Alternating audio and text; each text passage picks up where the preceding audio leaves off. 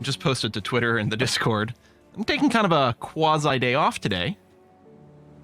And for me, that means I'm going to play some Grim Dawn.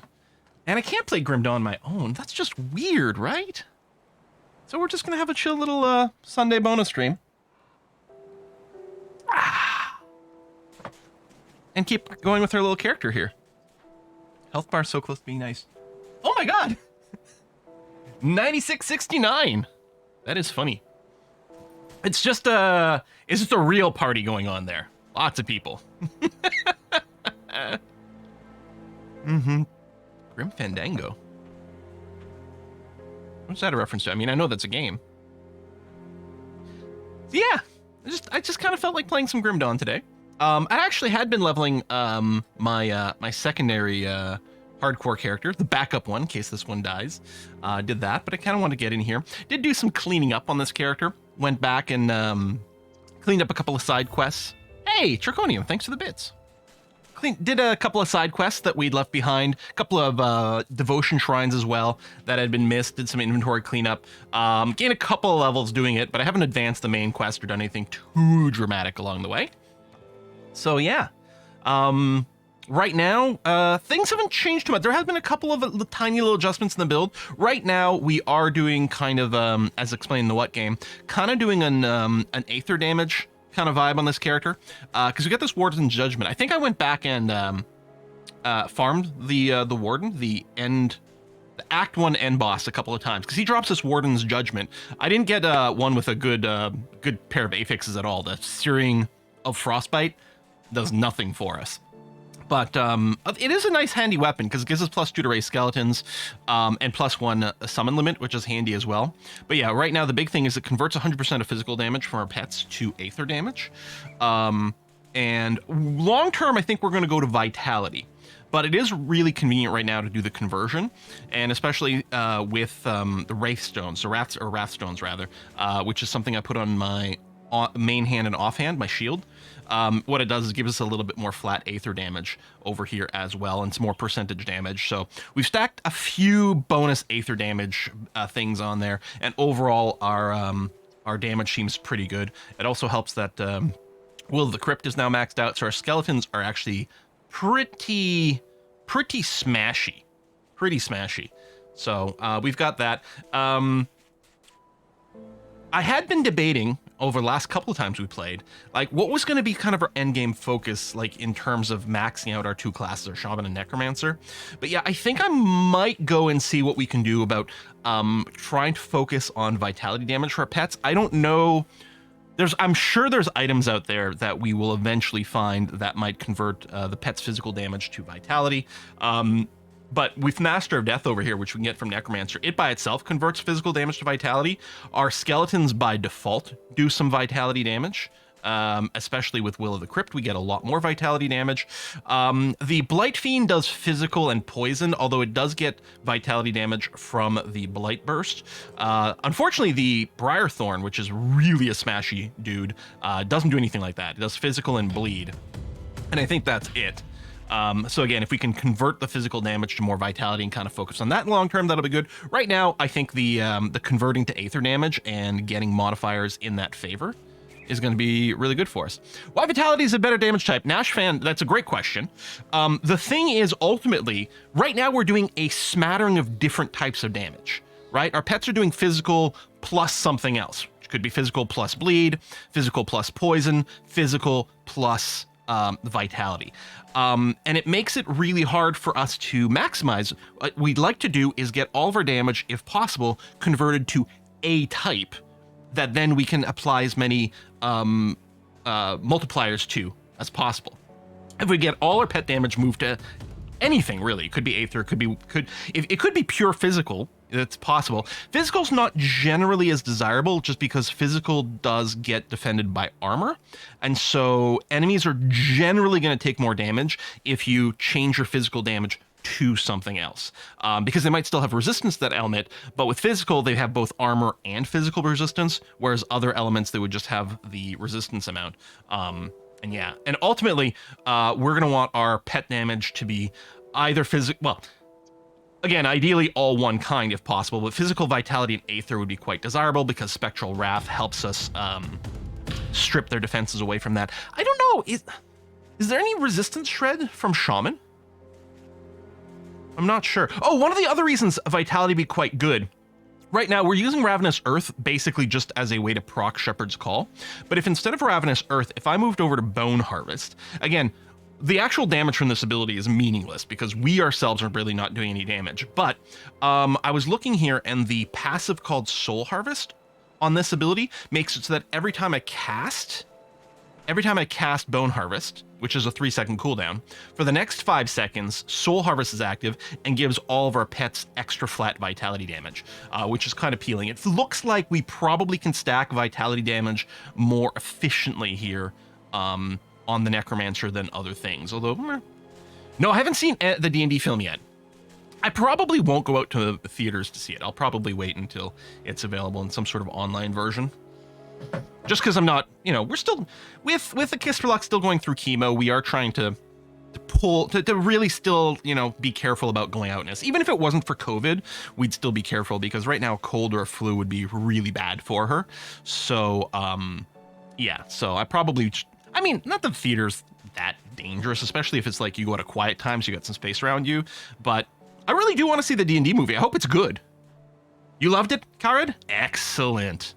Yeah, that's really exciting. Because obviously, I've been playing D&D since I usually say 15. Part of me wonders if I might have started at 14. I'm not sure, but since, so I got at least 25 years of playing D&D. At least. Maybe getting close to 30 years worth of playing D&D. So I'm happy about the movie doing well. Oh! Devouring Swarm? Oh shit. Thank you. So Devouring Swarm does have Vitality Shred on it. So there we go. And presumably gets better with every tick. So presumably then what we want to do is we want to max out Devouring Swarm. Use that as sort of our generic left click. The downside with Devouring Swarm, okay, so it doesn't have a cooldown. But I also don't want to click. Basically, I just want to click it every 3 seconds on an enemy, give them the Vitality Shred, and then at the same time interweave Bone Harvests. Bone? So that we can keep up Soul Harvest. This is going to be late in the thing because we need a lot of points for all this to go on. But yeah, it's funny because I had seen a lot of Ritualists that had a bunch of ranks in Devouring Swarm, and I didn't actually read the description. I thought they were just using it for damage. I didn't realize that they were using it for Vitality Shred. Okay. Ritualist Pets is your favorite build. Interesting talent. So yeah, I haven't actually, this is my first time really going deep into Ritualist. I've always found it a little awkward. I really, my only level 100 is my Conjurer, Shaman Occultist. And I found it very natural of a build. It felt really obvious what to do to make that build work. And with Ritualist, I always had a hard time kind of like figuring out where I want to go. And there's a lot of different versions of Ritualists out there, a lot of different pet-focused Ritualists out there. Some use a max-out Primal Spirit, some don't use it. Some use Primal Bond, some don't use it. Some max-out Reap Spirit, some don't use it. It's like, again and again, and you're only going to have one of these exclusive toggles on, so whether, you might have Master Death, you might not. So it's really interesting to see. Some don't use any skeletons at all, some really go around it. I am happy. Our skeleton damage is really quite good right now. Yeah, went through a period where we weren't using them, mostly because they're a little squishy, and it might still have been a good thing to do, but I'm happy we're back into skeletons now. We've got a group of 10 of them walking around, 10 of them plus 4 extra big summons right now, although at some point that will go away. When I was doing some little backfilling on the side quests and the couple of shrines that I'd missed, I popped a totem that gave me the recipe for Ancestor over here, which is quite interesting because it does give us +1 to all skills in Shaman and fairly significant bonuses to all pets. It also gives me a toggle component called Ancestral Bond, which is mostly bonuses to elemental damage, which we're not really multiplying right now, but at this point that flat 32 elemental damage is actually still going to be a fairly substantial amount of damage, plus the total speed is quite nice, so it might be worth building. The problem is, to build it, I need to be able to build a Mistborn talisman. I don't have the recipe for that. So yeah, I don't think it's a relic, right? So it would be in this category. Yeah, I don't have the recipe for Mistborn talisman. I might not have the recipe for Haunt either. Oh, I do have the recipe for Haunt. What does Haunt give us? Yeah, nothing I really care about. And then Mark of Mogdrogan is a component which I believe we can build. Actually, I'm not even sure about that. Nope, I don't even have the recipe for that. So yeah, we are not really going to be able to build Ancestor anytime soon. And I'm not even sure that it's necessarily like God tier. I think it's probably better than Hysteria, although we lose the Spirit Crab. But I think the Spirit Crab, because it's not scaling with like more skill points, I think it is probably starting to fall off a little bit. So we are looking to probably replace our Relic with something. We also have Savage. Yeah, we'll just stick with Hysteria for now. Don't get killed out there. Did you hear there's Necromancer in the area? What? That's crazy. Lots of variety in Grim Dawn. Yeah, the Grim Dawn build. Again, Path of Exile. Let's be clear. Path of Exile is the biggest build diversity there exists at any ARPG. It's been a while since I've really felt compelled to play Path of Exile. There's a new league coming out soon. Is it called Crucible? And I mean, it looks good, but I'm like, I don't know. I'm not sure if. I'm sure at some point I'll go back to it, but right now I'm not feeling the fun from Path of Exile. So we'll see. So I'm enjoying Grim Dawn. Anyway, we're gonna, at this point, we've let some people trickle into this very unexpected little stream. We're gonna go and continue where we left off last time, which was to go through the like weird like Chthonian realm over here. Although I do have something to turn in Barrowholm, so we may as well check on that. We're gonna claim to have killed the witch. So we're gonna go and do this. You'll notice that my summon skeleton is on here twice. The reason for that is I've got an auto hotkey running right now because clicking fingers and things in ARPGs is too much work. Right now, if I hold down my right mouse click, in addition to casting Ravenous Earth, it's also going to be casting the Wendigo Totem for me because they're basically on the same cooldown. It was basically the same. Every time I'd click this, I'd also want to do this. So I'm like, I'm just going to use an auto hotkey to click them both for me because laziness. And what's going on here, my 3 button is just for summoning skeleton. When I hold down 4, it actually is spamming all the keys for all my summon. That is my emergency. Oh my god, all my pets just got AoE'd to death. Let's just do that. It's like I'm just holding down 5 keys simultaneously, but I'm not having to like, stress my hand out about it. So I don't know who I actually have to talk to about this. Oh, it's quite sunny in Barrowholm today.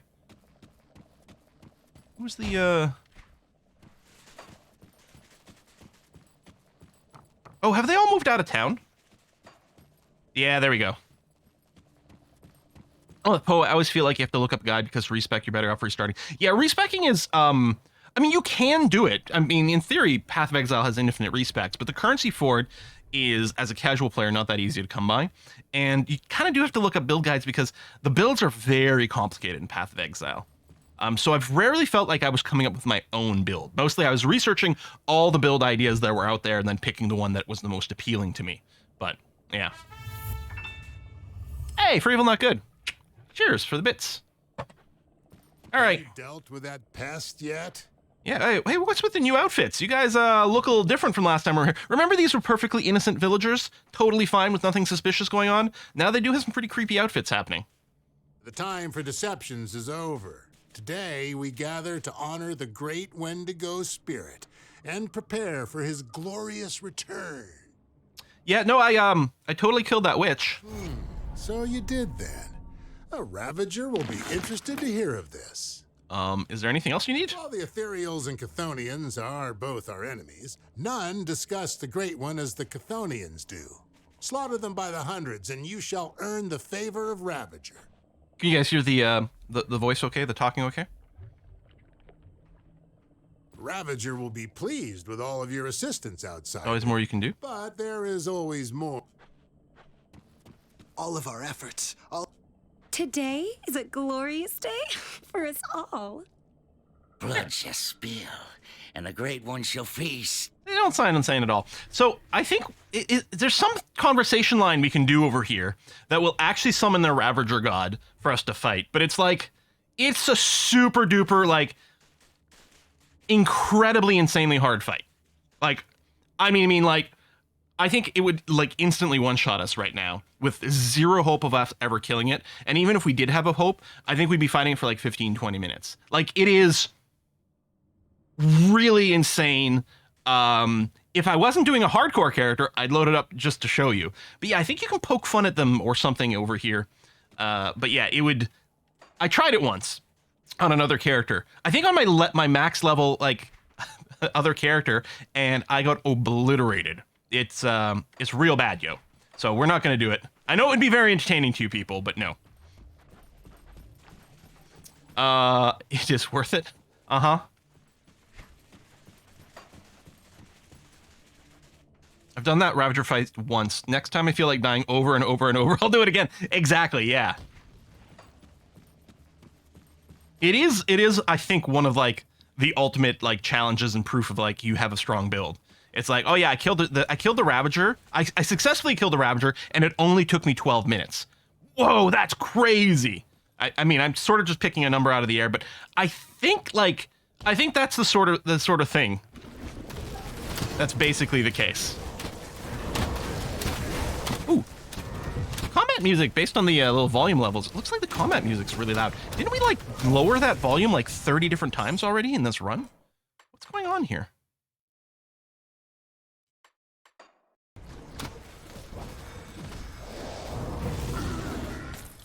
Yeah, I've started transferring the VODs over for people who don't like watching the VODs on Twitch. Because they are available on Twitch, but it's not as convenient for people the same way. So yeah, they've been converted over. So the entirety, so my RimWorld Let's Play is completed at this point. All those episodes are now scheduled to go online daily at midnight. There are a handful of Victoria 3 episodes that have already been recorded. I don't remember how many more episodes currently, but they're all scheduled to go live at noon daily. And then I think there's 4 streams of Dyson Sphere program that I have just transferred over to YouTube. They'll need to be just thumbnailed and everything and set up, but I'm going to get them to go live. And then, yeah, we're going to get these Grim Dawn ones up soon. I think I've transferred... This is our 5th stream, I think? I think I've transferred the first 4. Gotta wait for YouTube to process them, and then, yeah, get them thumbnailed and stuff. But that was what I did this morning. I was like, good productive day this morning, and then I was like, yeah, I sit down and record, and I was like, I always feel like I have to, like, kind of be really, like, the recordings have to be in a certain mood. They have to be kind of, like, organized and proper, I feel. I always feel like the streams can be a little more loosey-goosey. Sometimes the streams feel like more work. Sometimes the YouTube videos feel like more work. And today I was like, no, I'm not in the mood, because I was going to record some Victoria 3, Punjabi.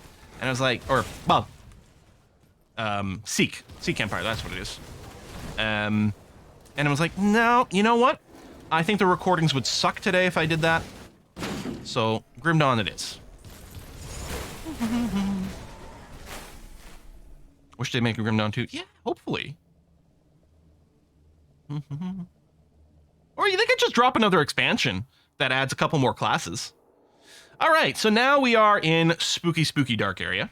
Over here, the Desolate Waste. So yeah, we had started this, but we had to wrap up the stream. I can't remember, we went over time or my voice was shot. I don't remember what it is. So this is kind of where we left off last time. We are chasing down Olgram somewhere in here.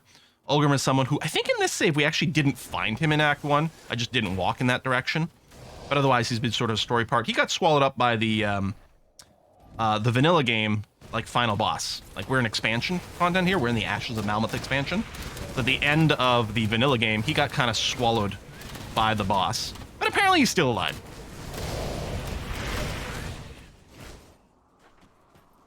You did this area yesterday with your necro build? Nice. Okay, what I'm going to do here is... Oh. I'm going to resummon my minions to make sure they're full health. So if I just hold down the 4 key, it just...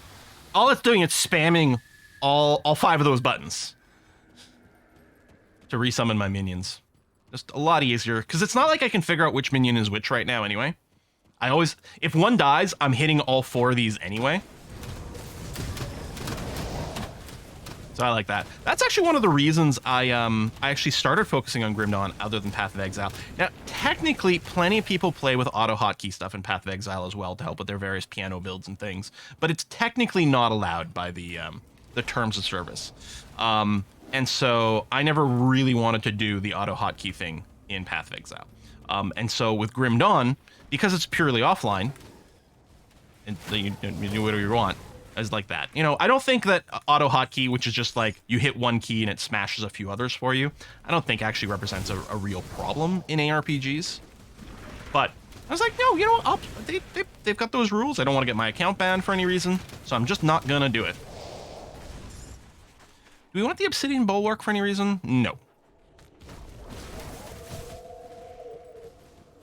They said they plan on a Grim Dawn too, but after 12 years of developing an RPG, want to break from RPG. Yeah, because they're the ones that are building the something Frontier game, right? The city builder that we played a little bit. What's it called? I keep wanting to call it Final Frontier, but I think that's just Star Trek leaking into my brain. Oh yeah, I gotta remember on this character we probably want to go and get the teleport ability. Because I was just trapped in like a bone cage right there, and I couldn't leap out of it. Like, I hit the leap, but I still stayed in the same position. The teleport does let you bust out of those, and that's going to be really important. Farthest Frontier. There you go. Thank you. They're working on Farthest Frontier. Oh, yeah. See, there you go. I missed that chat line. Yeah, so we have played it, and it looks cool. And I can get it, you know? Yeah, tired of doing the same old thing all the time, but...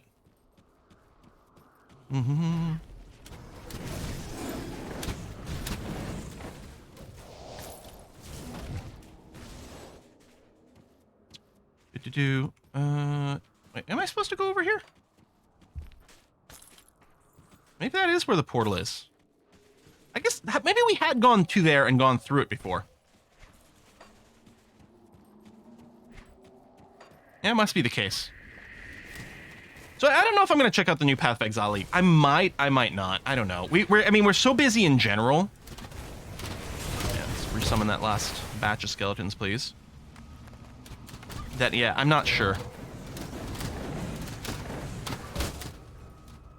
I still think Path of Exile is a great game, but I'm just not sure that I'm into it right now. Let's do a little resummon thing. Yeah, there's the Chthonian Rift. All right. There you go. Okay, this is as far as we'd gotten, and then we had to end the stream. I think I remember like going through here and being like, oh, I'm just gonna go to the next waypoint, and then I realized, right, I don't think that's gonna be a waypoint for a little bit, so, and we weren't that far from one.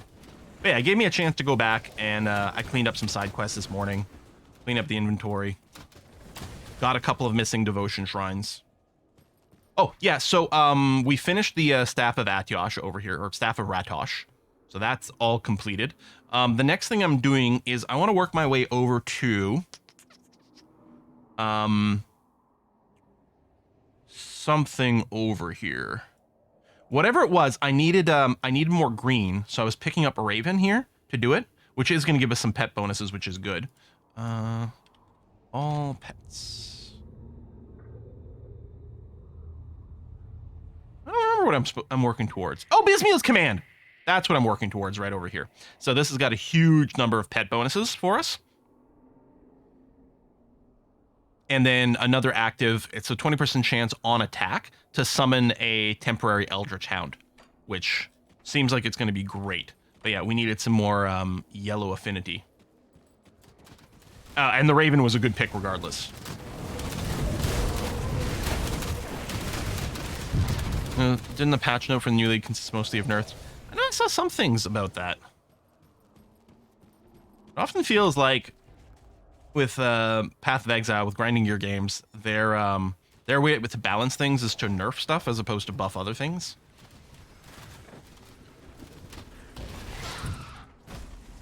I mean, in their defense, I suppose, players are getting better at playing the game, so everything sort of generically gets more powerful.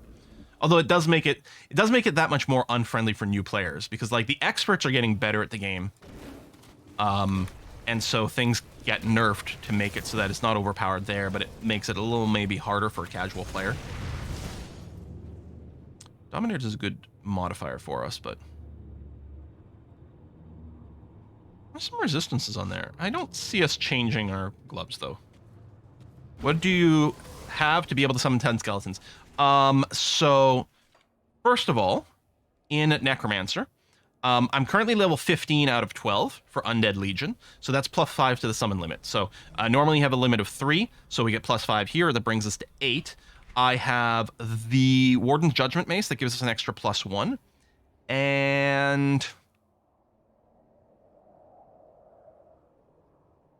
something else that's giving us an extra +1. I'm not sure. You can click on the link in the What game to my build, and you can look at the gear and stuff there.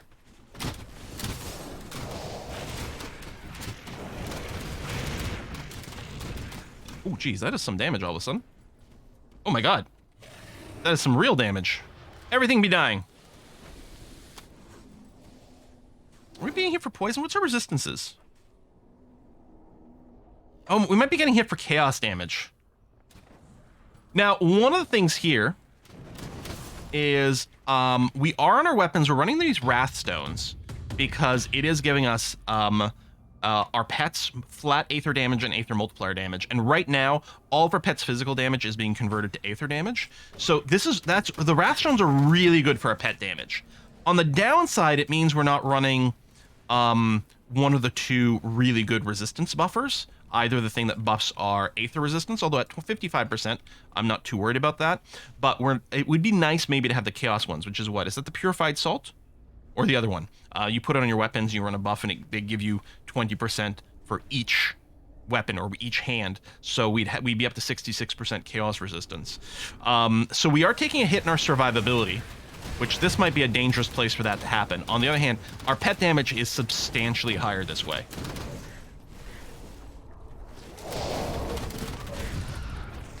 What does Servitor's Cleaver give us? Okay, nothing I care about. This section is dark. Hey, Xynthia, thanks for the resub. 90 months! 10th Twitch baby. That's a lot of babies.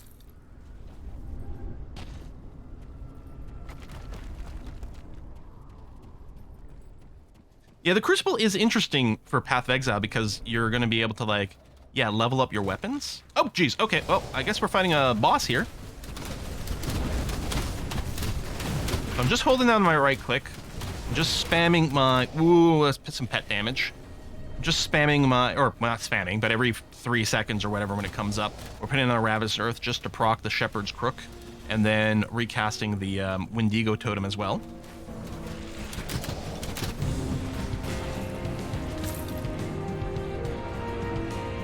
Some epic music.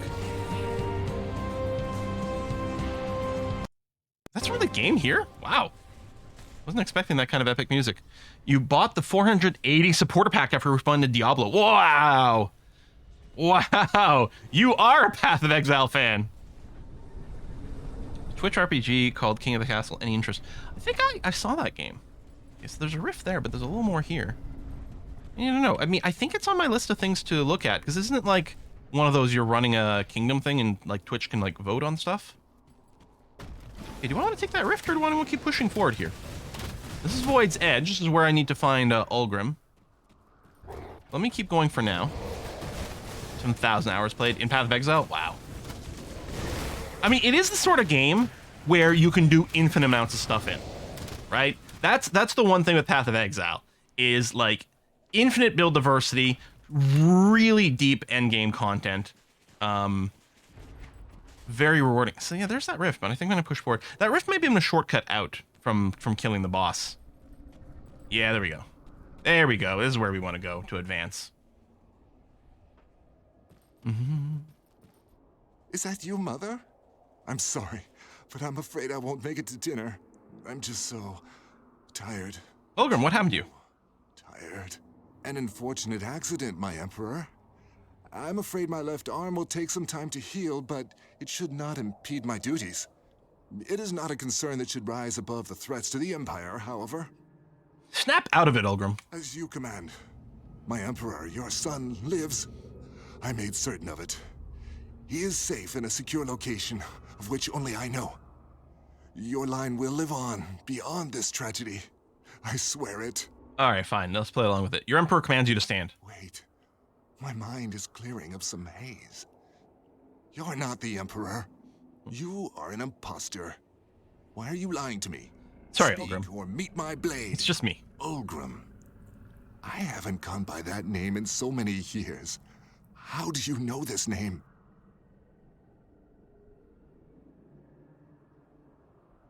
Yeah, no, the Crucible does seem like it is going to be cool for build diversity. That's for sure. I'm your friend. I'm here to help you. Yes, I think I remember now. The Void. It Oh, we're respected with the Black Legion. fills my every We waking should thought with check awe out the and vendor to see what that admiration. opens up for us. But if you're here too, how will we get out? We'll take the Void to Malmouth. To Malmouth. Last I passed through there, it had fallen to the ethereals, and it wasn't a pretty sight. But if you need to get there, then there must be a good reason. Roxy's asking what kind of endgame content Grim Dawn had. So the big thing probably is the Shattered Realm, which is sort of a infinitely scalable, infinitely repeatable, kind of like random arena kind of content. It's not anywhere as interesting as mapping in Path of Exile or the monoliths in Last Epoch, for example. But there's a lot to do there. There's also some like a bunch of kind of like Uber boss type things in this game as well that you activate via a variety of means. And a lot of them are very big, very involved fight. Again, when you look at like the super endgame builds in this, they're reporting their kill time on those bosses in terms of like several minutes to kill them, kind of thing. So they are pretty intense. I see. Then the only way forward is deeper. I'm afraid I'm thoroughly spent and won't be much use to you in a fight. If we're going to get out of here, you'll need to clear a path. Don't worry about me. I will join you through the shadows. Gods know there's plenty of those here. Finishing Grim Dawn on Legendary Hardcore's true endgame. Legendary Hardcore or Ultimate Hardcore? You mean? Like, yeah. It'll be interesting if we can do that, actually. All right, we'll find us a way out. So I'm just going to push on over here and see what's what. Pets are all up. Yes, they are. Good.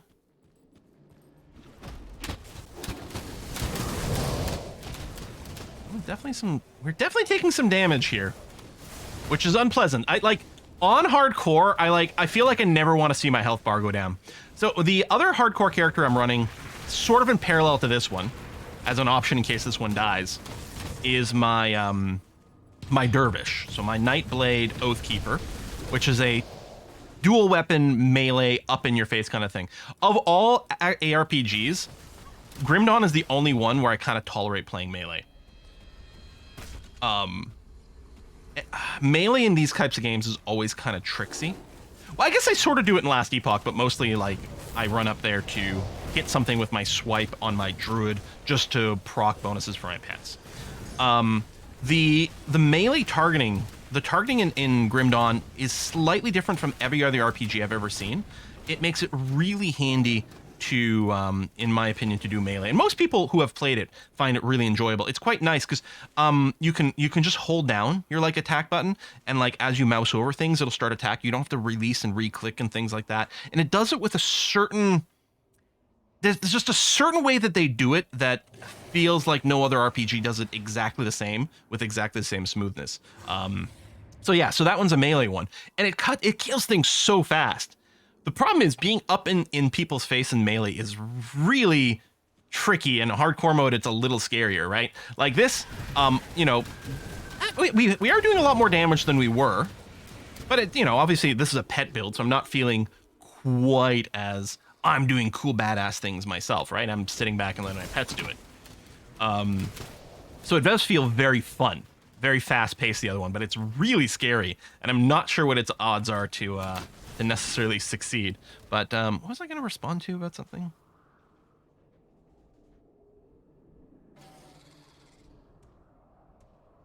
I don't know. I thought I was gonna have a bigger point about it, but I can't recall what it is. Anyway, so it's fun to play in parallel,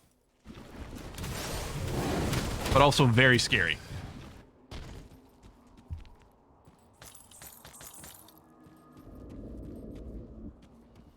God, this area is dark. It's gonna be nice when you get out of here.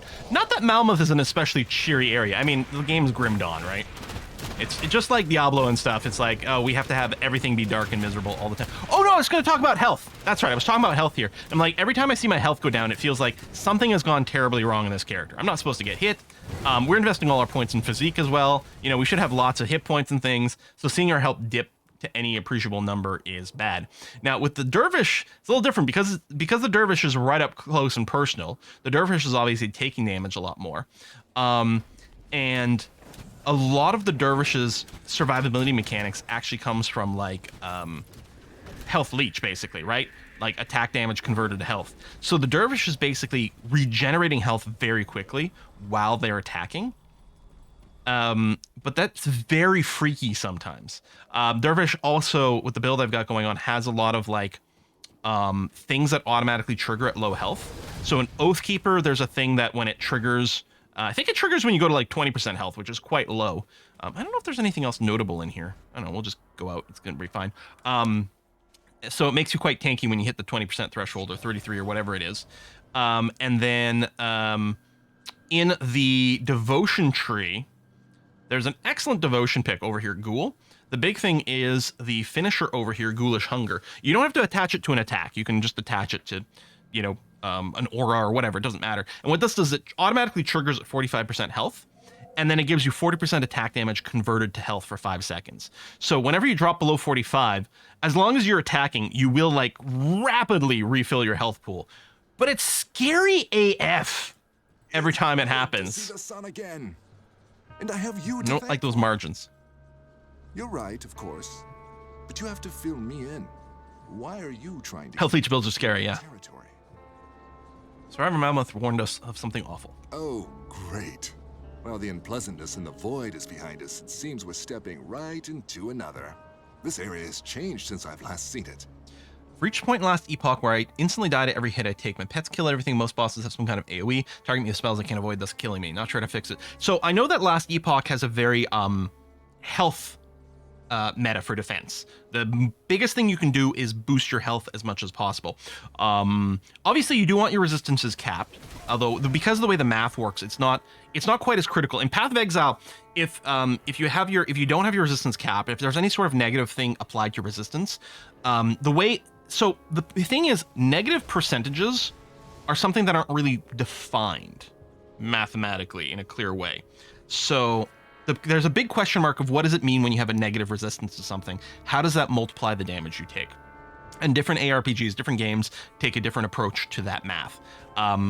So in Path of Exile, like a negative resistance basically means you're going to instantly explode. That's less of a case in Last Epoch because the way they handle the negative numbers. And the fact of the matter is you actually always have a negative to your resistance applied to based on the level of the zone. So your character actually always has a negative resistance, but the way that the math works, it's not as bad. So anyway, you still want that cap. But yeah, the biggest thing is increasing your health pool as much as possible. Try to get health modifiers on every item you've got. That is the biggest survivability benefit in Last Epoch. The other thing is you want 100% crit resistance because the crit numbers are so big. Basically, being crit is bad, and you can get 100% crit resistance in Last Epoch. So 100% crit avoidance is very important. And then yeah, just a frack ton of health. Yeah, do you know this place? To the north is Malmouth. Of that, I am sure. Ooh, new recipe. But it seems we're not the only ones with sights set upon the fallen city.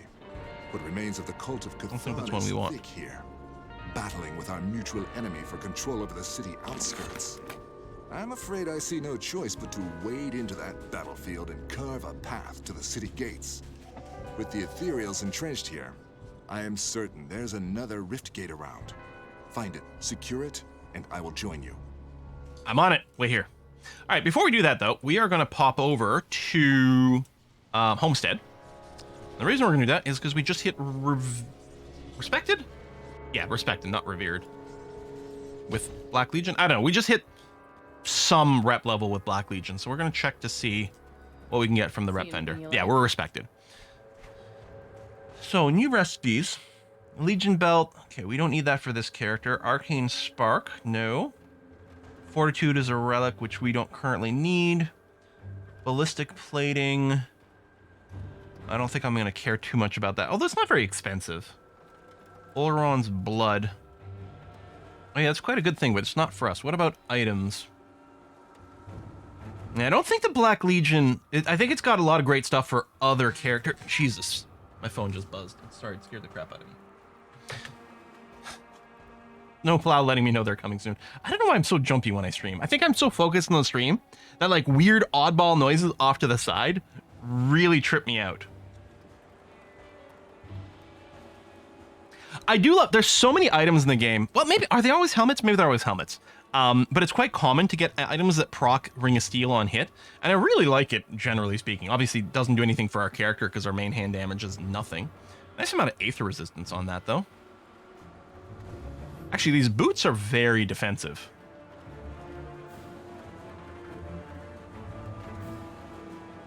Our current boots are fine.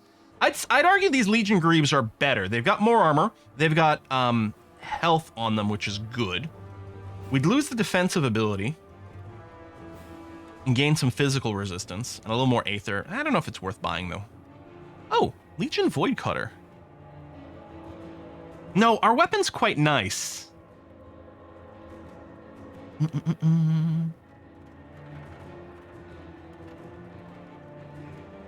Lightning bug. I just like Grim Dawn better than Diablo, and it's a good title to get attention. Grim Dawn is quite nice. You know, it's like Diablo 2 is fantastic, but feels dated at this point, and I hate dealing with the potions. Diablo 3, I felt, didn't have character builds, and to me, that's very important, is like the ability to like invest in theorycraft about a character build. I think Diablo 4 is going to be quite good, but it doesn't exist yet.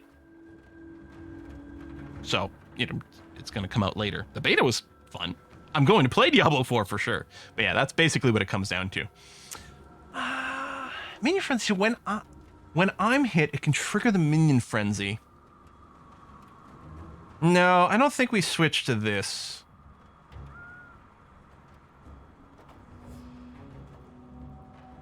Yeah. Put it to good use. Like D3 because it could easily experiment. Yeah, well, one thing that's nice is I feel that both Grim Dawn and Last Epoch have a really nice balance between feeling like you're kind of invested. Ew, we leveled up. Hey, Quill, didn't realize that. Feeling like you're... Hey, Sprindler, thanks for the sub. Feeling like you're invested in your build, but also you can respec without a tremendous amount of pain, so you can experiment in that. And in fact, both these games, you are going to respec probably more than once as just part of the leveling process, because there's some stuff you're going to use early that you're not going to care about later on. And in fact, you might go through a couple of different stages where you do kind of a rebuild, especially it's like, oh, level 50, that means I can get this particular item, which enables me to do blah, so I'm going to change some things. Diablo 3 was almost too uncommitted in the build, for me, for my preferences. That's what it came down to. Obviously, the Diablo games, I mean, they put in a lot of effort in their story, you know, great voice acting, good sort of work that way.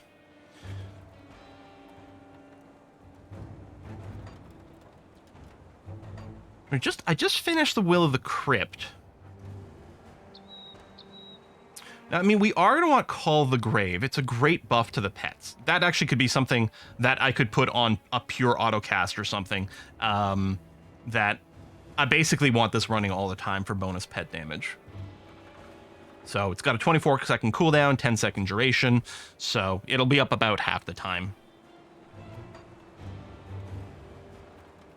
We do know long-term we want to go into Devouring Swarm. Maybe what I'll do for now, I'll put a point into Blood Pact so that the minions will get... this does boost their vitality damage. Yeah. And then attack damage converted to health. That's actually going to be really good for our minions. In fact, I think I only have one rank in the base Wendigo Totem, which I think is okay.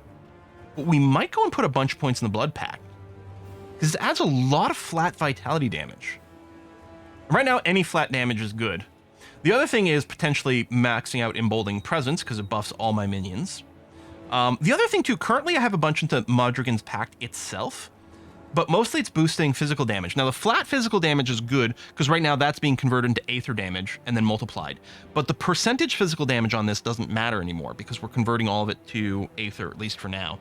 But what we could do instead is pull points out of Modrigan's Pact and move them into Heart of the Wild to just make my pets unbelievably tanky. And myself. this is also buffing me and my health.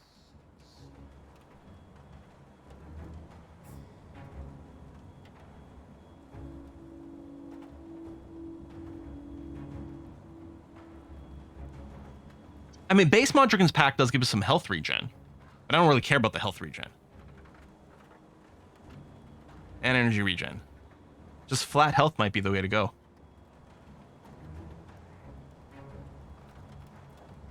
Do I want to unspec, like, bring this down to 1 point, plus, you know, whatever we were getting added in from skills, which is probably just +1 right now. Do I want to move this now?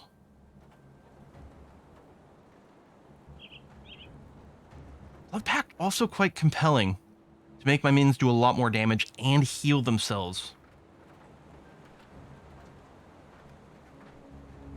I think we should bring Heart of the Wild to the soft cap. Let's do that. Let's head over to Coven's Refuge here and go talk to the Respec lady.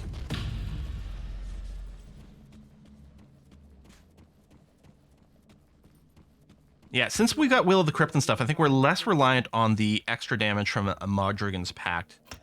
And mostly I don't want minions to die. So yeah, I'm going to bring this all the way down. So we have 1 point invested in here and +1 from an item. So I'm going to spend points in here. Now, so the soft cap is 10. You can go over this with items. As you can see, I've got 19 of 16 over here on the Briarthorn. The hard cap for any skill is 10 over its soft cap. But usually get diminishing returns. After you get past this soft cap over here, you don't usually get as much bang for your buck per point. So I think I'll probably just sort of leave it there. If we get more items that add to Heart of the Wild, I might just remove some more points from it and just kind of keep it at this 10 of 10. And so what I'm thinking now about is going back and just putting points in the Blood Pact here. Especially since we lost some damage from the Modrigan's Pact. Blood Pact will help to compensate for it and keep our minions alive that much more. I mean, they've got the health boost now too, which is quite good. There's a monster infrequent necklace, I think, from Wendigos. Give +1 summon. Yeah, do I have it? Oh, no, I think I found it, or there was a vendor. There's some item I can get right now that looks pretty good, but because we've got this Blight Shard Amulet, and it's giving us an extra pet, that I'm using this. Again, at some point this pet will, because it's not scaling up, I can't put more points into this pet. Between the Blight Shard Amulet and the Hysteria, both of which is giving me an extra permanent pet here, they're kind of nice, but they're probably falling off in terms of what they're giving for us. I do also have the ability to purchase the... there's a belt from the Rovers that I can purchase. I think it also gives us +1 to all skills in Shaman. So I don't think I really felt the need to go and replace it. Yeah, I don't remember. Heart plus blood sounds right. I mean, yeah, kind of fits, right? Okay, so let's go back to Lone Watch over here. And the main quest right now is simply to push into Malmouth City.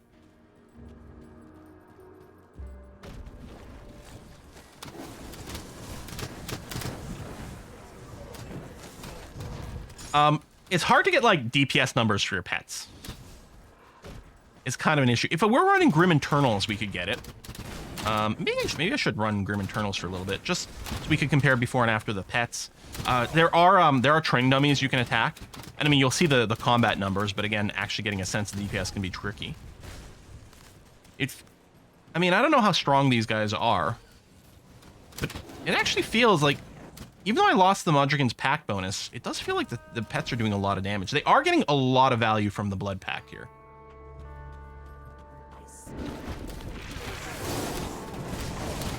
And yeah, and the other thing is I will move from Ravenous Earth as a devotion skill proc to Bone Harvest as a devotion skill proc. Plus, apparently, Devouring Swarm at some point. And again, with Bone Harvest, which is going to be really nice, is the Soul Harvest here to give flat vitality damage to our pets here. I don't have to rush there, because right now we're doing a lot of Aether damage stuff. We are starting to add in more and more vitality, but I don't think I've got anything that's multiplying vitality damage. You can see the pet damage percentage on the tab. That is correct. If we go over here, pet bonuses, we can see our percentages, but that's not the same as DPS. And obviously, like, the raw DPS numbers on the training dummy doesn't necessarily represent everything either, because there's various resistances and things that come into effect. And right this second, though, things are feeling okay. I mean, this is just generic overland stuff, so they don't tend to be that dangerous.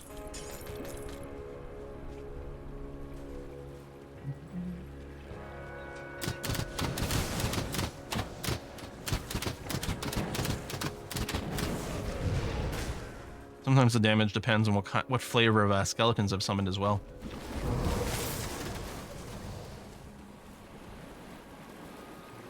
The big thing, actually, I need to check on the pet tabs from time to time is their resistances, which does change a little bit based on what I have summoned here and what procs are triggering. Yeah, wow, they have no poison acid resistance. They're not capped on anything. And yeah, getting that stuff is really good. It is a lot harder to cap pet resistances than player resistances, certainly. But it is very desirable and very powerful. Is Grim Dawn better than last Epoch?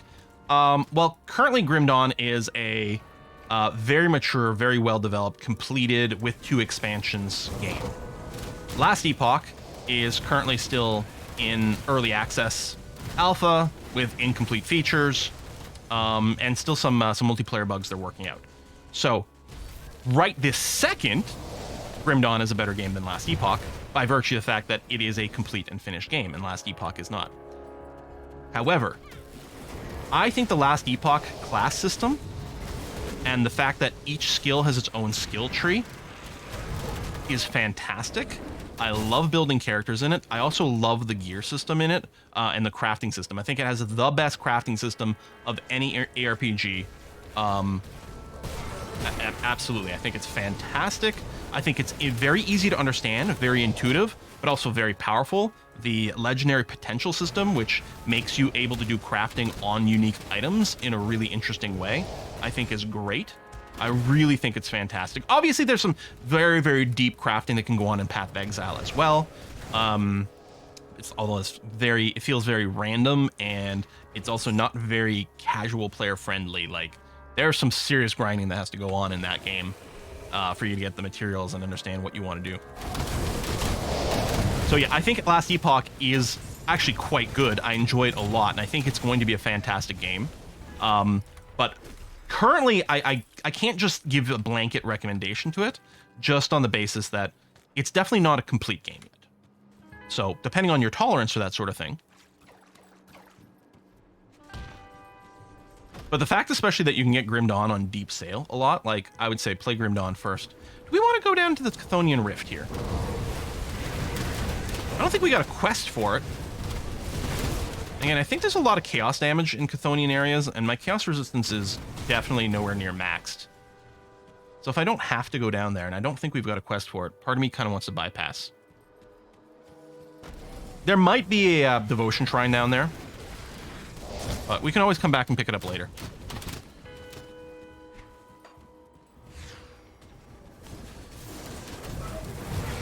Yeah, so for the way I play and my preferences, Grim Dawn is my personal, all-around, like, best ARPG.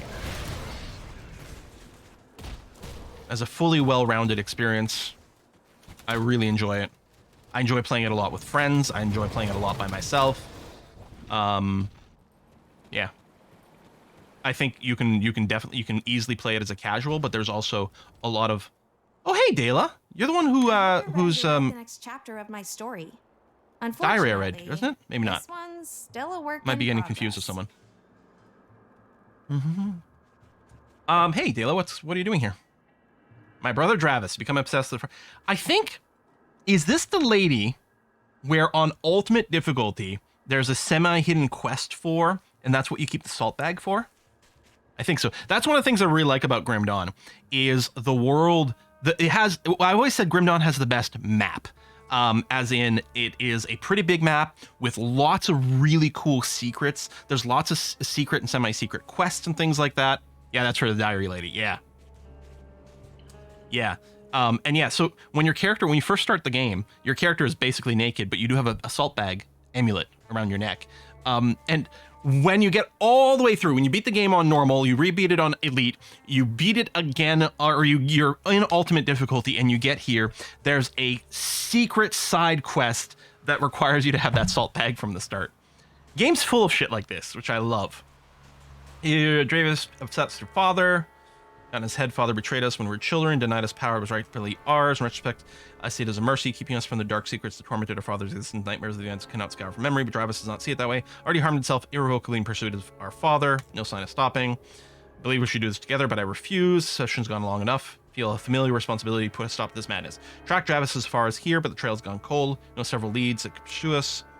If you could search the ruins of Malmouth, outskirts to the north, for any sides of Dravis, make sure to make it worth your while. Look for any tomes or notes left behind with taunting messages written for me. Dravis loves theatrics. Okie dokie. The one thing I say negatively about Grim Dawn is I feel that it lacks some of the really cool epic boss fights of other games. Again, it has big, very difficult and challenging boss fights that can go on for like minutes and minutes and minutes and minutes, and can be, you know, some of them you really have to push yourselves. Like some of them you can't do until you have a max level character with all your endgame legendary gear. Like there's stuff to pursue in this game. But I kind of don't find the fights, I don't find that there's really epically interesting boss fights in this game. Like some of the set piece, that's I guess the word I'm looking for. The set piece boss fights are kind of lacking, although there's some better ones in the expansions, so we'll start to see a few more of those. But most of the bosses are just, okay, you're you know, you look like a lot of the other dudes, but you're a little bit more dangerous, or a lot more dangerous, I suspect. And that's the one critique I will say of this. And most other RPGs, I feel, have sort of more interesting set-piece bosses. Creative entertainment. Yeah, and there's some, creative entertainment is like one of the harder, I've never done it. I've never seen it, never attempted it. I haven't done most of the Uber bosses. I've done a few of the, I've done a couple of Nemesis encounters. But even my only level 100 character, the Shattered Realm, I think I've maybe gone to like rank 70, 80, something like that. Which is fine, but not that impressive, not that late game. It's not even at the point where you get like the best drop potentials.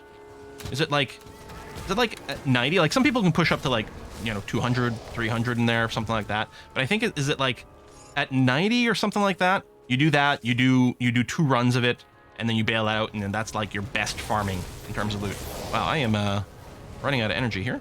It's okay, we have energy potions. I need more skeletons. That's why things aren't dying very quickly.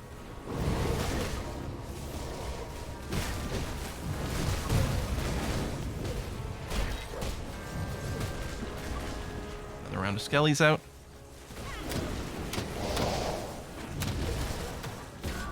But yeah, creative entertainment. So, I mean, the name, the developers of this game is Crate Entertainment. And yeah, they put in sort of a funny, hidden secret boss called Creative Entertainment. It is super hard to beat. You do get a cool cosmetic out of it. Just a box for your head.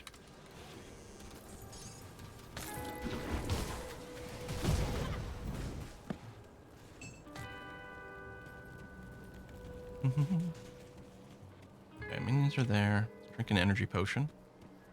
All right, that's blockaded there.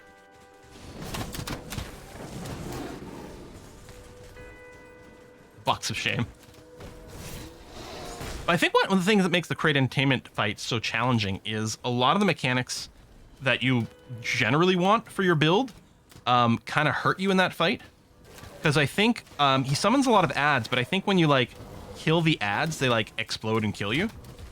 So you kind of don't want the normal sort of AoE splash damage that you typically want. Man, we were killing things really quickly a second ago. Now we're having a little bit of difficulty. Do you ever feel like the gameplay gets stale after playing the same class all the time? You feel like this provides enough variation? I mean, I have a billion alts, and that applies to every game ever.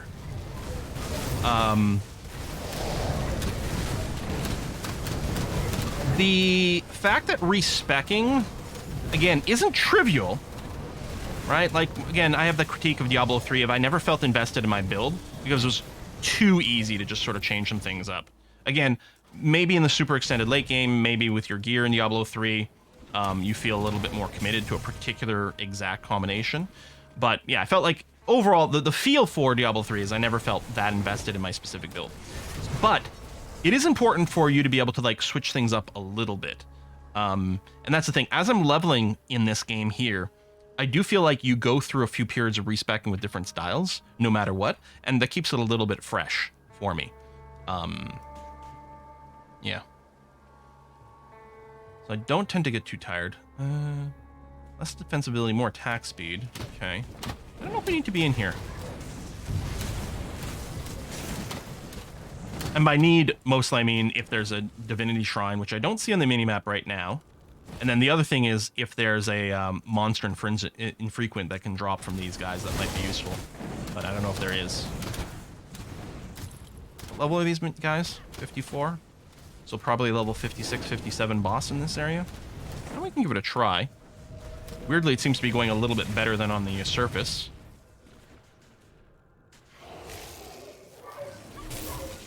Having 5 characters at the same time. Now, I do find that if I switch characters too often, then there can be a different kind of burnout where I just get sick of the early game. Right? And so at some point it's important for me to like commit far enough to like see more of the deep game and see more of the options that are available in the deep game. So it's a bit of a balancing act.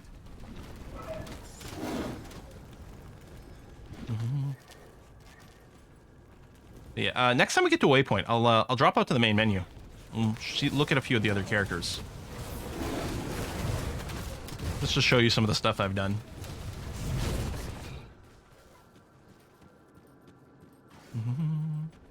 Yeah, I still don't see a divinity shrine on the... I don't have the expansion content that memorized here. I mean, there's lots of stuff in the base game. Yeah, it was like forgetting where things are or just being on the flow and then missing something and then having to backtrack for it later, which is fine. I mean, oh, we do have a quest here. What am I here to kill? Well, there's a star. Is this for Dravis's? Because it's not the boss. It's not Turnox themselves that I'm here to kill, apparently. Must be something in a container behind them.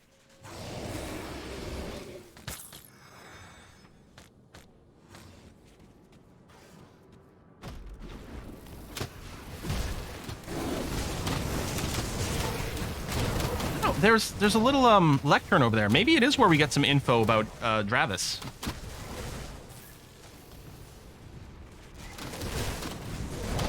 We're missing a buff. I just realized we weren't running spectral binding. What the hell?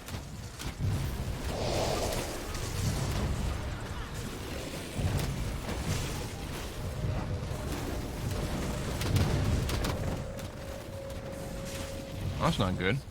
One of the downsides, so with spectral binding, there's probably a lot of times where I'm actually not even in the radius to apply it, but that also means I'm staying safe at that point. Old lectern.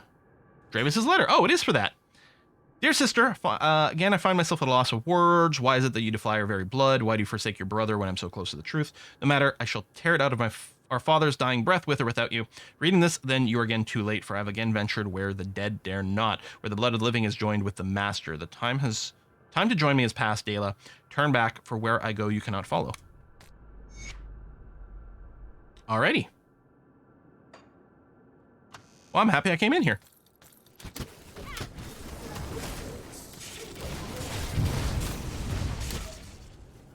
Binding is on weapon and you switch from it with W. Happens all the time. That's an excellent point, Shadow Mage. So, like in many ARPGs, well, yeah, well, I mean, I know Titan Quest, obviously, and Grim Dawn, because they're the same game, but I think others, you have the option of switching between 2 weapons. Where's the button? The button's over here. So weapon swap over here. And so you can have, oh, and right there. So you can have 2 weapon sets. I think it's pretty uncommon for people to use weapon swapping in most cases. I've actually rebound W because it's easy to accidentally hit W and swap from your actual weapons to barehanded or some crap weapon that you don't care about. I've rebound W. W is my pick up shit on the ground button. So if I drop this item, if I just hit W, it just loots from the ground. Because I never want a weapon swap. So no, That's a good point because yeah, if it's a buff on the weapon and you switch off of it, it cancels the buff. But that was not that in this case. What do we get a recipe here? Oh, the Badge of Mastery. Yeah, let's read that. Let's get a lore book read for XP. Oh, there's a way out back here. Or a way deeper. Getting more hero units. Ooh, that's level 57 hero.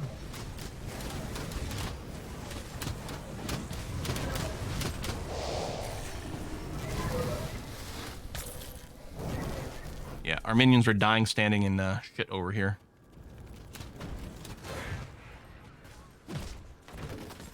Now you can move them. You can use the minion attack command to move them in places, but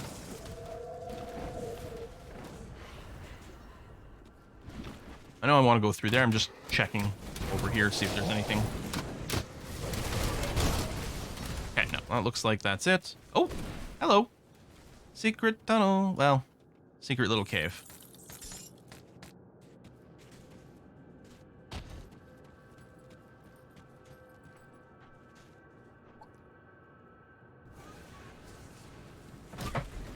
Only time I've ever seen some sort of weapon swapping being used in one class in Tome 4 that was based around it.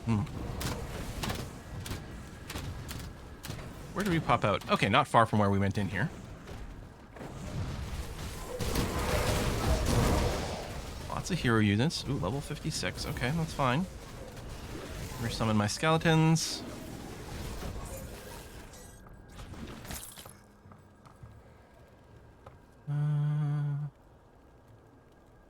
Yeah, I don't think any of these monster intrinsics or anything I particularly care about. In frequency. I was thinking of them as intrinsics, which fair, but okay. So we're gonna secure this. And then I said when we get to this portal, we'd take a little tour of some of my other characters, just briefly. At very least, look at them in the main menu.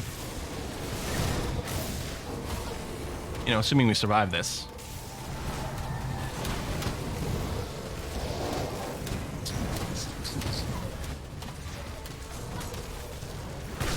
Ow. Oh, I'm trapped here. That's not pleasant at all. Oh my god. What happened to all my pets? Oh shit, this is a dead end. Don't run that way.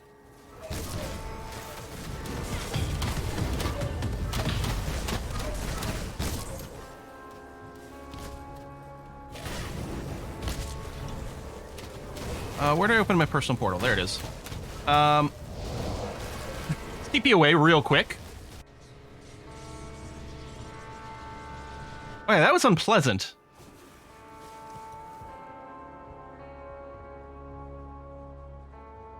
Do you have a recommendation when to swap the veteran difficulty? So veteran difficulty is basically just an alternate normal difficulty. Or maybe you mean elite. So when you start, so there's basically three, you have to beat the game sort of 3 times. You go normal, elite, ultimate. Veteran is a variant of normal, is all it is. So you can play on veteran instead of normal. And you can swap back and forth between the two. If we pop over to the main menu right now, I can drop out of veteran and just come right back here and I'll be on normal as opposed to veteran normal. Yeah, our we did go and add a little bit of beef to our minions recently, just now, like 10 minutes ago, by making sure to max out our Heart of the Wild or soft cap it. And in theory, get some extra boost with this, but yeah, they need some extra resistances for some of those fights. I'm actually scared of jumping back in there. I mean, they are weakened. Let's do a full resummon here. Make sure they're completely healthy. Oh, I must, you know what? Or did I run out of mana and that canceled this buff? That might be it, because I lost my Spectral Binding again. Wendigo Totem should be healing my minions, or enabling them to heal themselves.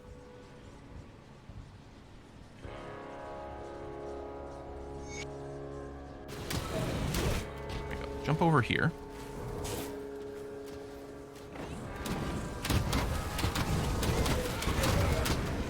Okay, there we go. Yeah, there were things that we had killed a few of them, and things were getting pretty low. But yeah, that was looking really scary for a bit. Hey, Olgram. Here we are, Malmouth, the center of industry in the north. Totem's very finicky, sadly. Went down the What gaming chair do you have? Does it come? It's actually pretty cheap gaming chair. Waiting for us. It's fine. Back support on this one's okay. The butt support is very tough. I actually still have my old chair, which actually the back support on that's bad. If I use it for too long, my back starts to get sore, but it has a nice padded cushion for my butt. So yeah, I need to find like a good one. Not to worry. There's an old sewer outlet not far from here, just down to the west by the river. It was a popular route for smugglers bringing contraband in and out of the canyon. Sewer level! Now it will serve as our way in. No Less of a sewer level, more of like one sewer zone. But it's like you can't have a game without a sewer level. Okay, so let's pop out here. I'll just give you a quick tour of some of them. Right, all day is like a shield-based character over here. It's the Captain America, like I can do this all day, is all about using a shield throw. Shield throw ability is really cool, so that's part of the Oathkeeper tree, which is absolutely fantastic. Great stuff. This is not a hardcore character. Amaral here is a Blade Master dual wield. Blade Master, I believe, is Nightblade plus Soldier. Very fun. Look at level 72 here. Again, not a hardcore character. Enjoyed it a lot. Got a jaunty hat. Great outfit. Love that.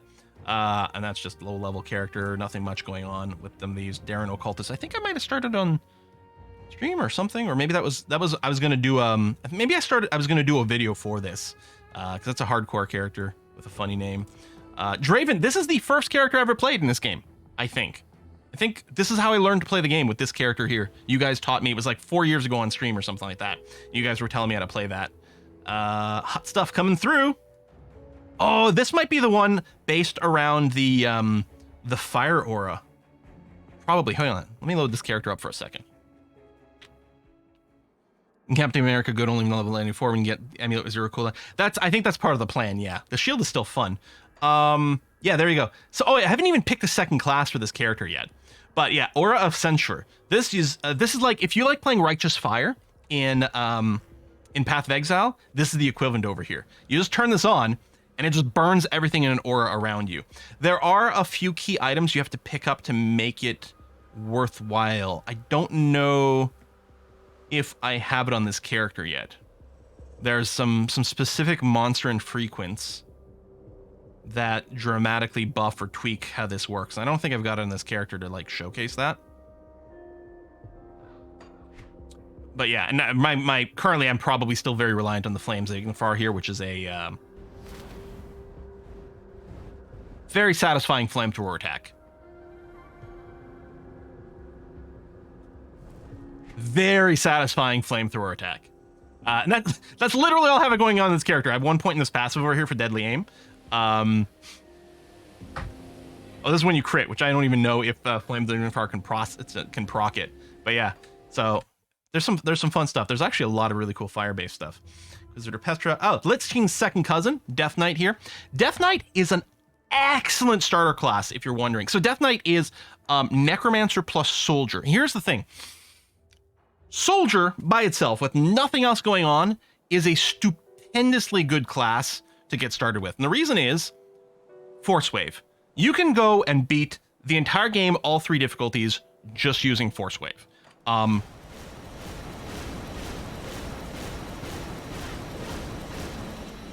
Great, good area for clearing packs, good basic damage, very easy to use. I think normally it has a cooldown, but you can invest here in Tremor for 100% skill cooldown reduction. There's a lot of items as well that, yeah, I'm for all I know, I have like redundancy in my build right now. I haven't loaded this character in forever.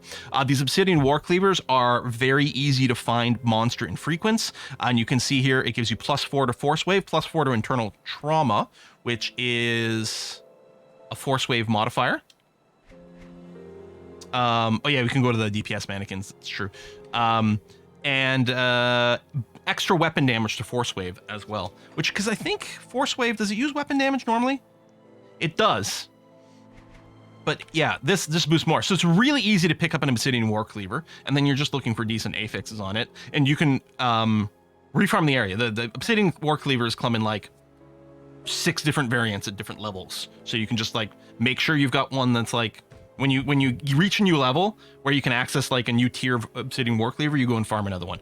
Very easy to do. The big thing with Death Knight, so Death Knight is Soldier plus Necromancer, is, well, first of all, the Necromancer tree, which we're using on our other character, right? It's got Spectral Wrath, really good debuff for people around you. It reduces their physical resistance, which is mostly what Force Wave is doing currently. It's pure physical damage plus some damage over time kind of aspects, but you can convert it. There's a set that's really easy to farm for Death Knight. Specifically a Death Knight. I think it's a 4-piece legendary set, like level 94.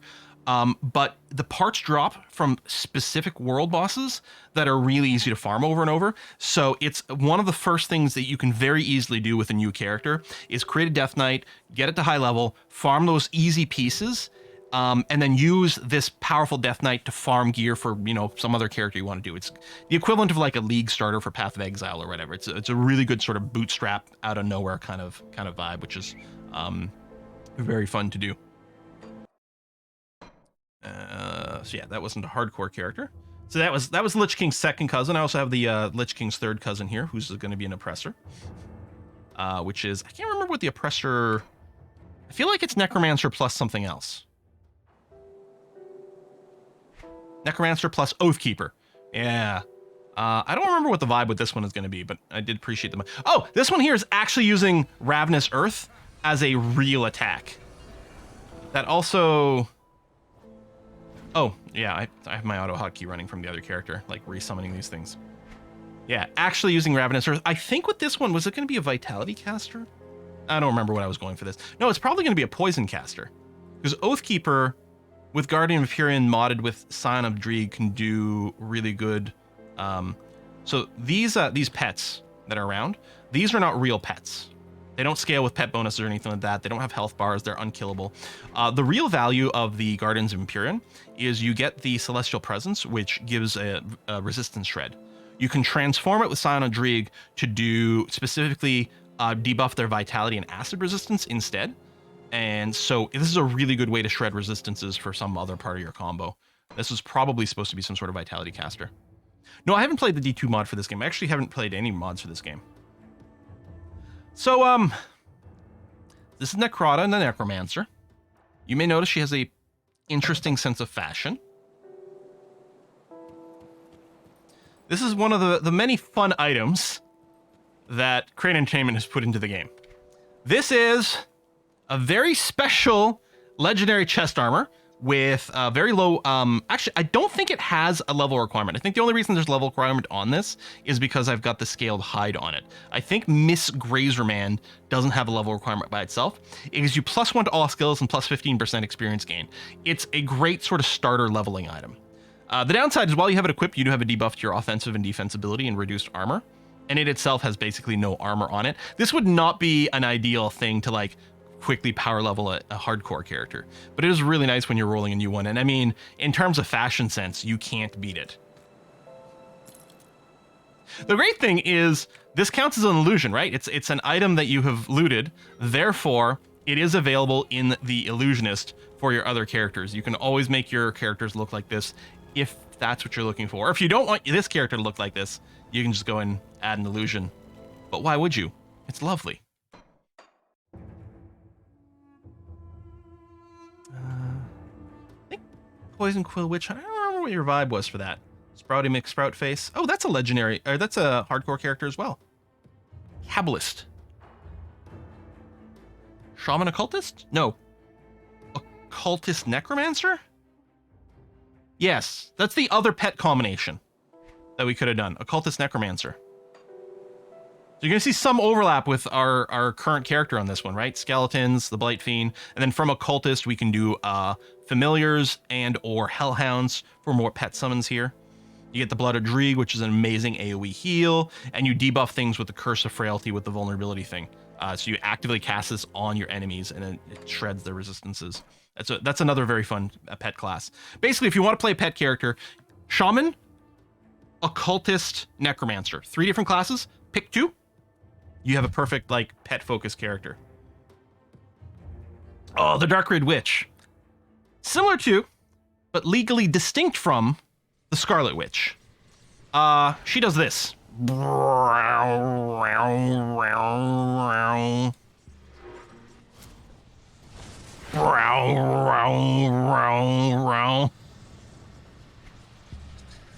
Fantastic. So this is a skill in the Arcanist tree called Albrech's Aether Ray, which normally does ethereal damage.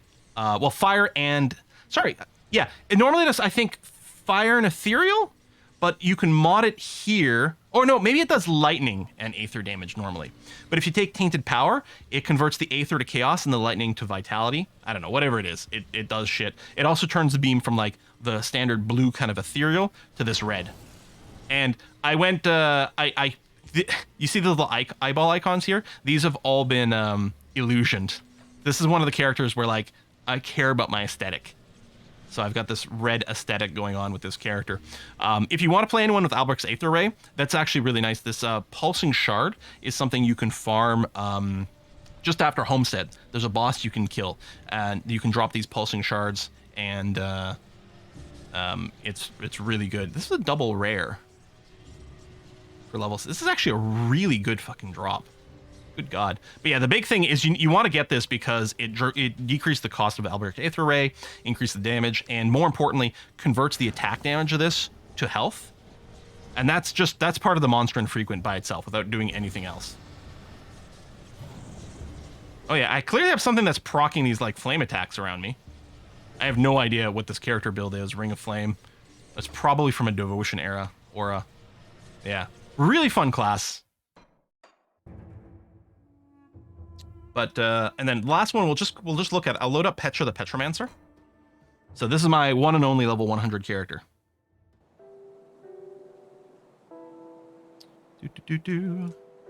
So lots of buffs that get run. Yeah, I'm realizing. One sec. Let me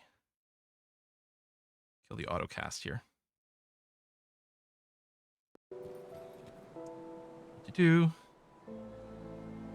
And then look at this. What is this? Oh, that's my teleport. Yeah. And these are my I haven't played this character in forever, so I have a lot of pets over here. And yeah, you can see my left click is literally just left click to move. Right click is just tell my pets to go and attack somewhere. That's it. And I usually run this with just like, so my Blood of Dreeg, I put it on an autocast, so it just spams it constantly. And actually the same thing with Curse of Frailty, basically. Oh, the only thing my character does is Curse of Frailty things to debuff their resistances. And that is it. This character is the most AFK character you can probably have. The only thing you're doing is, well, making sure to resummon your critters. And these things will not die. These things are so tough compared to my skeletons. I mean, especially at level 100 and like the build, I mean, it's nowhere near done. At all. The Goals Raiment isn't even the set that I want for my pets. It's just the only ones I've picked up so far. I think there's another set that I'm really looking for instead for this character. Oh, this Void Tome is great. +1 Occultist and Shaman. All those pet bonuses. It might be this Bismeal's Trinket set. I definitely want the Bismeal's Trinket set. Or do I? Maybe not. I might be wrong about that as well. Yeah, I don't know what I was going for. I haven't played this character in forever. Yeah, that ring's really not as impressive as it could be. Oh yeah, Salazar Sovereign's Blade, that's something you can just farm for to get some, to get an extra, like, perma-summon for now. That's not even my endgame over here. But, well, I guess I do have my Wind Devils. There is something you can do to make the Wind Devils permanent, and I think that was one of the things I was looking to do.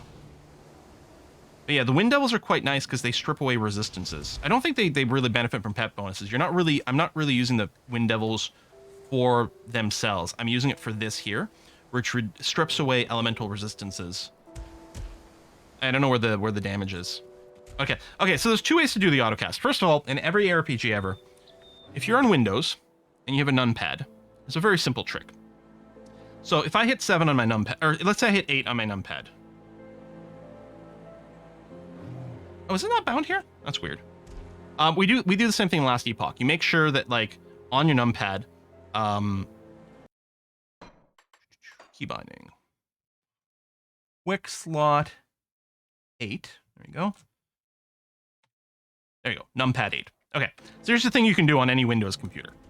If you hold down 8, and then you toggle off numlock, and then you release 8, the game has no idea that you've released that button. Because what happens is you hold down numlock, so game knows that you hold down 8 on the numpad. The game knows that number 8 on the numpad has been held down. If you toggle off numlock, then when you let go of the 8 key, it's not 8 anymore. It's what is it with numlock off? What is that? 8 is like up arrow, right? So as far as the game knows, oh, maybe it doesn't work in Pathvegs or in Grim Dawn. It is work in other games. As I say, I don't know, maybe it doesn't work in Grim Dawn. Because that's one way you can do it, and the game just thinks you're holding down the button constantly. But maybe it doesn't work here. I'm just using auto hotkey to save myself some hand clicks in this. I just got the auto hotkey to just spam, in this case, to spam 8 nonstop. All it's doing is it's clicking 8 over and over and over for me, so I don't have to. So I can be, this is my I'm watching Netflix build. So I just I walk up towards some enemies, and I just stand there when my pets kill everything. And that's all I care about. So we're on ultimate difficulty. Wherever I go at this point, everything is scaled, will be scaled to level 100. It does. Maybe the window went out of focus. That's entirely possible. But yeah, so all I do is I sit here. I just cast the curse. And then I just let the minions kill things. Oh, normally I put all my minions to aggressive. So I don't have to get that close to things. And yeah, I just walk around and everything just dies to my minions. And these minions never die. This is not a hardcore character. This character has definitely died before. I die before my pets do. My pets are basically unkillable. I am not unkillable, but my pets are. So all I have to do is make sure to not stand and shit, and then I can keep watching Netflix all day. This is my super ultra lazy build. But the idea with this one is it's going to be here to farm all the content. We can show you the sort of endgame-y kind of content over here. If we go to the Conclave of the Three. So this is with the Forgotten Gods expansion. Oh, I thought I could teleport down that staircase. Womp womp. So this over here is the Shattered Realms. You can do something to access these at higher and higher rankings. This is just going to be rank 1, so it should be pretty easy. So it's got this 5-minute timer, but it increases. You don't get kicked out. So I'm not doing anything here. I'm just walking around, and my minions are just going to kill shit. You know, if I want to speed things up, I just make sure things are cursed. And again, ideally, I would make sure to keep healing them with 8. But that's it. This is sort of what endgame looks like. See, these are 105, but this is like level 1 sort of shard level. You can go and increase this. You get all kinds of extra things. The deal with this endgame content, it feels a lot like mapping in Path of Exile. Again, I'm not doing a very good example here because I don't remember how my class works. I'm not set up with my hotkeys properly. But you just kill these things up very quickly. This bar fills up. When it's filled up, then portal opens to the next step. And every 4 chunks, you fight a boss. So shard 1, every shard has 4 chunks. The 4th chunk is a big boss fight, and then after that, you're given the option to keep pushing to the next shard, or you can bail out and get a bunch of loot. You'll notice none of these guys over here, nothing will drop loot here. It's purely focused on just killing and being efficient on the killing, and then after you clear an entire shard, what's going to happen is you're going to be given the option to loot. But yeah, this is even more lazy than our hardcore pet build. This is super mega ultra lazy. Especially if I make it so that the auto hotkey is just spamming Blooded Dreeg for me nonstop. Yeah, it's great.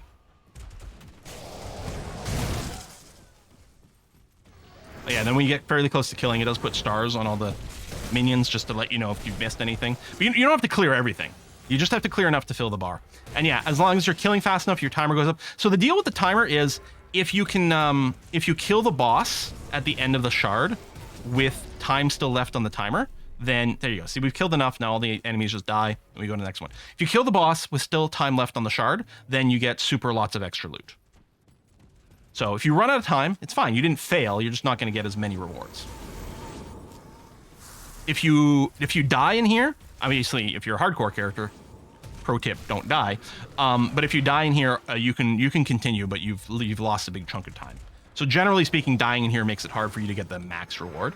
But this is one of the things that people use as an indicator of how good their builds are, is what shard level you can get to. And the thing is, once you've cleared to certain shard levels, you can shortcut to jump in further into these shards.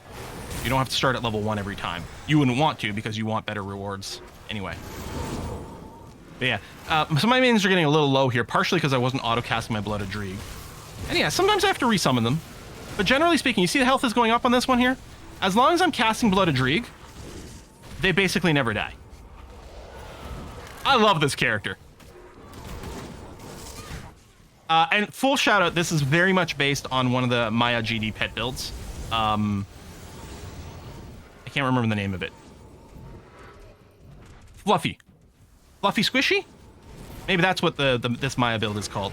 Obviously, it's not the full build, because the full build relies on having a specific particular set of gear, but this is what it's basically built on. If you want, like, top tier, really efficient, very well, like, min-maxed pet builds, you look up Maya GD, and they've got you covered. There you go. So we clear another one. Anyway, we're going to continue here. Bum, bum, bum, bum, bum. So that's it. That's my little tour of my characters. Let's go back into... who are we? Making my own friends. Level 52. Ritualist.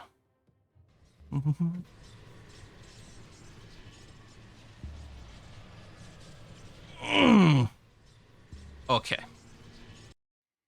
Let me restart my script. That makes it so that when I right click, it also puts down the totem, just to save my fingers. Redo my buffs. Resummon. Put these things to aggressive mode. It would be nice if you could just keep that on all the time. And then... oh, yes. And then we are back to Malmouth Outskirts. Huzzah. Call of the Graves, does it make my pets heal? Is that the thing with it? Call of the Grave awesome self to make your pets heal too. I don't get it. All it does is increase their damage.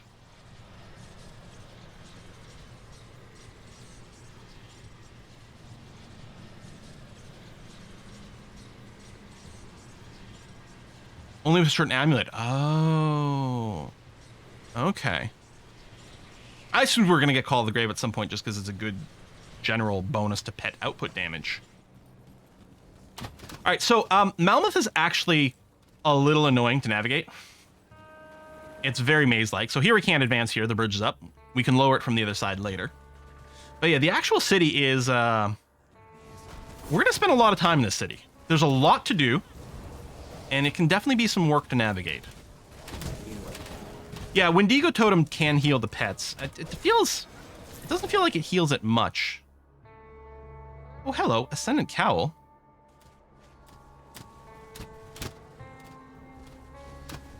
What the? Whoa! Okay, so we are going to be looking for the best Ascendant Cowl that we can find. So, the Ascendant Cowl part of it is what's giving me +3 Undead Legion. That's my summon more skeletons. And every 3 levels of Undead Legion gives me an extra skeleton. +3 to Briarthorn is great. +4 to Ray Skeleton itself. Makes Ray Skeletons free.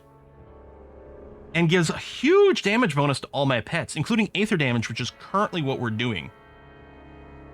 I can't wear this one yet because it's level 55. Yeah, so I don't know what kind of monster just dropped that. That's a double rare. I mean, it's not for us. It does have the Wendigo Totem on it. Shit, that's a lot of resistances. Hang on, let's pick that up. We might consider that later for ourselves here. So anyway, the one gear we took needs level 55, so we can't equip it now anyway. But the nice thing about it, well, first of all, there might be a level... I don't know what the level breaks are for that. There might be like a level 45 version or 50, so we might find one we could wear right away. But also, we're going to want to like try to get one with the best affixes we possibly can.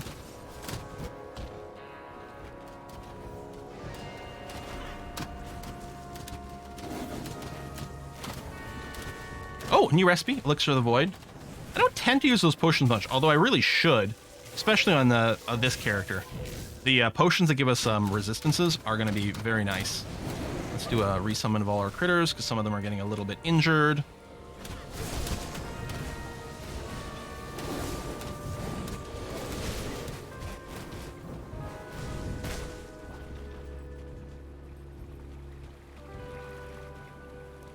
What's from Aether Casters? Ooh, Haunted Crabs. So spooky. We have our own Haunted Crab, actually. Which is getting more and more obsolete. The 2 pets that we have from our items, again, they're not scaling. Is there anything over here? Oh, hello. Hello. Oh, just a chest.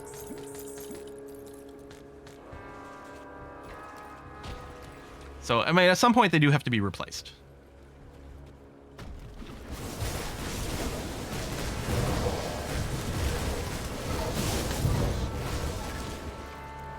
I don't know if it's like, is the totem radius just too small? Like, it feels like our minions aren't generally benefiting from the health restoration. Does it only...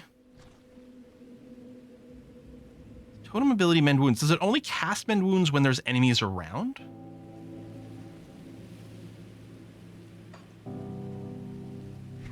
Totem needs loads of enemies nearby. Will drain the life from nearby foes, all while creating a soothing aura that heals allies. Well, I mean, it's got a life tap that attacks enemies. Yeah, so it needs to cast. Get an amulet from Zarya the Carver instead. Improve Briarthorn. Oh. Yeah, we are going to make a move to Bone Harvest and Soul Harvest. Right now, since I only have 1 rank in to really kind of spend on the like active cast ability, the Ravenous Earth is actually fairly convenient for proccing the Shepherd's Crook thing.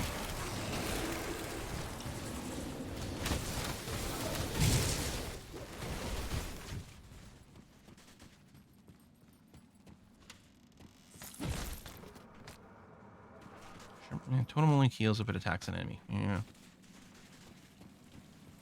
Part of me is like, can we make this build without the freaking Wendigo totem? But the fact that it also gives our minions extra vitality damage is really going to combine well with things later on.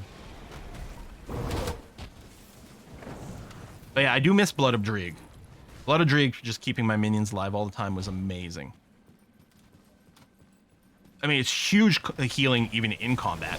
But then, yeah, out of combat, it gives them massive regeneration and everything as well. So my minions on my the Petromancer build are basically always sitting at full health.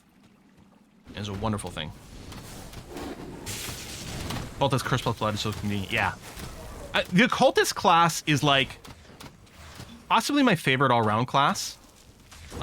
Regardless of what character I play, it's almost like, so I'm going to play a class, and then my secondary class is just going to be a Cultist. Mostly just for Blood of Dreeg. Because it's so nice. You don't really need it if you're playing a Nightblade, because Pneumatic Burst is pretty good for the heal.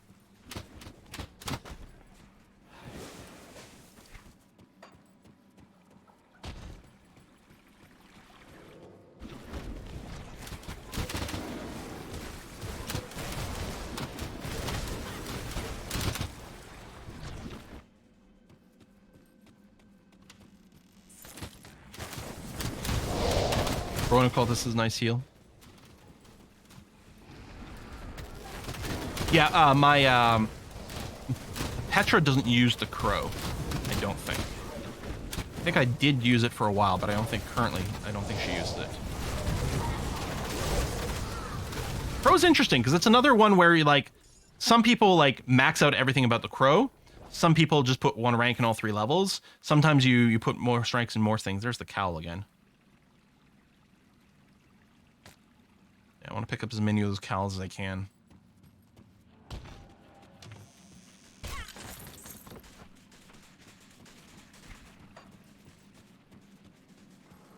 Seems to have the audio bug I had where spells that are beneath you on the screen don't have sound. Yeah, I've noticed that sometimes when I move, like, there's clearly some sort of directional audio on this. Sometimes sounds seem to get very muted. There's some sort of directional audio. I wonder if there's an option to disable that. Because, like, see how quiet things are right now? And if I move over here, see how loud they are?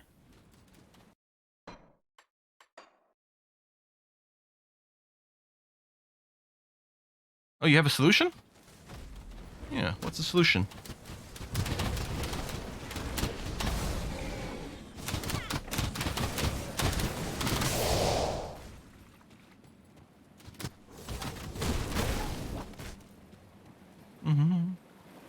Now we're getting to Shaman plus Necro, doesn't have the Curse plus Blood. Yeah, and that's the same thing. Like, I find overall, for my playstyle, the Shaman plus Necro feels less comfortable to me than Shaman plus Occultist.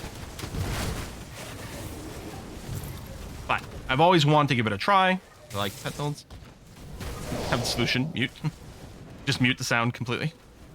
We would get some solid, consistent audio that way, that's true.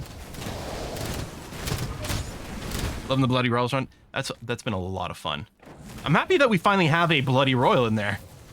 I don't remember how many episodes it took for Alita to become a vampire. Oh, hello. Is this the way we're supposed to go? Where's this side dangerous area? It is a side dangerous domain with 2 modifiers. Reduced armor. Skill cooldown doesn't matter to me. Mental damage. Damage magnified. Oh, I don't like that.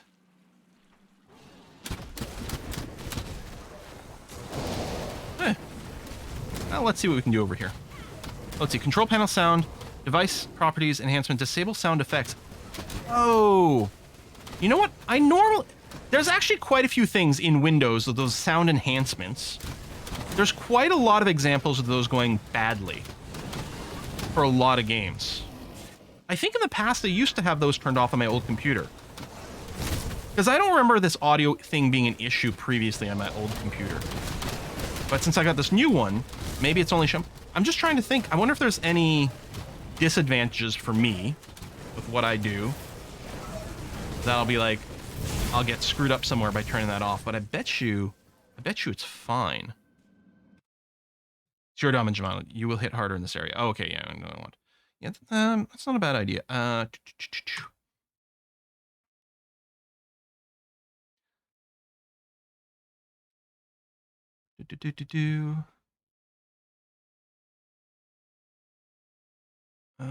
There we go. Sound, audio enhancements, device default effects. Turn that off. Maybe this audio. You know what? I'll play around with it after the stream. But yeah, thank you.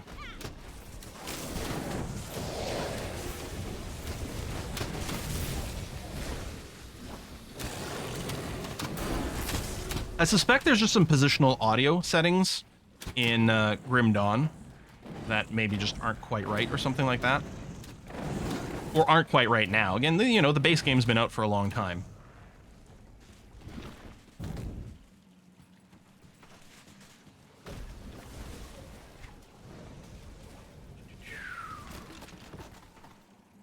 I don't remember what we were putting points in on the last. Ever since I finished the will, things are a little weird. And max this out. Still wondering about just more in Blood Pact.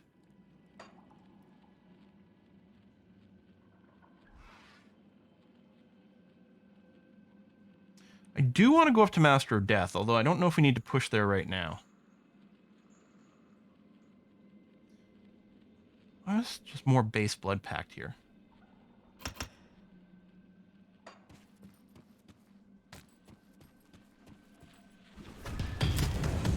I don't think we've got a quest to be in here. This is a bit of a dangerous area, but hopefully it's not going to bite me in the ass.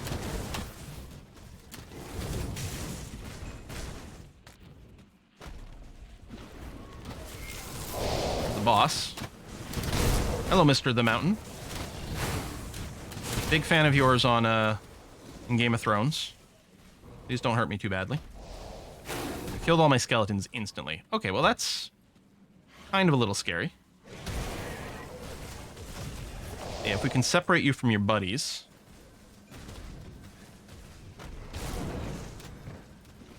I gotta be careful. If I kite too far, he'll reset. Dang it. I mean, I did that on purpose to show what would happen if I went too far back. I guess this is giving me a chance to resummon my dudes, though, so we'll just do that. Oh, shit. He's back. All right. You summon everything? There you go. All right. Ooh, now despised by the Ethereal Vanguard. That's good. Despised means more packs. Or bigger packs, rather.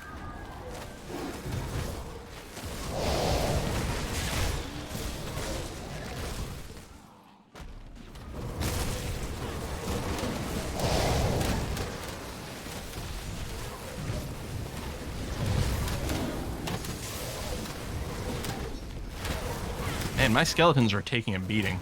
I think my pets really need some resistances.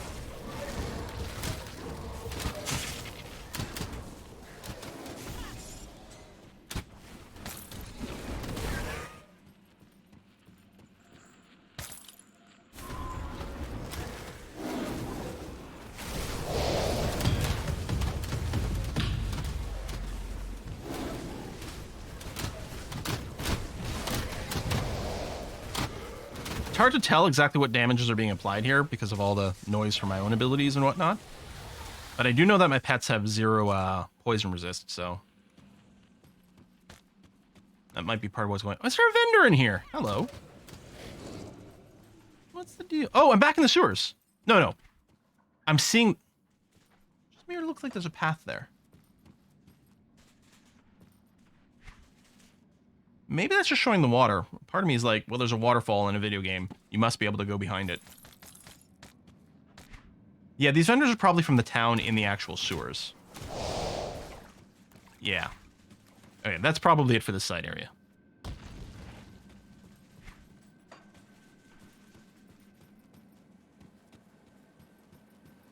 Once you've blown up a side path like that with dynamite, it stays open for you. Like, well, again, on this difficulty. When we go to elite, that's a whole, it's like starting the game over. But you don't have to spend dynamite every time you want to go and farm that boss. Once you've opened it, it's open.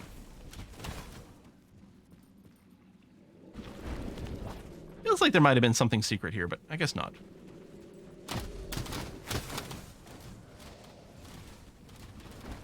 I'm just paranoid at this point, expecting there to be more of a secret route. Oop, that was a misclick. I didn't mean to run into the middle of those guys. I was trying to resummon some skeletons. This audio thing is weird. What if I... Hold on. What if I just disable... There's an option in the thing for spatial audio. Oh, which is currently off. All right. You know what? I'll turn off the audio enhancement. I don't know if I have to restart the game. Now we have no audio.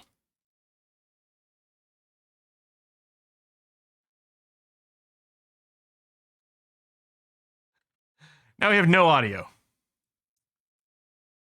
All right, we'll just problem solved. We'll just when we get to the waypoint, and there's one just up here, I'll just restart the game. I suspect the sound will come back with the with me turning off the enhancements. I suspect the sound will come back when we reload. Or is there any chance it's just really low? No, I don't think there's anything. Make the sound effects from now.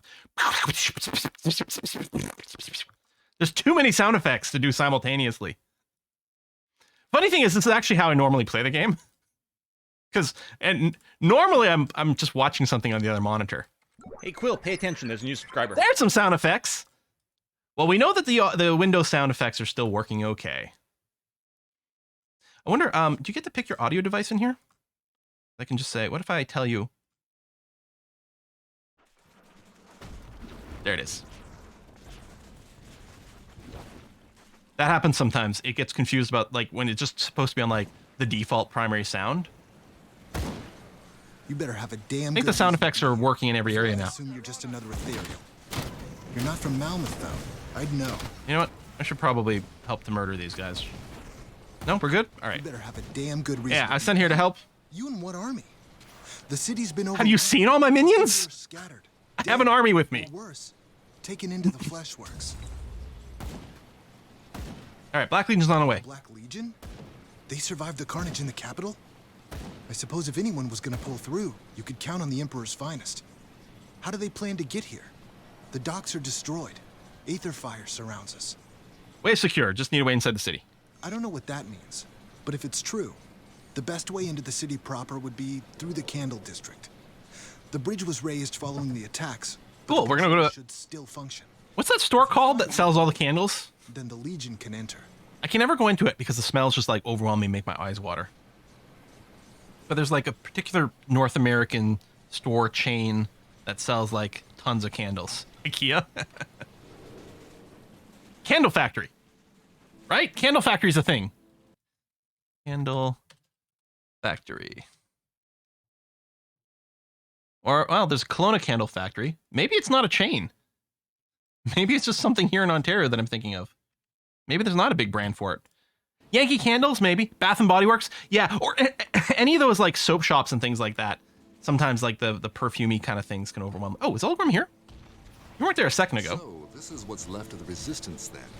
We're going to need the Legion. Wait, did I just say that? Somer must have rubbed off on me. Wilfred mentioned bird controls. Yes, that will suffice to let Creed's troops pour into the city proper.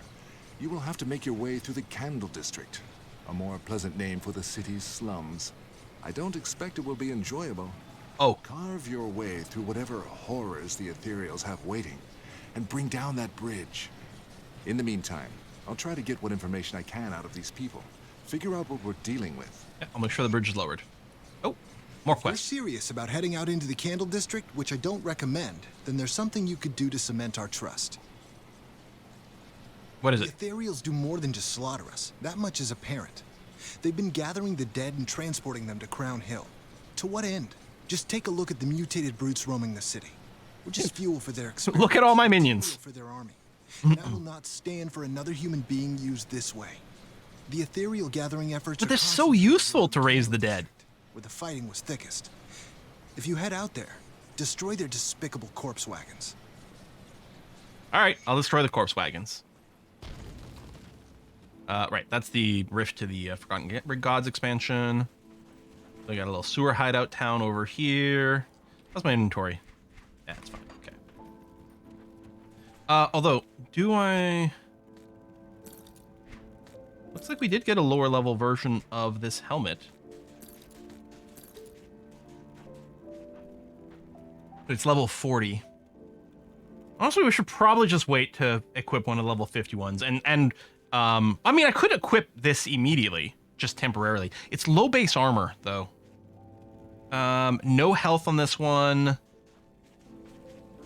Just elemental resistance.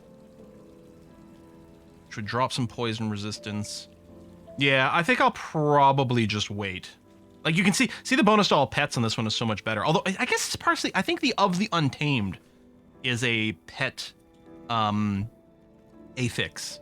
And it's got resistant as an affix as well. This is actually quite a decent helmet. We might just wait. Ooh, I got a recipe I should read. Okay, I'm just checking for side quest people in here. This route here is currently closed to us. I don't think we can go up there, and there's no... Yeah. I think you just tell me, no, I can't go that way.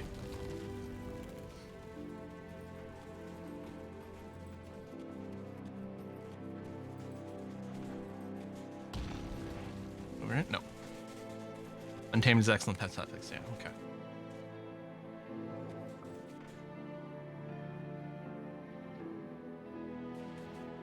Yankee Candle sounds like a weird euphemism. Alright, pets are maxed out. Buffs are running. Boy, here we go killing again. Pets, can you go and kill this Aether cluster for me? Thank you, so it stops spamming stuff.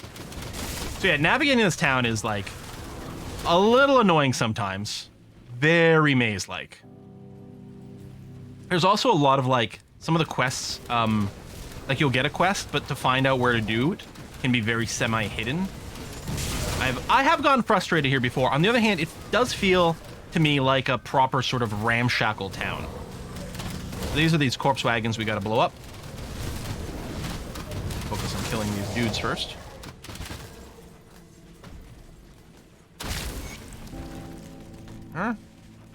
That's a one. Okay, so we can't go that way. We can go through this house here. Yeah, I have to keep like checking the minimap to see where the pathing brings us. Hey, Quill, pay attention. There's a new subscriber. Atlas Thorn? Atlas Thorn? Thanks for the sub. Yeah, if you got that whole Twitch Prime button, do make sure to use that. Doesn't have to be on me. You should just use it in general. Support a streamer. Otherwise, it just sits there.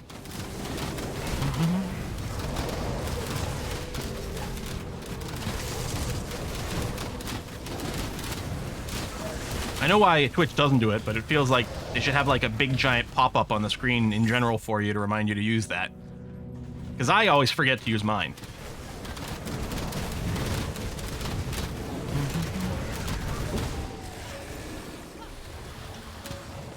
Some resummoning.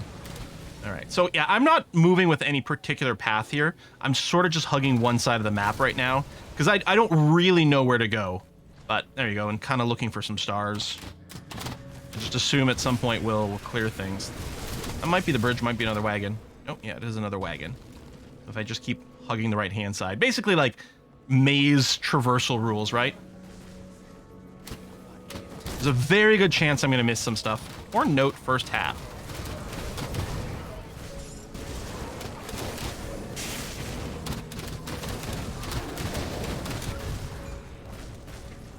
What is this? I don't know who I'm writing this for, but the words give me comfort and reason to go on living a moment longer. Utterly alone, tired and starving. Fatigue clouds my mind. Supplies running out. Okay, this might just be story. Bridges up, guarded gargantuan creature.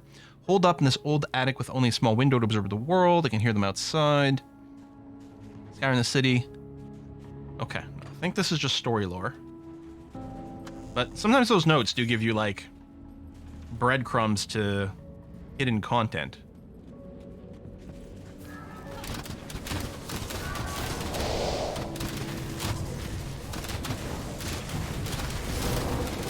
Sucks does not auto-extend the Prime sub. Yeah, randomly drop it on random streams, yeah.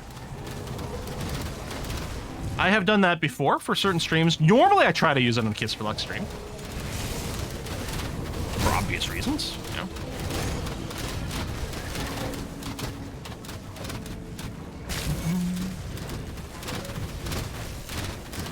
That was another wagon, but there was still the bridge somewhere.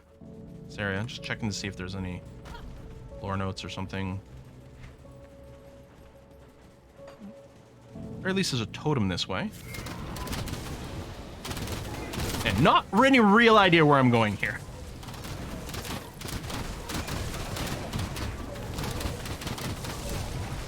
Oh, Ascendant's hood? No. Not the Ascendant hood. Ascendant cowl? I think that's what I'm looking for. The Simon cowl? Yes.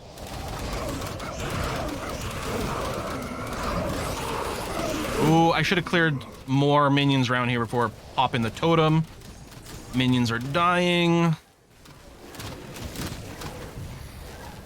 There we go. Totem popped. Bioscorn Greaves is not an item we personally care about.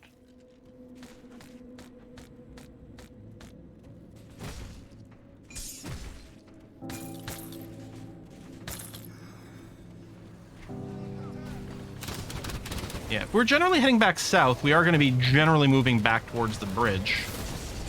So, I don't know if we're anywhere... maybe the star was somewhere in this direction. I don't know. Let's see what happens if we keep moving this way.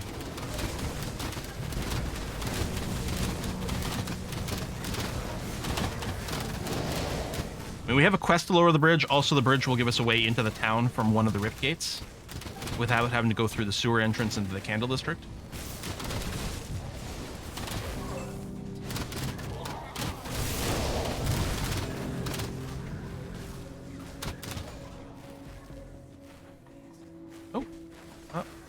Alright, that is the way it's shut. Alright.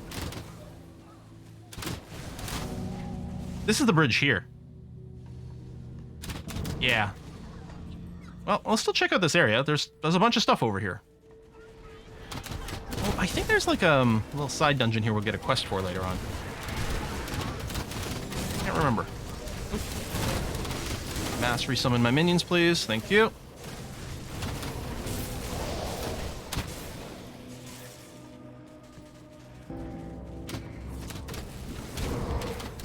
But one of the things with this zone is you can't generally get to places in a straight line, because yeah, it is very maze-like. So even if you see a quest in a direction, it doesn't necessarily mean walking directly towards it will get you there. Okay, so we've done a bit of a loop through all this, which didn't bring us anywhere.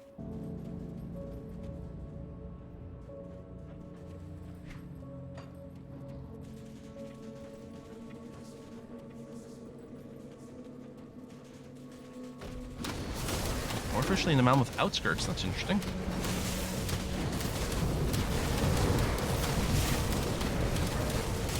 Skeleton died. Oh, this is the big boss that was guarding the path to the bridge. Yeah, okay. So yeah, we're definitely in the right place for that. Ooh, things are dying quite quickly. He's charging forward at me. I don't like that. Please stay away. I have personal space issues. I have people. Talk to my people. Oh, that's some damage too. All right. And all my skeletons are dead. Great.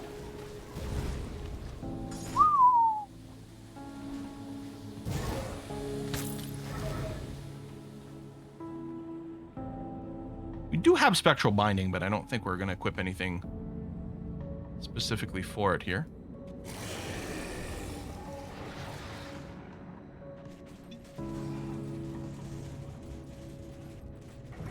All right. Bridge down. If we loop back around here. I was beginning to lose hope, but you pulled through. Yeah, we found the survivors in sewers. I take it there's some good news then. I will need to speak to this resistance. What do you think about swapping your amulet with Death Watcher's pendant you can buy in Bloodgrove? You know what? That does remind me. I had gone and checked out that vendor earlier today. And I was like, oh, maybe not, but maybe I should. Let's take a quick second and take a look at that. So in the Bloodgrove, that's a good point. Maybe, yeah, if that has the heal on it, maybe, and I wasn't really looking at that. So there's a vendor over here. You get to it by walking around through here. And here, sort of a secret vendor. You walk up the river, under this bridge, so we're all off map here.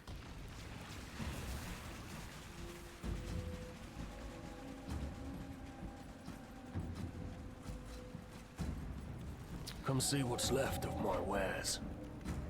He does sometimes sell different stuff. So these Death Watcher's pendants, so every time you come in here, he'll have a different, like, random roll on it. Ah, so it adds health restored to Call of the Grave. I see. Because I'd considered this, right? Because +1 to all Necromancer skills was pretty good. It obviously means losing our pet, and that's one of the reasons I thought maybe not. Oh, also, I think when I was looking, I wasn't quite level 50 yet. But... so Stalwart of the Grove, I don't know if those are modifiers I need. I think Stalwart might be giving the plus health or defensive ability, which isn't bad. I don't know what of the Grove is giving us. The 5 seconds to call is huge. All right, let's go ahead and grab that. Figure out where it went. Is that it there? No. Oh, wait. Wow.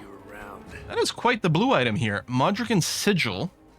We don't have Primal Bond or Conjure Primal Spirit yet. Those are both the two top-end Shaman abilities. But they are very good abilities.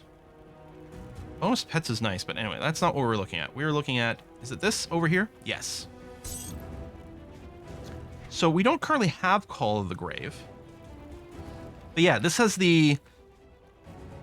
it's about 50% uptime, a little less than 50% uptime. We don't care about what it does to us, because we don't really do much directly. But it does give bonus to pet damage, which I thought, it's because it's not flat damage. I didn't necessarily value it the same way. But the fact that it increases duration, increases its uptime to slightly over 50%. And the built-in heal is nice. And it does buff Modrigan's Pact, which we do use. And the +1 to all skills in Necromancer is obviously great. All right. Well, let's do it. I was gonna say that's going to reset all my minions, because their level has just changed.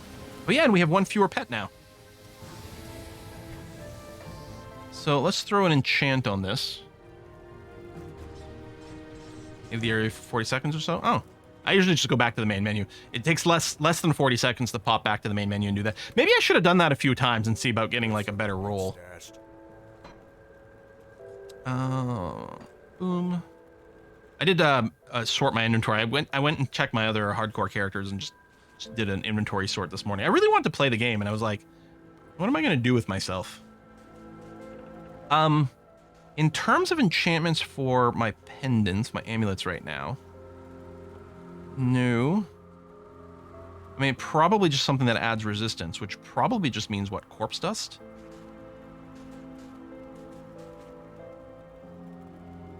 Oh, Soul Shard gives 20% vitality resistance. My vitality resistance is capped. Corpse dust I still tend to like because it gives me the 4% health. Is there another amulet enchantment I should be looking for? Oh, Numlock Trick does work in Grim Dawn. Show it to the stream before Briarfriend. Okay. Got tired of constantly raising... I guess I did use it. So I don't know why it wasn't working. Maybe it was tabbing out or something weird is going on. Amulet. Oh, Aether Souls. Yeah, there you go. I can give myself some Aether resistance on my neck piece. I need to build 3 Wrathstones, which are not cheap. Oh, I can only build 1. Wait. I'm broke? Maybe that's why I didn't buy it. Because I didn't have the money. Come see what's left. All right, let's sell a bunch of this shit here. Reap Spirit Boost is nice. We're not doing that right now, though.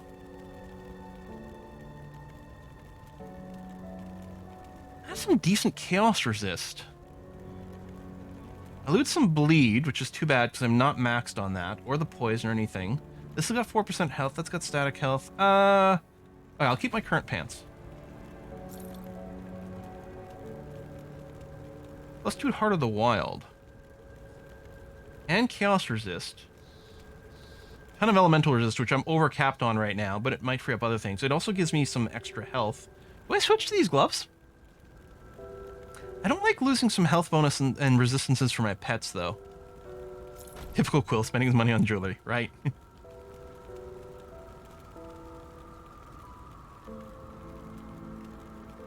What about these pants? Maybe. Hang on, let me start with this tab over here.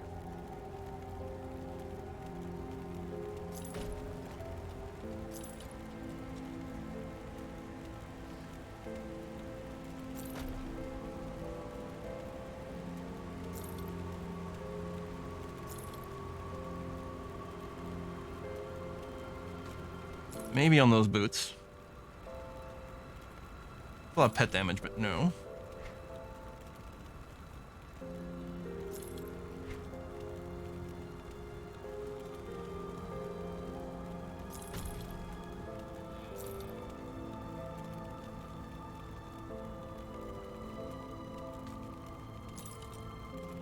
Oh no, I'm clearly going to be going to a different type of helm. I do like that Aether Resist, but there's not much else going on those boots. Although maybe it would still have been better in my existing ones. A lot of armor on that chest. It's a big chest upgrade.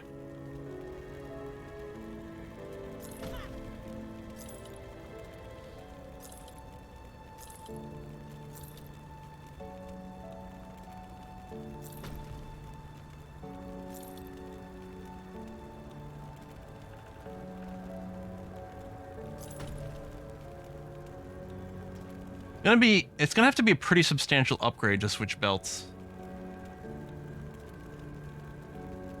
Because the +1 to all shaman skills.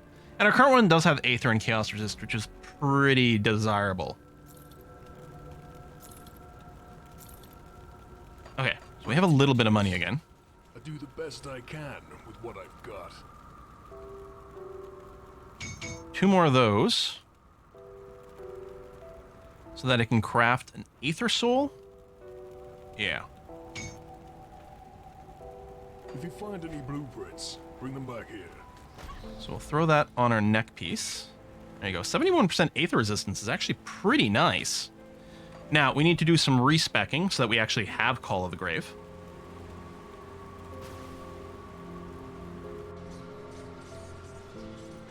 Yeah, I could, it's not a bad idea. Maybe I should temporarily be dropping the loot filter just to pick up a bunch of stuff to sell. But I don't know if that kind of thing would be very interesting on stream. So, what am I going to ditch? You know, let me make a couple of changes here.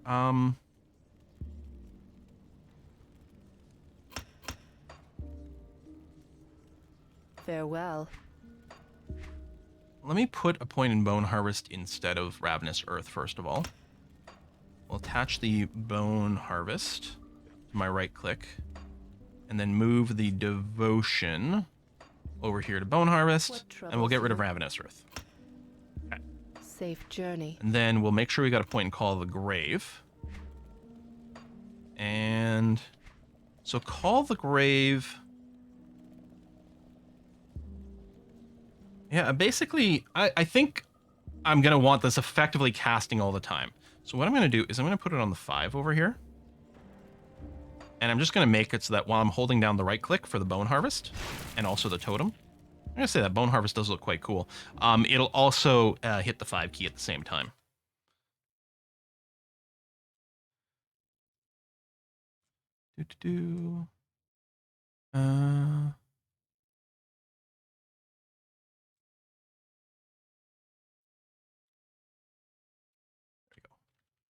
So now, yeah, whenever I right-click... Oh, it's got to reload it. There you go. It's also, when I'm holding down a right mouse button, it's also holding down the 5 and 6 keys at the same time and mashing them all. So it's going to keep recasting the totem, so I only have to worry about one button. It's casting this thing, which is apparently healing us with this. I'm happy you guys have that, because I'd seen the Death Watcher pendant. I looked at it this morning, and maybe it was just that I didn't have the money, and it was also level 50, and I think I was like level 48 when I loaded this morning. So I'm like, well, I don't know. But yeah, that was clearly a great purchase. And maybe I should have reloaded to find like the best modifiers on it, but it is what it is, and if it's like 100k, I'm not going to do that now.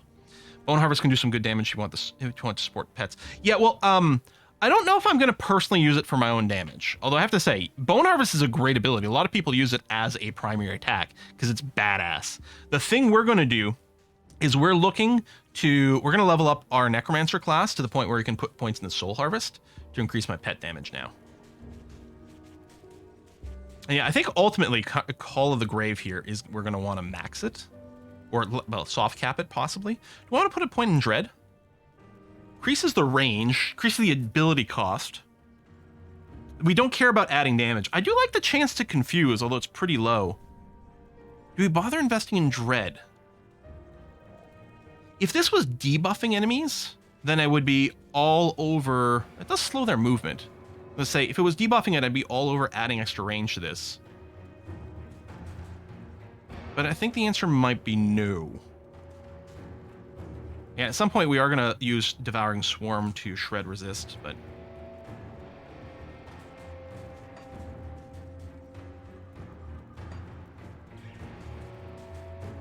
Yeah, let's just start investing points so we can get the Soul Harvest at very least. Plus, I mean, and yeah, at some point, Master of Death, and then we'll go and make sure we're focused on vitality damage. Oh yeah, and I'm up to 11 skeletons as the cap? Was this it? Well, that might have just sent me to another breakpoint here, or something did. Range doesn't grow as you max it. Yeah, no, I realize the range doesn't grow. One point in here just gives us plus 2 meter range. The question is whether I put a point in Dread or not. It wouldn't hurt. I mean, slightly extra mana cost, but I don't think that's particularly noticeable. Range is decent. You don't want to be in the fray. 1 point wonder. Yeah, I suspect we'll probably put a point in there, but since I don't actually care about dealing damage with it, I'm literally going to just be casting this. Oh! I do have to hit things with Shepherd's Call. Hold on. I do actually care about hitting things. I was thinking, the only thing I care about with it is proccing the passive damage boost to my pets, which I don't even have yet. But I do have to use this to hit things and trigger Shepherd's Call. So let me undo 1 point for my Necromancer tree here. Stay strong. And then put it in here. There you go. Okay. Cool. Okay. Plus, I like that it's bones. I never like the Ravenous Earth. I know it's actually a really good skill for damage dealing. But it always feels really awkward to me. All right, so yeah, we've popped this open. So we can walk across this bridge now, which is convenient. Access thing. Is that? Oh, that's lever. It's glowing purple. Sometimes the lore books are like that. I'm just going to check over here. Oh, there's a chest. Things are up. And which one is it that we don't have anymore? Yeah, the Blighted Scourge. So we can just clear that.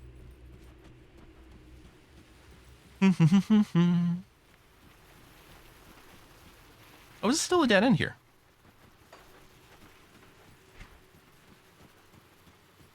Okay. Saying this is better than Diablo 4. Well, Diablo 4 is not out yet. So, since Diablo 4 doesn't currently exist, right? Then by default, it's better. I did enjoy the Diablo 4 beta quite a bit, though. I will say that was very good. But right now, since this is a game that exists and is playable, it's better than Diablo 4. Whether or not that'll be the case when Diablo 4 comes out, we shall see. Oh, that's probably another wagon over there for me to boop. Hopefully we can get around to it over here. Oh, I'm stuck on these stairs a little bit. All these minions. That's okay. That's what we have our leap for. I do like Diablo 4's approach to how the skeletons work on the Necromancer was kind of interesting. Just sort of one skill to summon them all. Oh, that's a dynamitable chest. Ooh, Relic Conflagration. Okay, so that's not one we're going to use ourselves, although sometimes these are prereqs for other relics. I don't think that one is part of the relic chain for anything we care about on this character.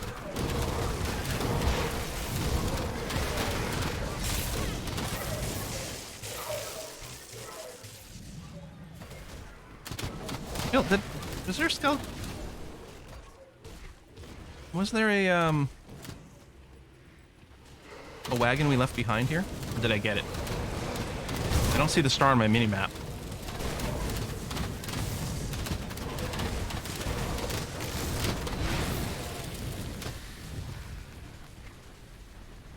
I still don't see it. I must have gotten it. Okay. Chest? Is there a good chest somewhere? I don't know where. Sorry. Already destroyed. Okay. And there's a little one in here. Sorry if there's... Oh! Oh, chest with a lore note. Ah. Dear Mr. Cole. Ba-da-da-da-da. Any... Is it just flavor text, or is this a hint to some sort of side thing? Looks like it's just lore. And again, those lore notes are great to read through, but should probably save my voice a little bit. Hello, Dynamite. Oh! I didn't realize when I found that evidence I could bring it to, the Dela immediately. Although, I don't know if Dela's near a waypoint. Like, she's in Morndale. But I think she's, like, way over here. So I think bringing that to her would be annoying. Although, depending on where the lore note leads us, could regret not bringing it to her sooner, but let's just focus on killing for now. Wendigo Totem, Soul Harvest. I don't think that's anything that interesting to us, though. Yeah, like Port Valbury and steroids. So Port Valbury is one of the handful of gotta be some of my skeletons of roguelike dungeons in this game. And yeah, it is a town, so it's got a little bit of a maze-like feel, but this is worse. This is very successful, and it does really, to me, feel like I'm navigating a city that's like half destroyed. But it is a little annoying and maze-like. Okay, I don't think we missed anything back there. Yeah, there might be some lore note chests and things, and...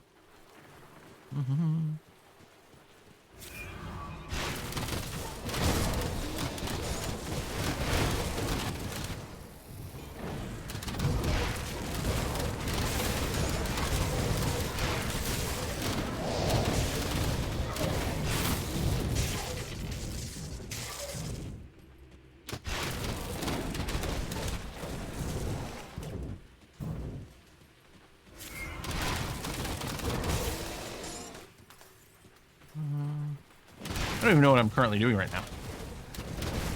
Oh, I gotta go to the sewer hideout. Well, you weren't lying about the Legion. Oh, I got all the wagons. I had you figured all wrong. The Legion... And bits, uh-huh. Okay, now I think we'll get some follow-ups, some extra quests inside here. And maybe we go in through the other door now. Oh, hey, random journal. I've spoken with Karinia.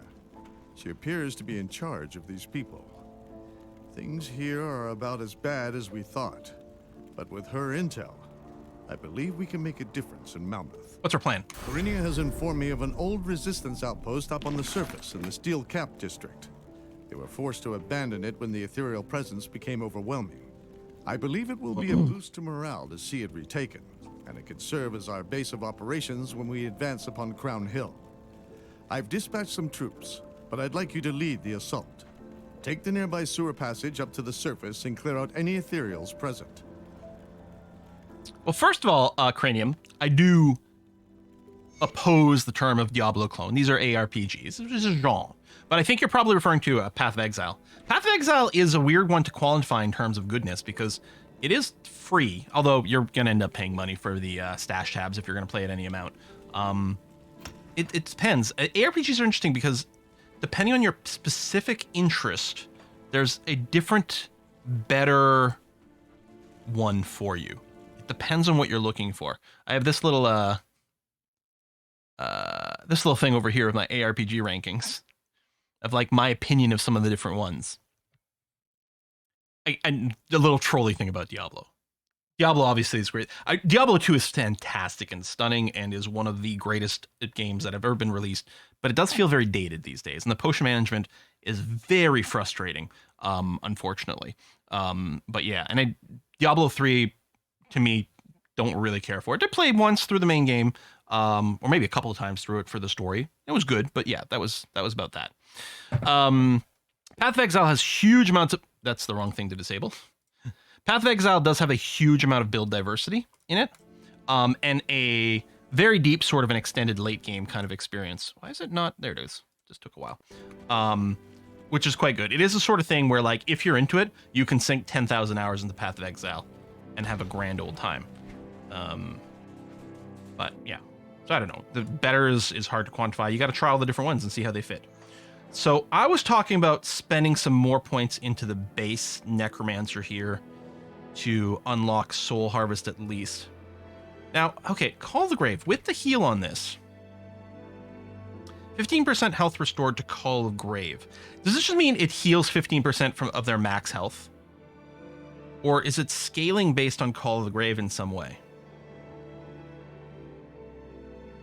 I don't think it's scaling based on Call of the Grave. Yeah, it's max HP.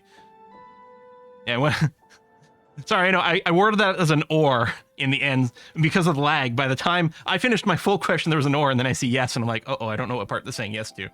That was my bad for wording it that way. But yeah, yes, it's max HP. So I think we are going to want to bring Call of the Grave probably to the soft cap at some point. But I don't think we need to prioritize that. So I think I will go and dump some points in Necromancer. If nothing else, we are hitting some more things where like having more spirit might be useful to equip. And yeah, if we can get, we can get one rank for Soul Harvest at the very least. Again, probably soft capping it in the not too distant future, but maybe making our way over to Master of Death. Something like that. We're one level away from equipping this cap here, which I think we will appreciate greatly.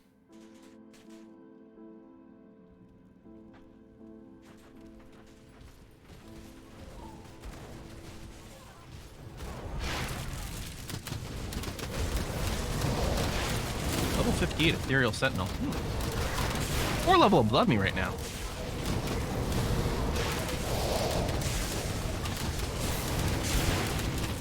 So this is going to be a new little camp here. Alright, minions dying pretty quickly still.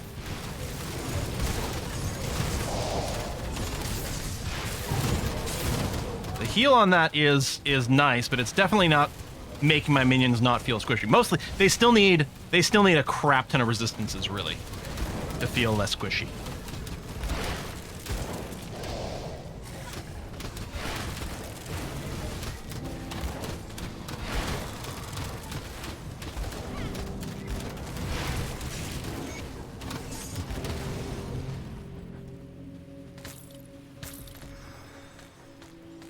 Torchlight is pretty cute. I played through a significant part of Torchlight 1, and I think Torchlight 2. But beyond that, I don't have too much memory, and I don't know how it stacks up to others. I don't think it stands up the same way, because it has been a while. To breach the gates of Crown Hill before, oh, sorry, I skipped through some flavor text. They were not My bad. adequately prepared. Remains of their fallen still litter the streets, along with the explosives they had crafted for the task. I've prepared a powder that should magnify the properties of their makeshift bomb dramatically. Enough to pierce those steel gates and give us an opening. I need you to take this powder and recover the explosives from the failed mission. Combine them at the Crown Hill gates and blast the damn things. Torchlight 1, 2, 3, just too shallow overall. Yeah, I thought there was some cute stuff. I like the pet mechanic and stuff, but yeah. And destroying the Master of Flesh. Once through, secure a foothold and report to Olgram, who will join you in the field.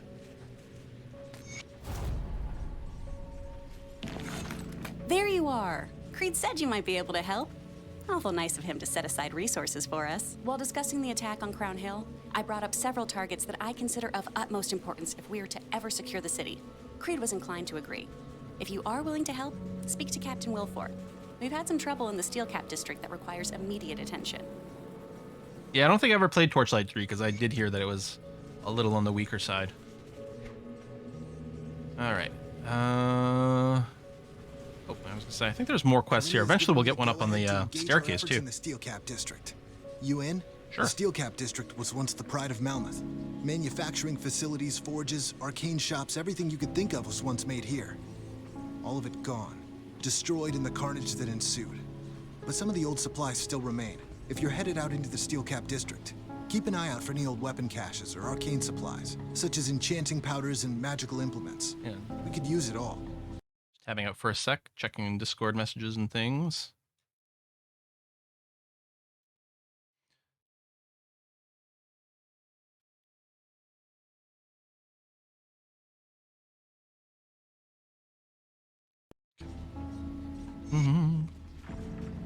Okay, yeah, I hate the quests. I don't know why some are like this, where, and I think it has to do with like if it's a quest where you're there to pick up an item, like it still shows as a star here, even though we've like there's nothing to do.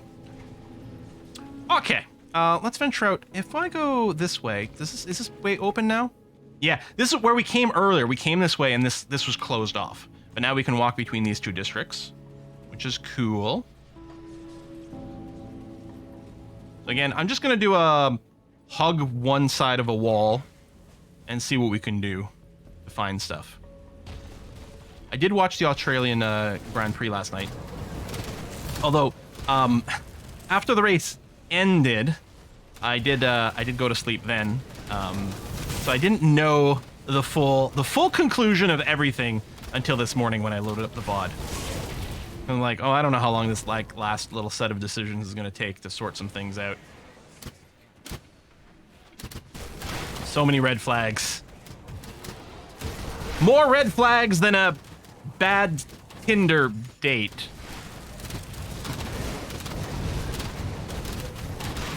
This is a pretty decent race. The downside is we've got what until we got like 4 weeks until the next race or something, right? I think. A note to Amy Bernack, my lovely Amy.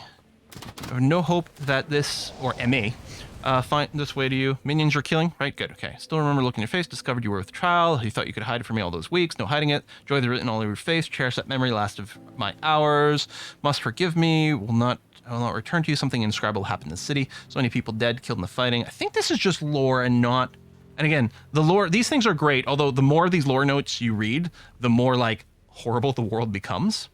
You must save yourself and a child. Find a hidden place and raise her well. I wonder if we're gonna find you. This doesn't seem to like give us a hint as to where they might be hiding. Just looping us around here. Okay, well, we got a lore note out of it. Oh, I guess maybe I want to go back and then up through here. I'm assuming we're gonna find Amy.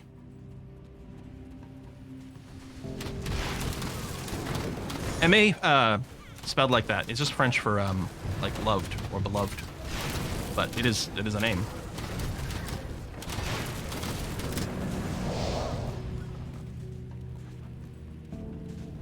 But the world was horrible from the start. I mean, yeah, it's this world sucks. Everything is terrible. Everything is bad.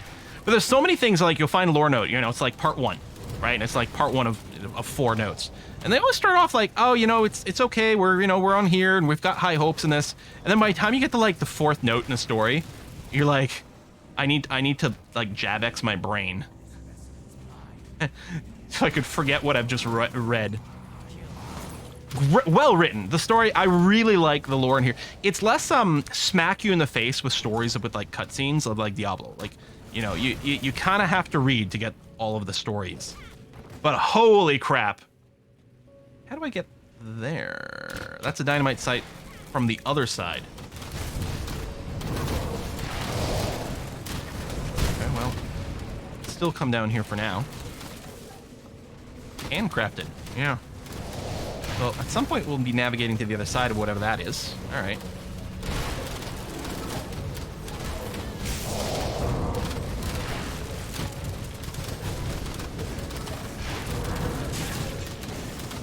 Good. Yes, good. Excellent.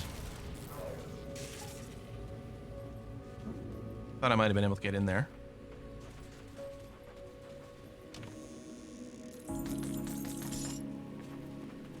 Grim Dawn world, at least you don't have to wake up and go to work.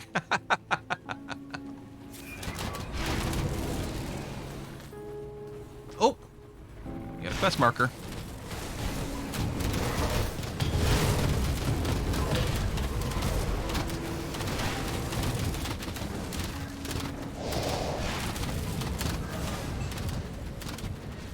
abandoned arcane supplies. Send the supplies to Resistance hideout.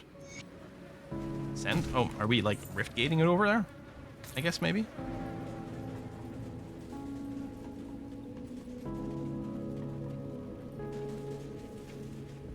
Grimdawn is hell, but rather be a necromancer in hell than a checkout worker in America.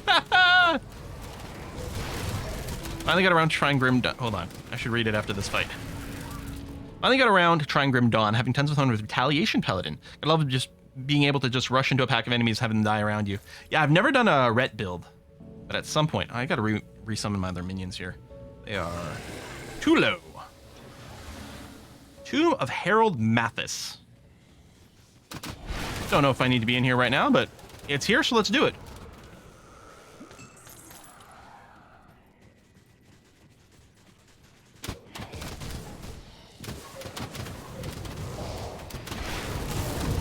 Retaliation's Blast. The entire Oathkeeper tree is really good. There's so many different ways to use it. I mean, you can tell it's one of the expansion trees because there's like, you know, there's that level of expertise that only comes up with like, well, and it's from the second expansion, I think. I think it's from the Forgotten Gods. So like, we've got a lot of expertise in the game. We understand a lot of things now. We can make things really interesting, really varied. There's a lot of different ways to use the Oathkeeper tree as your primary tree, as just a support tree. I mean, it's trying to get through here. Last time my minions were trying to like attack through a wall, it meant there was like a secret route, but I don't see a torch or anything to click in this case. That Necromancer Oathkeeper's one. Yeah, one of my classes that I was just showing up when I did the little tour. Okay, that's blocked off. Was Necromancer Oathkeeper. I don't remember what that class is called. Had a fun name though.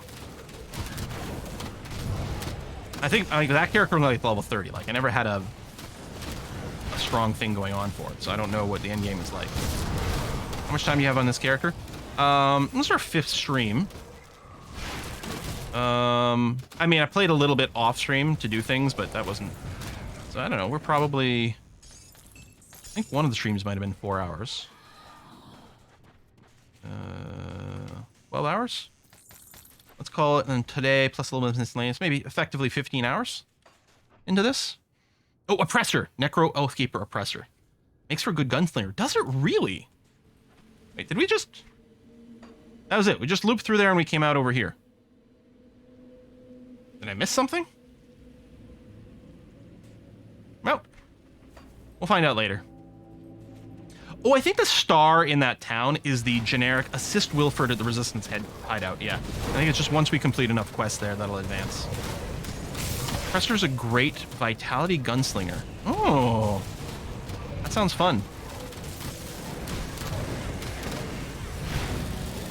And yeah, other than, I suppose, Torchlight, I can't think of another ARPG with sort of like gunplay as a thing. And guns are definitely a thing you can do in here. I mean, that's basically the ranged weapon. There's no bows in here. There are crossbows, but otherwise the ranged weapons are gun-themed.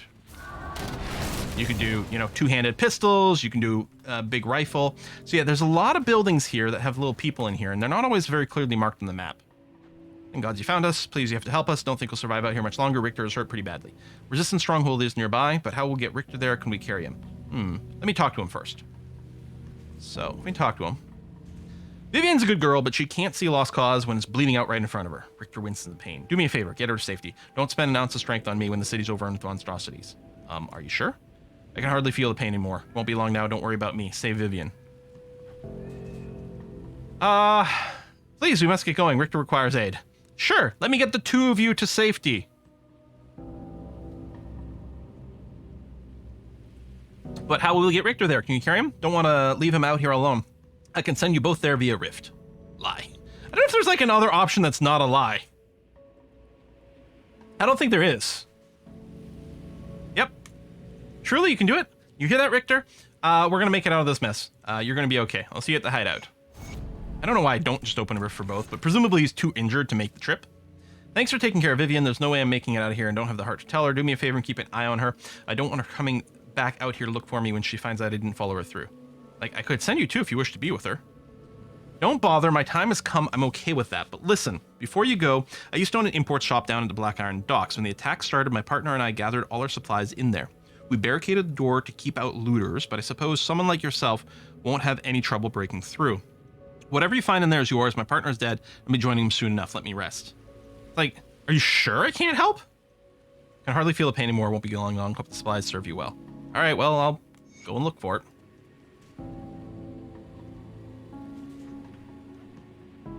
That's grim. Yeah.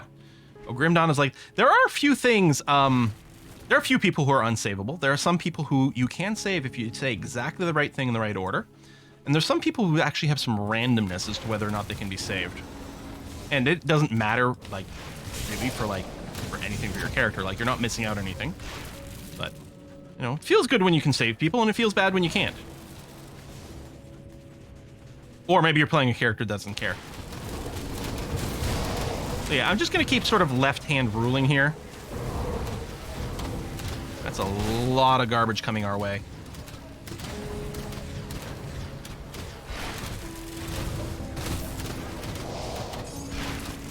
Most of my skeletons are dead.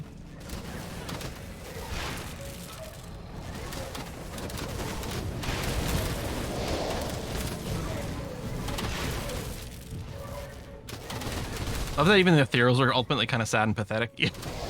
The Ethereals are the ones I refer to as magic space demons. Basically, no one's having a good time. Except us, the players. We're having a great old time. Oh boy, here I go killing it. Okay, I cannot jump up that staircase from there, which is real bad. I do not want to be backed into a corner. And I might not be so worried. Oh, there's actual boss character here. Might not be so worried if I wasn't playing, you know, permadeath hardcore. But I am. So I am.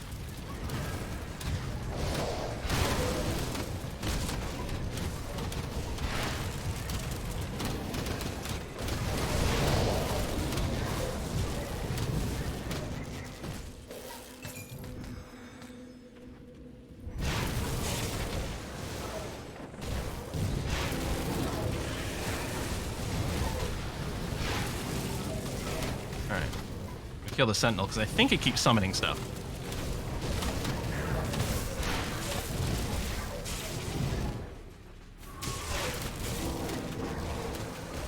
I'm into the other ones, the Chthon guys. I don't know. Like, I don't have the entire lore really that well sorted.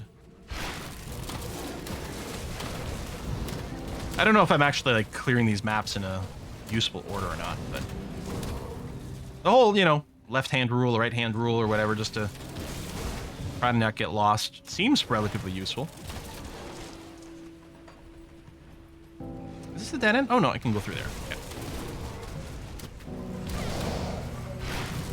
Okay. My skeletons were been dead for a little bit.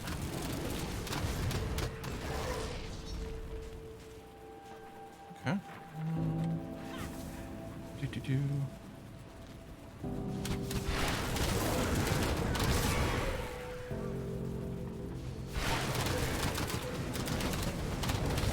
Ooh, big crowd.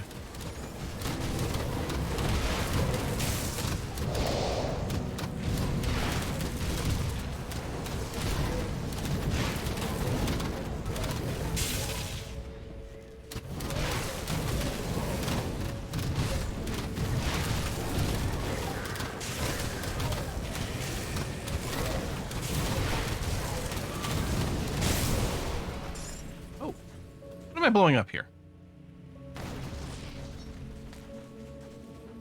Oh, is this the supply? That's Clark's Imports. Ah, warded against intrusion. Well, not warded against dynamite. There you go. Side quest done. Empowered Revenant's Edge. +4 to Necrotic Edge. There's some big modifiers in that. That's probably a great weapon for someone. Necromancer Demolitionist. That's what happens sometimes. I find some of these, and that's when I roll an alt. Like, one day I'll have the alt big enough to use this. Okay, so yeah, this isn't part of the map or anything, but I think that's all dead-endy.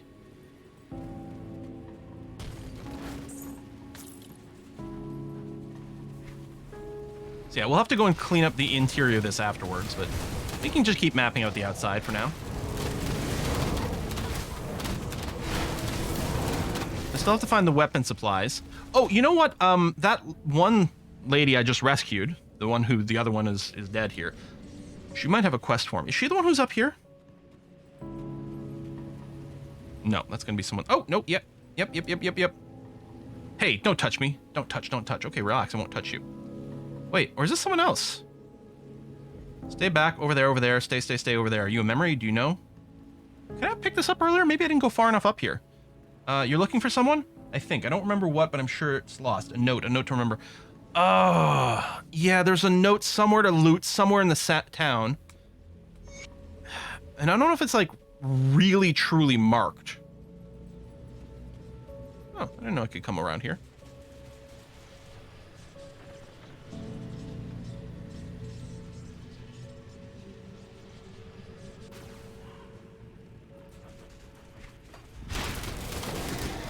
I think that quest is always one I have to go and look up to remind myself where the hell that thing is.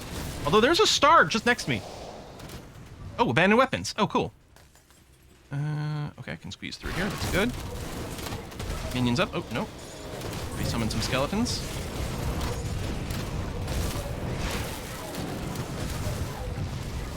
One thing I really like about last Epoch, if you're doing the like the Primalist one, the sort of druidy Beastmaster one, it's quite interesting because you never have to resummon your minions for that. If they die, they're on the ground with a circle around them. If you stand in a circle, you revive them, which is quite cool. That doesn't apply to like the Necromancer and their summons.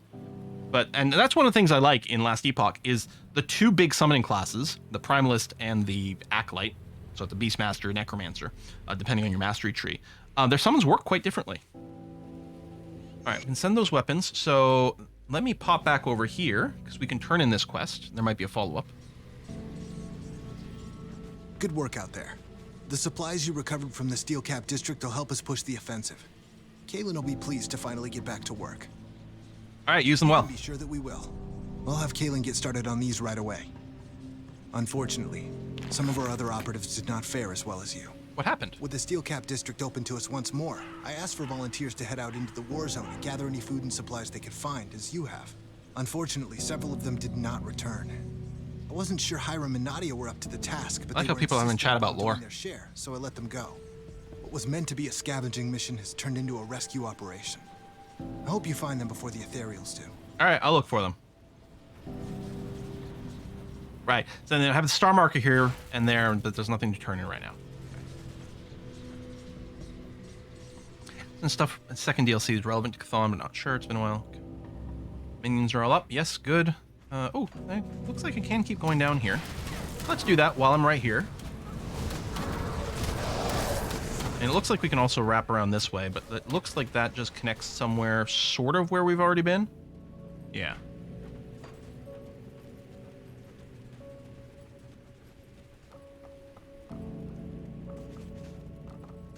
Come on. Come up here. There we go. There's a note there. A shatter a city. I like to serve man. It's a cookbook.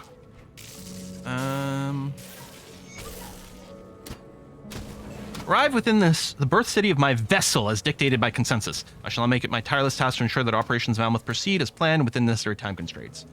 Vessel will prove ideal. City's downfall. Educated in the capital. Wealthy family. Lacks all pretense social compassion. With the guise of Theoden Marcel, I shall carve into the city's elite and exploit the corrupted heart of the city. Okay. Oh, he's a surgeon. Send source. Yeah, we're not doing drain lifey things. Now, I know like vitality casters are quite good because there's a lot of synergy you can develop around it, and I think it can synchronize synergy. I guess this might have been the medical place. I mean, I can see like anatomy charts and weird vials. Can I not? Oh, I can go out there. But I don't know if like Drain Life is specifically one of the ways they do it. I think they tend to use other types of vitality spells. I don't know if there's a lot of builds based around the actual Drain Life skill itself. I've dabbled with it. It felt a little awkward to use, but there probably is. There's a build for basically everything, so.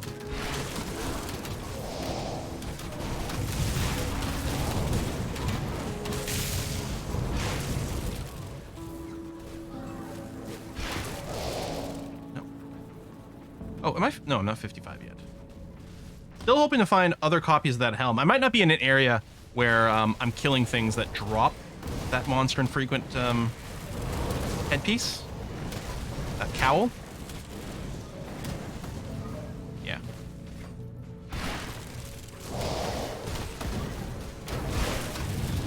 I wonder if there's a specific area I should farm for it. It does still seem quite good. It does seem like the sort of thing I want to wear. Speaking of level 55.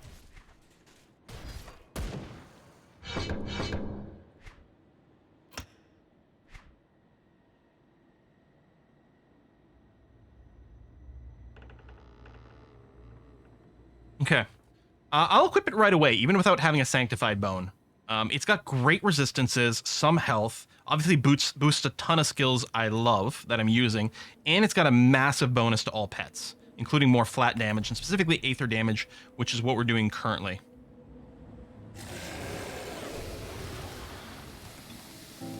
And the skeletons are now free to resummon. So this loops around this way. Oh. See, Heavy Resemblance Titan Quest was made by the same studio. No, it was made by a completely different studio. That was formed by the people from the old studio and literally uses the same engine. So yes, this is basically Titan Quest 2, Electric Boogaloo. Or whatever. Yeah, different setting, but yeah, it's the same basic engine.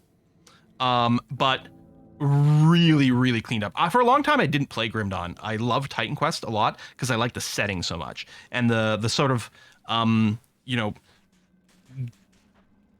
gunpunk Victorian dark era, whatever you'd call this setting here of Grim Dawn, didn't appeal to me as like the historic stuff of Titan Quest, but holy crap does it play so much better.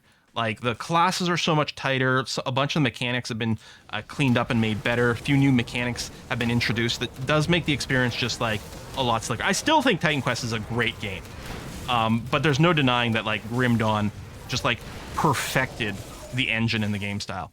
So Ransacked Lighthouse. Oh, I guess we'll stick to the right-hand side for now.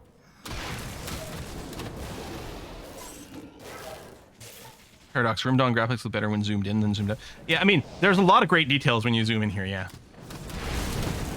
I do miss some of the, like, kind of just brightness of Titan Quest.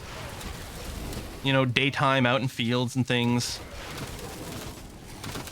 Part of me, like, maybe I kind of wish like the games had come out in the opposite order, that they'd done Grim Dawn first and then Titan Quest was the one in the superior engine. Although I do know there's like mods that like bring all the Titan Quest stuff into this engine, and one day we'll have to try it.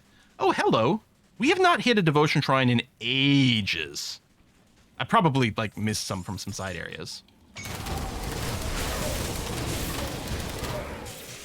Nice. Ocean Point. So I'm gonna keep working on Raven. Yeah, we spent there, we spent there. So we're gonna grab both these side things. Here, I'll grab this because... Oh. Wait. Oh, maybe I just clicked on this one. It's like, how come I don't have a point? But I must not have had that and just activated it. Okay.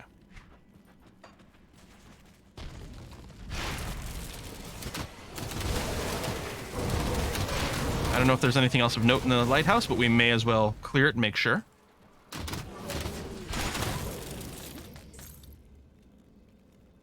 Ooh, nice item for I don't know where it went, but for a Nightblade. Okay, there's a way out here. That's probably it. That's probably just the other side of this. It's probably just a small area with the shrine. And maybe I should keep grabbing anything that drops and meets my filters. Apparently we do need more cash for crafting. The high-level relics, you're gonna spend like 1 million or more bits to craft. Okay, I don't think there's anything there. I think it's just a small area with that. Last Epoch, you can summon an army of squirrels. Yeah, I really want that helmet. So it's a helmet that changes your wolves into squirrels, and also like, I don't know, like doubles the amount of them that you can summon. There's a whole area there we haven't actually cleared. So before we leave this area, I kind of want to take a look around.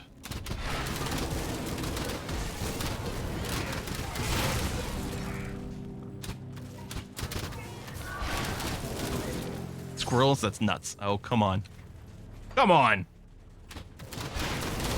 Also, a lot of items to summon bees.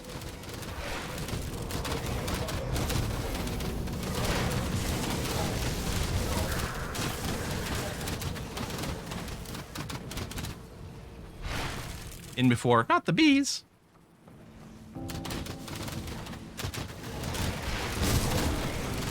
Oh, is that... Did we come in here and then leave there?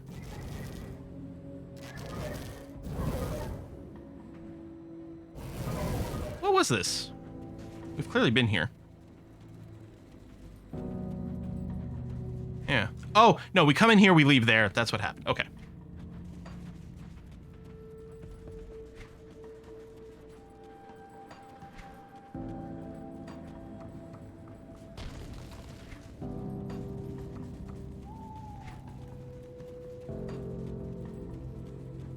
Since we changed the audio setting, I'm noticing the music in this a lot more, despite the fact that our music volume is low.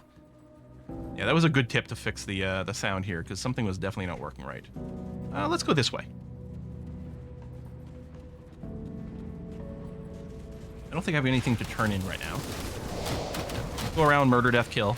Hope to run into a quest.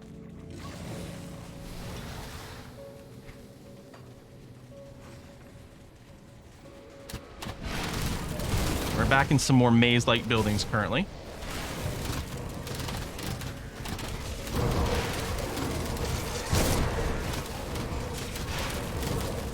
I don't have anything spammable. Like, everything that I've got is on a relatively short cooldown. And it's got, you know, a duration. It's weird, like, a lot of times I hit the right mouse button and nothing happens because everything is on cooldown.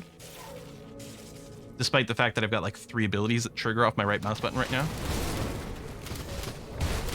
One thing with last Epoch's design that's quite cool is there's really not a lot of need to worry about these, like, auto-click tools. They've been trying to explicitly design the game such that, like, anytime a player feels like they have to have something auto-clicked, it's like a failure of their game design. Gildan... yeah, Science of Arcana, okay. Just some lore. That I'm not going to read out loud. Oh, you got an entrance to some sort of side dungeon over here.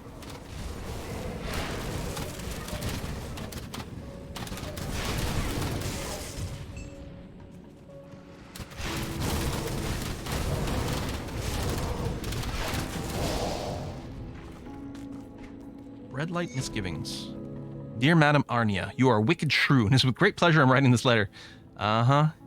Said he was in panic. Instead of keeping us safe, you lowered the rates to keep your pockets lined with gold. Wow. Busy causing the money made off our backs. I've taken all the girls with me. No longer will be your doxies. I don't hear that word a lot. I think they drop it in Firefly in an episode. Reach you. All right, just a cranky letter.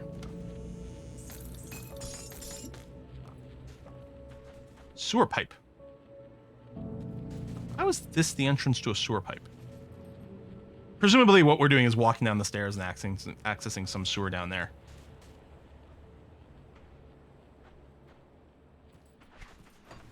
Dangerous domain. All right.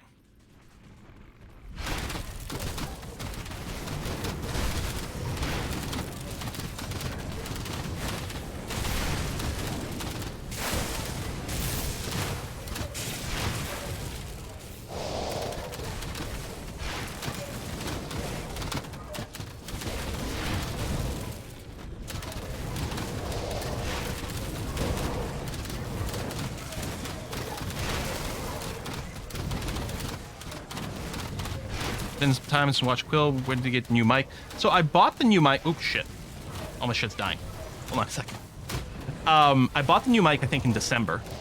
But it really was in, I think, January when I adjusted the mic settings in such a way that things are a little bit different than they used to be. Not that I didn't like the Yeti Blue, actually. It was quite good, but it was failing. And actually, had I realized certain things about, like, compressor setups and stuff, I would have gotten some better sound stuff out of the Yeti Blue a long time ago. But this one here is great. What's funny is this mic's actually, like, fairly inexpensive. The SM58 is like $60, although it does need a, like an audio mixer device, whatever, which is more expensive. Huh. So, presumably the Fleshworks archive of this is the thing that's giving +2 to Bone Harvest and +2 to Raised Skeleton. I actually don't really care about our Bone Harvest level. The Raised Skeleton's kind of nice, although my Lich Guard currently also has a +2 Raised Skeleton. But the bonus to pets is pretty big. We lose the flat vitality damage, which is usually pretty appealing. You get some pretty high percentages. Needs a lot of spirit. And of course, the Lich Guard actual item has an ability where if I get low health, it keeps me alive, which is very appealing here in hardcore. That is interesting. You know what? I've finished this, or nearly finished this big glass of water, and it is running through me. I have to go and pee. So let's do that. Let's all get up. Everyone stretch your legs. We'll refill the drinks. We'll go for a little longer here. I'm going to wrap it up soon so I don't burn out my voice too much. And I had gotten a message earlier about from Essentia saying that she'd been to playing some Sims with me this afternoon. So I would very much like to go and do that with her. We love the Sims. We're very excited for Life by You. That's, I think, what the Paradox one is going to be called. Very hyped for that. Everyone in the house loves the Sims. So we're going to take a short break, enjoy the chair, and I will be right back.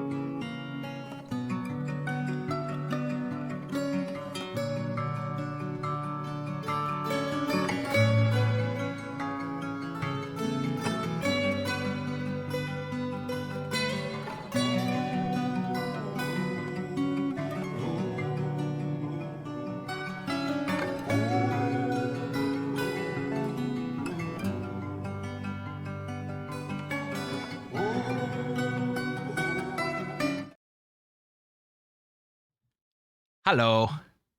We is back. Chair love. I love that icon. That's great. Hopefully everyone got up and stretched, refilled their water. Now, I didn't refill my water, but I did get a little something else to maybe stay hydrated. Since today is a semi-day off, you know, I'm just streaming for fun. I'm not streaming for work today. I'm just streaming for fun. We're gonna have a little...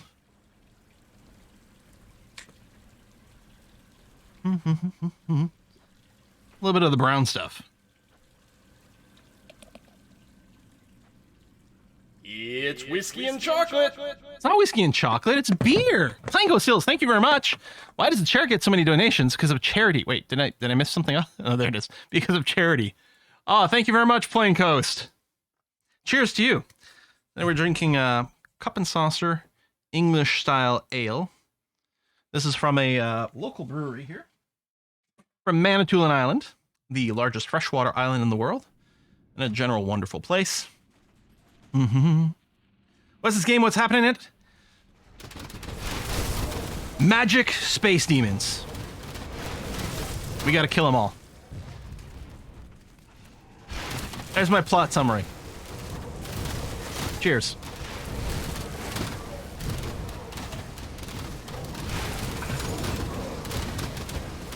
Yeah, I got mostly foam.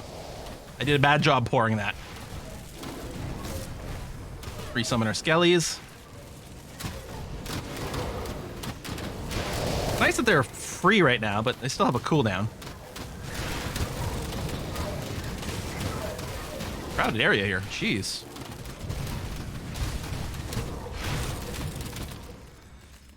And this has piqued my interest. Well, you're welcome, Hardcore. He's a good one.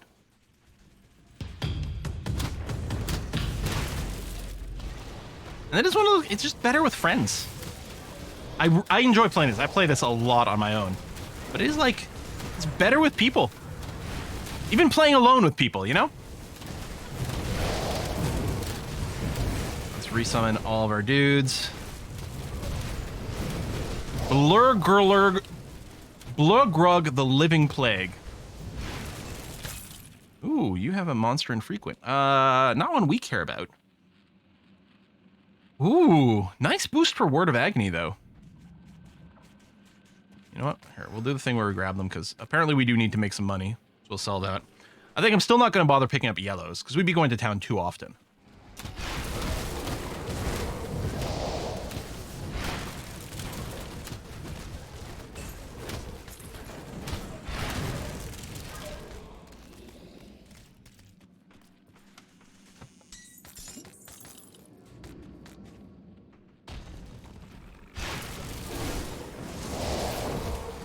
Map dungeon system in the game, just replay the campaign. There is a sort of an infinite replayable endgame. There's not the map system like Path of Exile. Path of Exile is quite special that way. But it has something similar-ish. Like a lightweight version of what the mapping system in Path of Exile is. So those are stairs. I wonder if that's out. Did we just loop around? Are we done here? I guess the whole thing is just to come in here and kill Blurgle. Ugh. Thank you. Keep those skeletons. Well, I guess that's that. Alright. Bum, bum, bum.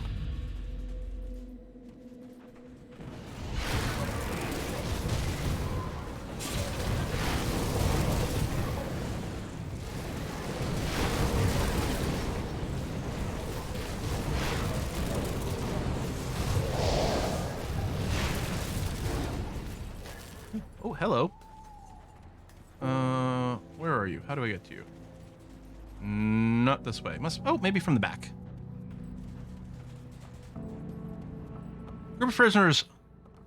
Calls for help. Thank gods you're here. You have to get us out. Come down, looking for you. Captain Wilfer sent me. Must told you we volunteered, wanted to help. Resistance needed supplies. Led a crowd scrounging for it. Uh-huh. Don't know where the other group is. I'll find them, but for now you need to get out of here. Okay. Rift gate out. Oh yeah, so I could have gotten to them that way. Alright. Looking for more survivors. Going in the buildings is usually good, because usually if you're going to find lore notes inside the buildings, again, they're decent XP, and they're worth reading if it's your first time through the campaign as well.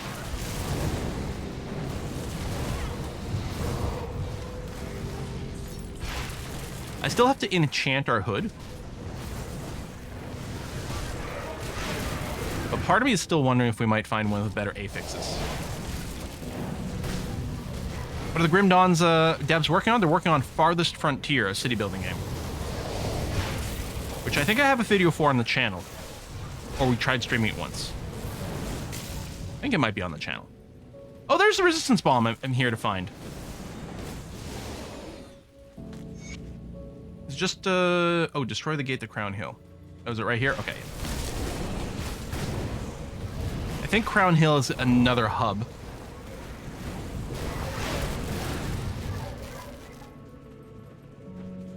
Bam.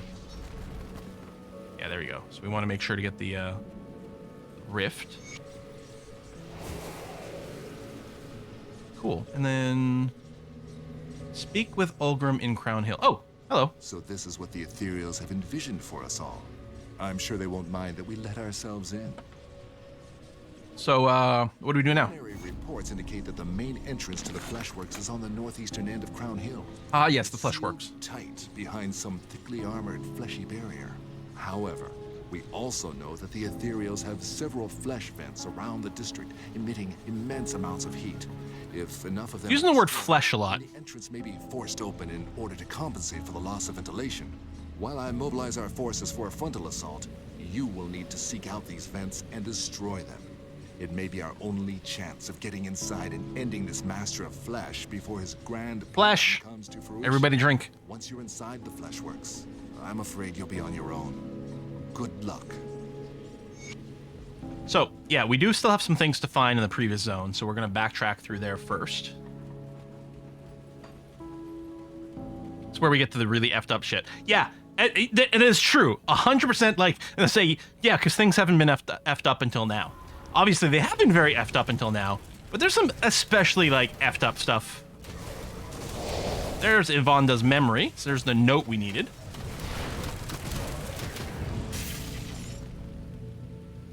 Flipping from Yvonne's memory.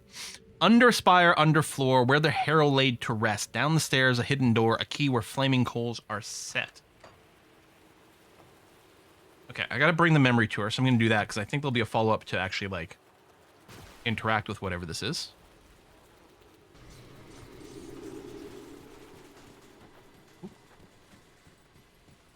Sometimes going up and down stairs gets a little bit twitchy. All right, you again. I remember. Yes, I do. I remember. You're supposed to find what I forgot was lost. Did you? Have you found what I lost? Yes, right here. Ah, the note. Oh, it's directions. Directions to what I lost. What did you lose? I don't know, but I can find it now. I can find where it is. The note will tell me. Okay, good luck.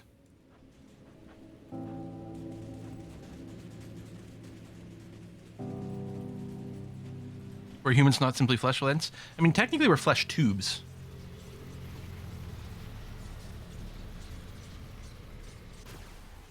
It's true. Bum bum bum bum bum bum bum bum bum bum bum bum bum. Oop. Flesh bagels. I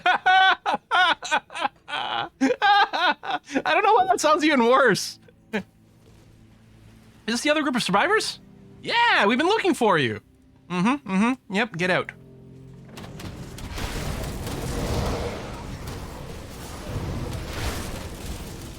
Uh-oh. Can I get down there?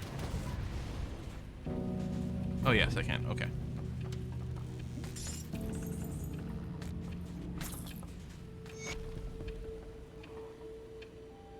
Reward 1,200 royal crowns offered successful capture delivery of Everett the Bloodbound. Oh, but it was Bloodbound. I was streaming this the other day. I started playing again. So much fun. Yeah.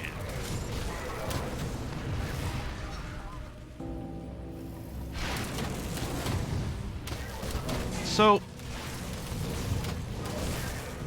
oh, speak to Captain Rilford of the Resistant Hideout. Oh, we got 2 quests for that. Hold on. So the hideout, is that the one that's in the sewers? I think so.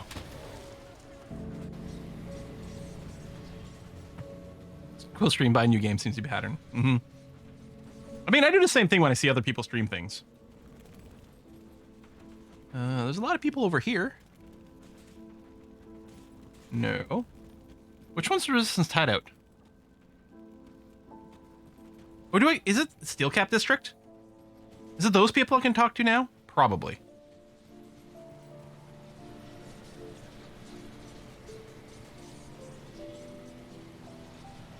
What class do we recommend for dual wield pistol, Bill?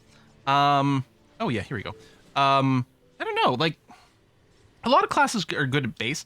Starting with the purifier, like the fire one, like pew pew, that's always kind of nice. To hear that Hiram, Nadia, and the others safely made it back, thanks to you. Good on you to put yourself at risk for the safety of others. I'll be sure that they do their fair share from within the hideout, and not out there. Not everybody's cut out for the warrior life. I believe Corinia's got something big planned for the harbor, but she's not ready to discuss her plans yet. Well, she does seem... Captain Wilford tells me that you've I'm done not ready. your fair share of rescuing damsels and acquiring murder weapons. Well done. Your efforts will go a long way towards our people's survival. I was wondering if perhaps you'd be willing to lead This an voice attack. actor sounds familiar. It involves the harbor. I'm talking about the Black Iron Docks, over on the western side of the Steel Cap District. The harbor is We've been in there. ruins, boats shattered and burned. But if we are ever to push beyond the Aether Fire and not rely on magic or portals through hell, we will require transport. The Black Iron Docks were controlled by the... All right, purifiers, Inquisitor, Demolitionist, yeah. So I think I'd meant Demolitionist as a base for, like, pew pew.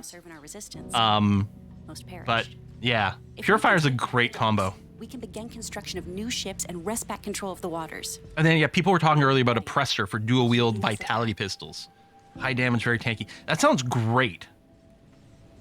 All right, yeah, we'll lead the attack. So presumably it's to go back over here, which I don't have a shortcut to go to. What happened? Where's my current portal open?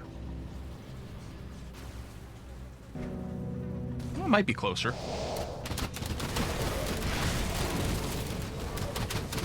Well, this is a dead end, although I kind of want to check to see if there's anything cool.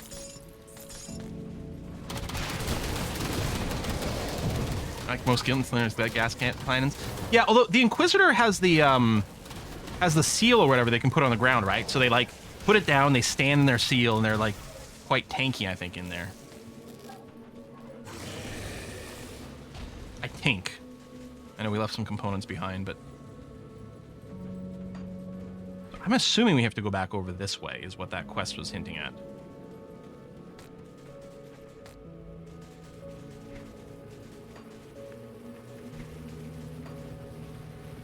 Is this an MMO? No, this is not an MMO.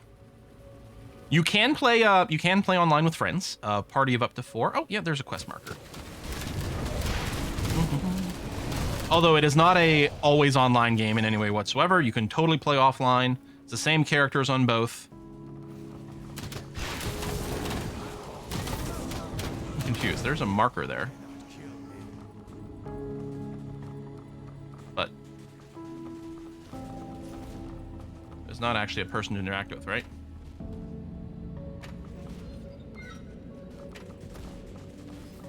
A lot of people still call this genre Diablo clones, which is really disservice. For those people, I like to call all first-person shooters Wolfenstein clones, or Doom clones. That seems only appropriate. I guess we haven't cleared this area. Or maybe things respawn, or yeah, I guess we didn't actually do this area here. Maybe this door wasn't open previously.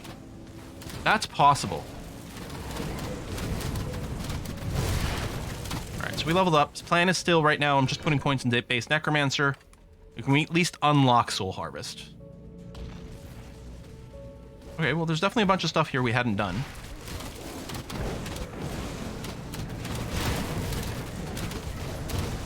Black Iron Docks are overrun. They sure are.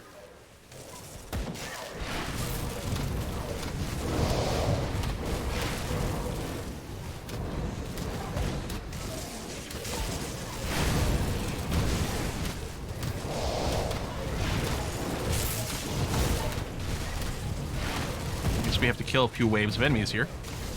Although, so far this is fine and easy. Minions are still alive. Things are dying quickly. Okay, we got some hero enemies now. Oh, skeletons are dying now.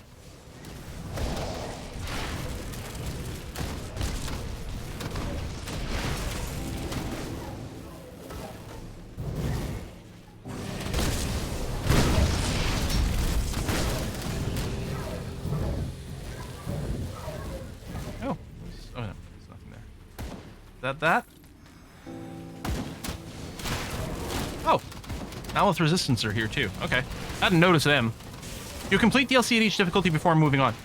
So there's a lot of different ways you can do it because there's a certain amount of level scaling in the game. So you can choose your order a bit. So you have to beat the vanilla game before you can access the contents of the Ashes of Malmouth expansion, which is what we're doing here. You can start on the Forgotten Gods expansion as soon as you beat Act 1 of the base game, though. Beating the base game is what unlocks the higher difficulties. But right now, I'm staying on the base difficulty. Well, this is Veteran, which is just an alternate option for normal. So I'm on normal Veteran is what I'm playing through right now. I could have started on Elite immediately, but I wanted to complete all the expansion content first.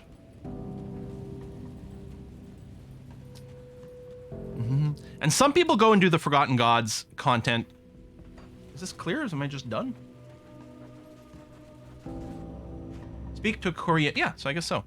Some people go into the Forgotten Gods content immediately as soon as they're done Act 1. There's some good stuff in there, especially depending on what kind of build they're going for. But I opted to do things in order. Hard part starts in Elite and Ultimate, especially in DLC areas. Yeah, the difficulty does go up a lot in the difficulties, especially if you're just playing on non-veteran normal mode. The jump from regular normal to Elite feels pretty challenging. The jump from Veteran to Elite feels like a fairly natural progression. All right, docs belong to us. I knew I had it in me to tell somebody else to do something heroic. I like that line. Malmouth Resistance appreciates everything you've done. The future of this war may well be shaped by your actions this day. Now, if only this was the end of the Ethereals here. Don't worry, though. I'll find something else worth killing. For now, help out the others at the hideout. Take a look at the bounty table for recent developments. There's always something worth doing. Yeah, so what is our faction rep right now with Malmouth Resistance? Oh, we're respected. Is this the... That's not the rep vendor. Although, apparently you randomly have a recipe in here.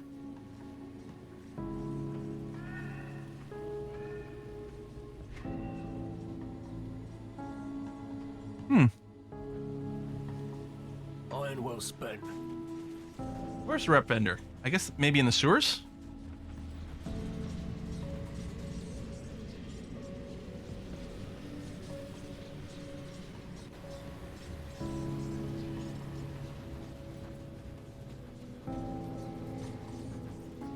How does skipping difficulties work? I hear with the second DLC, you can now skip straight into harder content with new characters. That is indeed the case. See anything you like? Put it to good use. There's a quartermaster. What's left of my Well, can we get it respected here? Oh yeah, so skipping difficulties, yes.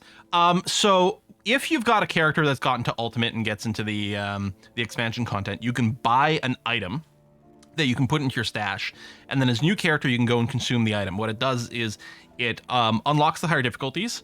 It makes it as if you'd the quest that would give you the important thing like bag space and stat points from the earlier difficulties, it does give you credit as if you'd completed those, so that you don't miss out on that. And you can go into the higher difficulties. And the thing is, the higher difficulties, because of the level scaling, you can start Ultimate at level 1 with that unlocked. Although one of the issues is on Elite and then Ultimate, you lose some of your base resistance. You get a minus 25% debuff to all the top resistance rows on Elite, and a minus 50% or an additional 25% on Ultimate. So it is very challenging to start Ultimate at level 1, even though the enemies will be scaled to 1, but it's the minus 50% to all your resistances are going to be really brutal.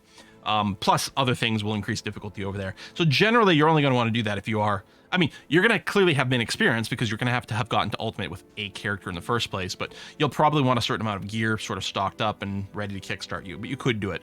I haven't really done it. He sells almost all relic recipes for level 50 and below. Oh, that's cool. Okay, we can get Waist Guard. That's +1 for all Demolitionists, +1 for all Night Blades. And then all this stuff is currently level 65. Okay.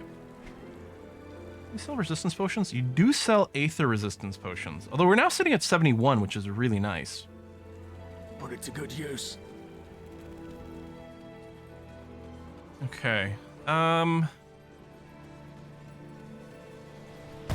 Let me double check this here, but I think we might be ready to go on to Crown Hill or whatever that zone was called.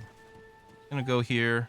So we have a hint. This lady here We don't have a quest, but we got a hint as to where her stuff is hidden. There's a lot of times that'll happen, but we don't have an overt quest for it. Oh, you have a quest.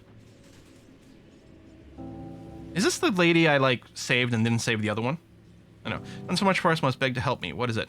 My mother and my daughters were taken when the Candlestrix attacked. Those things just poured through the city, rounding up women and children. Yeah. Some were taken alive. They even took the dead.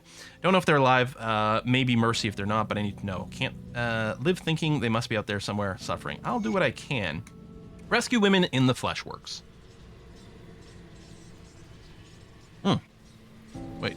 There's a big quest chest upstairs. The quest reward. Oh, wait. In here?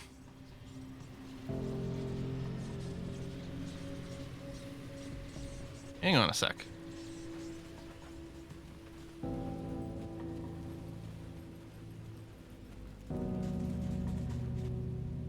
Is there?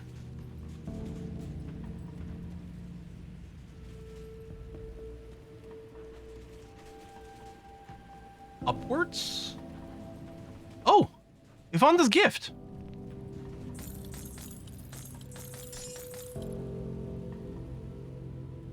+4 blood to Drieg, acid damage. Ooh, nice weapon for someone else. Well, if it wasn't for the fact that we had such a cool specialized helm for ourselves, this one would actually be kind of exciting. But no. Let me very quickly... I'm not going to do a full vendoring here. But let me dump my blue items. They're going to instantly disappear. Because I'm running Grim Dawn item assistance. What it's doing is anything I drop in this rightmost stash tab for my transfers tab, it exports it to an outside database that is easily searchable and very cool and just lets me play the Pokemon I gotta loot them all kind of game. Safe storage, no questions asked. I'll keep an eye out. Dump those. Okay, so let's go to Crown Hill. So that was the reward for the note. Okay. You don't have to find the item, it's just there.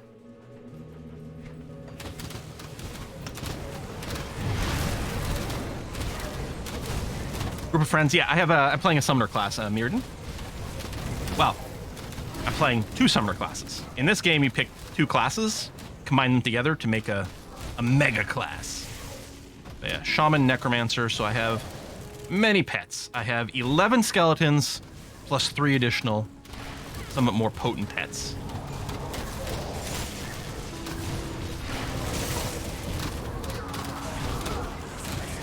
I'm basically not doing everything. Every now and again I'm casting a spell, but it's mostly just to buff my minions a little bit more. I can see a devotion shrine up here.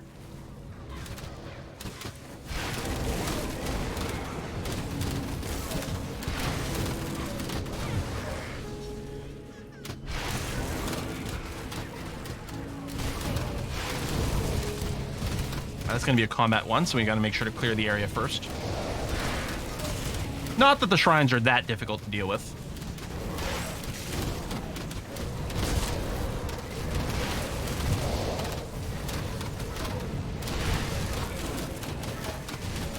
A Titan Quest not as a summoner. I've dabbled as a summoner in Titan Quest. I don't find the summoner in Titan Quest to be as compelling, but it's not bad, because it's like the druid or whatever with like the wolves and stuff.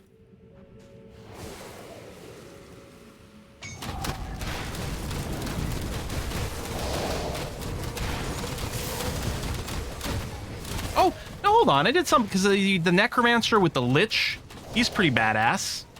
You can play the Dream build with the Wisps.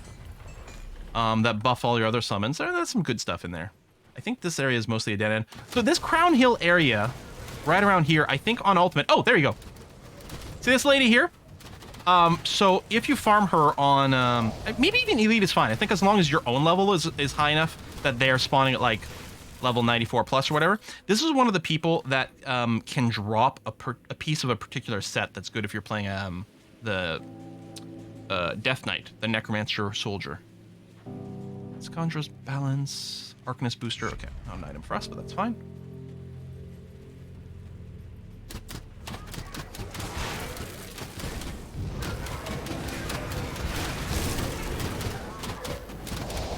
Playing Ritualist Vitality Caster instead. Oh yeah, there's a lot of different ways that you can build the exact same class combos. That's what I like about this, because there's what? So there's 9 classes, so that leads to 72 combos, right? Out of the classes? 9 times 8? Something like that. Math is hard. Let's pretend I'm right. But then even with the exact same pair of classes, there are a lot of ways to build. Even as like 2 summoner-based classes. You can play this Ritualist, which is what my Shaman Necromancer combo is called. The Ritualist as a pet summoner can be built at least 4 different ways. And I mean, that's even ignoring the small differences. I'm talking about like 4 major differences. And that's as like what I know about, which is probably even more than that. Oh, you know what I just realized? I'm not running my auto hotkey to resummon these. That's... I know I am. How come it's not recasting these? Did I have something up? It should be in there. Oh well, let's not worry about it. Alright, so we just looped around there, which is okay. So we gotta find all the flesh vents. And then clearing that lets us enter the Fleshworks.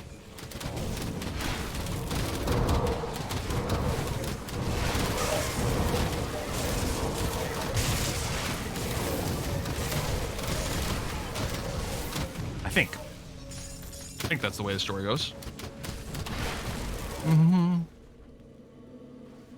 Yeah, I don't currently have any enemy resistance stripping. That is going to be the plan. The plan will be to get Devouring Storm. Once we switch over, so right now we are converting all our damage to Ethereal. So currently the Devouring Swarm wouldn't help us.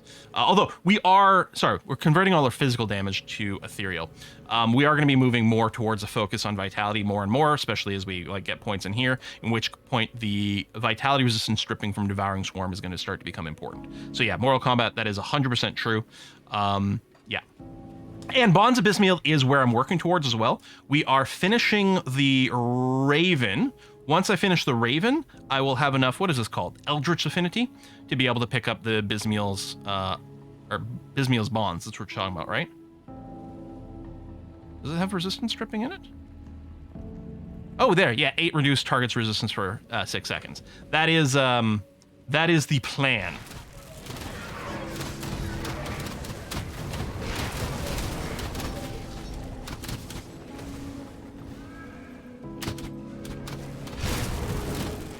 You're playing with mods?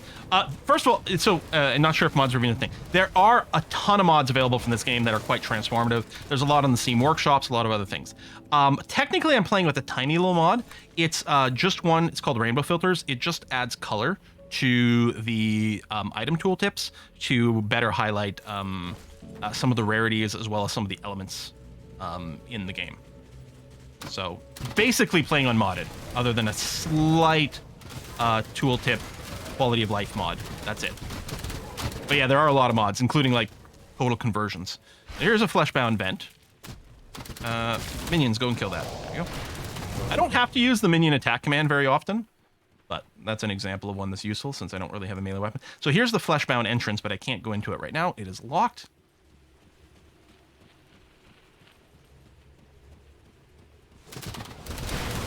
Rainbow Filters must. Yeah, it does. It actually is quite surprising. Rainbow Filters has been out for a very long time. It does surprise me that at no point the devs, which have still been updating the game fairly regularly, I'm surprised they never built that into the game. Because I mean, I can sort of see it for like the name tooltip. You know, not having the different colors for the monster and frequent versus like magic versus base versus rare. Affix or whatever. That's sort of fair, but not coloring the item descriptions for like the elemental damage types, that does surprise me that they never decided to just add that in. It's just really handy to be able to tell at a glance what a weapon is doing, or any piece of gear. So I'm just exploring around. I don't remember where the vents are. We're just sort of roaming around, clearing stuff for some extra XP. Hoping we find some more dudes that drop these cowls so we can find a... Although, Of Untamed is really good. Maybe we won't find a better cowl, but it would be nice to have the chance, maybe. Item Assistant is a third-party tool, more than a mod. But yeah, I guess in a, you know, it's in that pool. Sure.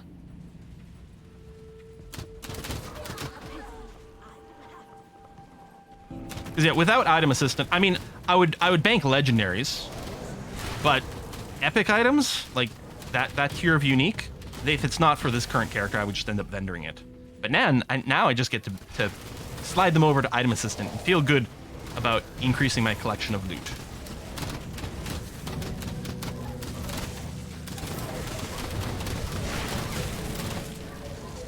Have you tried last Epoch? I have.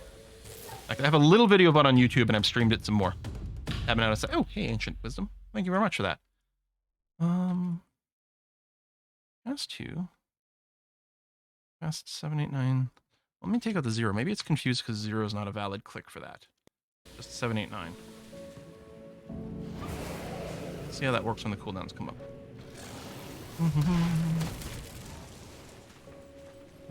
Where'd I go? There you go. Didn't realize I had to climb up here. Minions, could you please kill that for me? Thank you.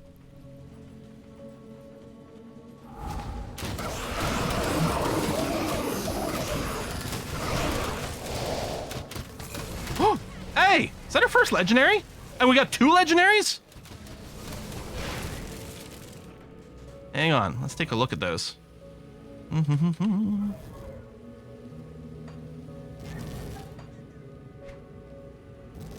Obsidian Juggernaut leads level 58. +2 to all skills for both Occultist and Soldier. And it does chaos damage as a base. It doesn't do physical damage. It does chaos damage. That's fucking cool. What was the other item? Crescent Moon. One-handed axe. Phantasmal Armor and Shadow Strike are these all Nightblade skills? Or is that Nightblade and Arcanist? Because Shadow Strike is definitely Nightblade. And obviously it's got +1 to all Nightblade skills. Phantasmal Armor, I can't remember. And Chill Surge the same. Moonglow, 15% chance on attack. Oh, to debuff your enemies. It was all cold focused. Oh, that's really cool. No pun intended. Huh. So, Paul asked, this looks like a fun game. What class would you recommend from someone starting off? Again, it really depends on your preferences, right? Lots of people like to play in very different ways. I often recommend Soldier with a focus on Force Wave as a starting off, because it's very solid and very easy to understand. Like, put point in Force Wave, kill Tings, repeat. And it's Soldier, it doesn't even matter what your second class is. Hell, you don't even need to bother with the second class for a long time, or ever if you want to. Plain Soldier relying on Force Wave can clear all the content in the game, and feels pretty decent along the way. And can at least give you, like, a starting point for everything else. But, like, every class works pretty well as a new player. You know, if you want pets, then obviously Soldier's not going to be the way to do it, but if you want to be a range caster, well, Force Wave is sort of a range thing. You're just smashing the ground and putting a big wave of force out in front of you. So we need to find the southern exhaust vent.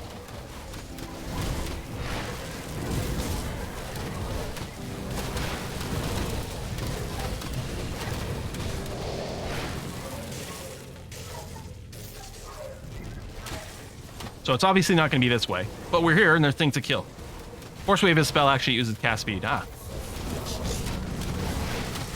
It uses Force Wave uses your weapon damage and stuff like that. Like, it feels very much like you're just, you're smashing things with like a big two-hander, or you can do it with a one-hander.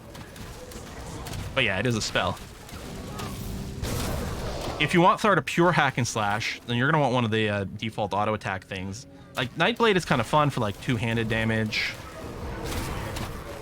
Shaman, you can grab speaking of Shaman, you can grab Savagery. Savagery is just something that, like, this is your auto attack. Like, I'm using Shaman here for pets, right? There's so much we're ignoring here. Savagery is just, like, awesome, like, pure weapon attack damage that stacks tons and tons of stuff. Primal Strike I used in, for one of my characters, is amazing. Huge, like, lightning blast that keeps shooting out while you're either smashing people to death with a melee weapon, or you're just using a gun that's causing huge lightning explosions as a result of using it. Very fun set of weapons. I think I'm just going to go and TP over here. Savagery builds are busted. I'm not cool enough to, like, grok the context, but I think that means good. Hang on. Is this item let me summon twice as many skeletons in one go? Or something is. Because normally, this summons 3 skeletons at a time. Why am I summoning 7 at once? Is it just because I have a lot of ranks in summon skeleton?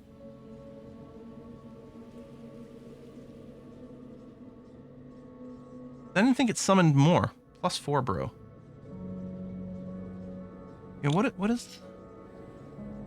Cowl. Well, no. Oh! I thought this was giving me +4 ranks to summon skeleton. I thought it was giving me +4 ranks to summon skeleton. I didn't realize it was summoning 4 skeletons per cast, 4 extra skeletons per cast. So I'm getting 7 at once. Okay.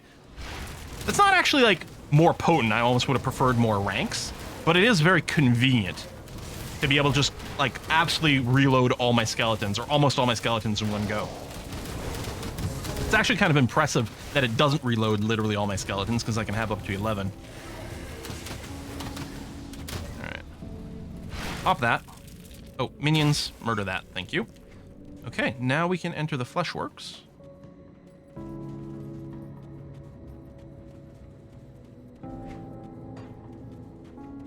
If we can navigate around here.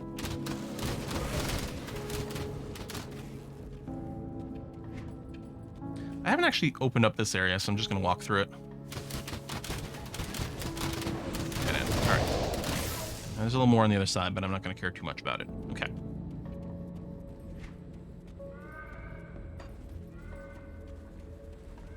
I think what we'll do is we'll clear the Fleshworks, and that'll be that for today.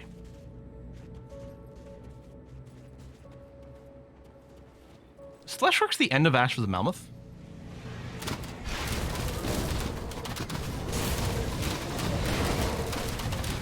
I'm not sure.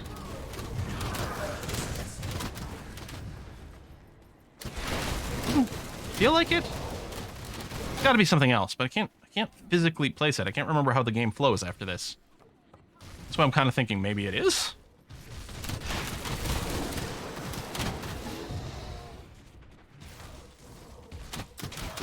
Where's the... Oh, there we go. It looked like there was a barrier there. All right, so we can come through here now. Mm-hmm. This place is disgusting looking.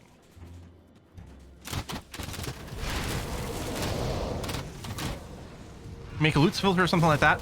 So, Grim Dawn was quite cool because it's got a loot filter window built into it, which is very handy. At this point, I've been spoiled by the amazingness that is Last Epoch and its god tier loot filtering. Really, really good. Like Path of Exile can do some funky loot filter stuff, but because things aren't pre-identified in Path of Exile, there's actually a limit to the craziness that you can do in there. So even being able to just say like, listen, yeah, just show me things that give me lightning damage, for example, is really nice. Like for me, I don't care about anything damage-wise unless it's got a pet bonus or gives me bonuses to my masteries or just has some defensibility and resistance. That's my filter. I don't want anything two-handed, so those are filtered out. Yeah, very handy.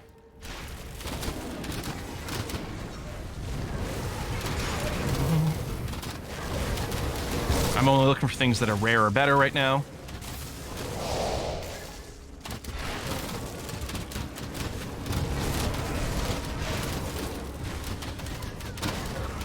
I basically filter out normal items like immediately at the start of the game.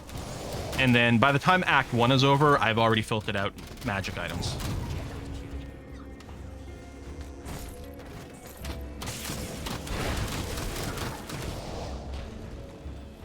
You might want to keep on like all rares for longer than I did just to help build up money a little bit more, but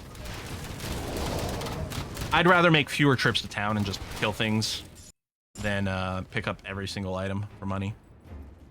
I don't know exactly where I'm going in here, but pathing around, we'll find some stuff. As long as there's stuff to kill here, I'm good.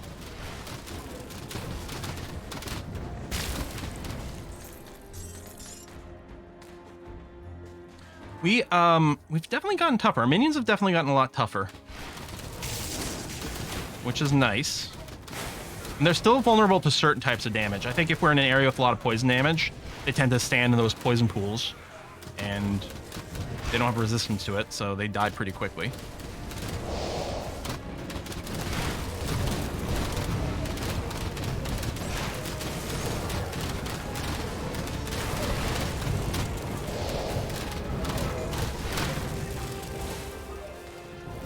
I will say this, if you're new to the game, do make sure to use your components on your items.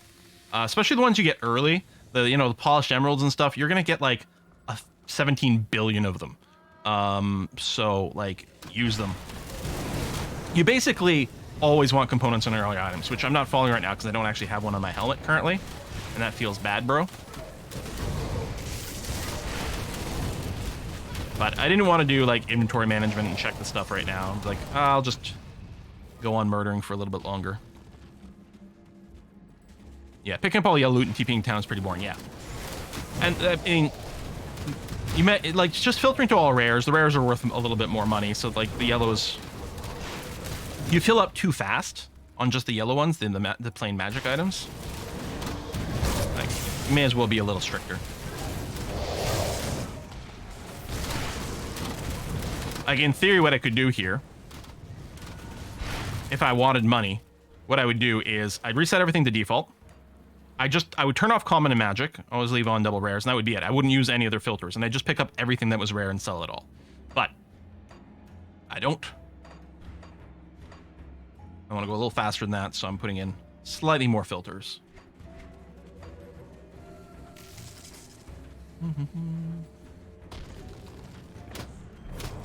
Start a Soldier Inquisitor a couple of days ago. Like a D2 Holy Fire Pally. Ultra Tank, loads of fun here.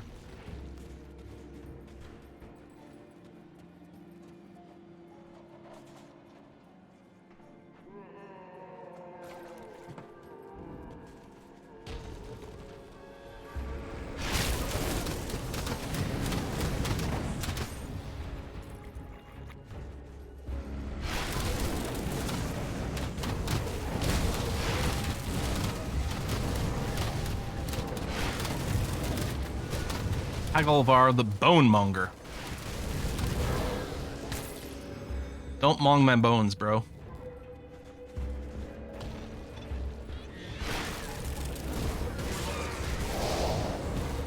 What's the origin of monger? I mean, so a blank monger is someone who sells stuff, right? A fish monger is someone who sells fish.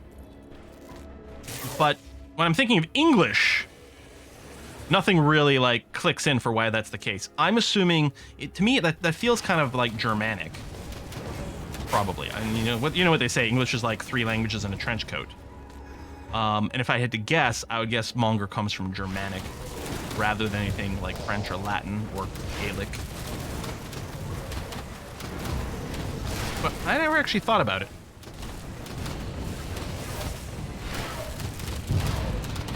So, I was just talking about how sturdy my pets feel. Now we're down here and they're dying like crazy. But I see a lot of green goop. So I think there's a lot of acid/poison damage going on. And I think that's probably what's murdering my pets. Term traces to a Latin noun, meaning traitor. Initially, it was honorable term, but every profession is bad apples. Snake under the monger, bad name. Middle 16th century term is often implied merchant dishonorable and contemptible. It's Latin, really? Can you see if like the etymological sites or whatever like show other examples of words that we still use nowadays that has like an overlap? It's not going to be manger. I mean, unless there's something that like links up there, because I think like manger is related to manger, like to eat, right? Like a manger is where the animals go to eat.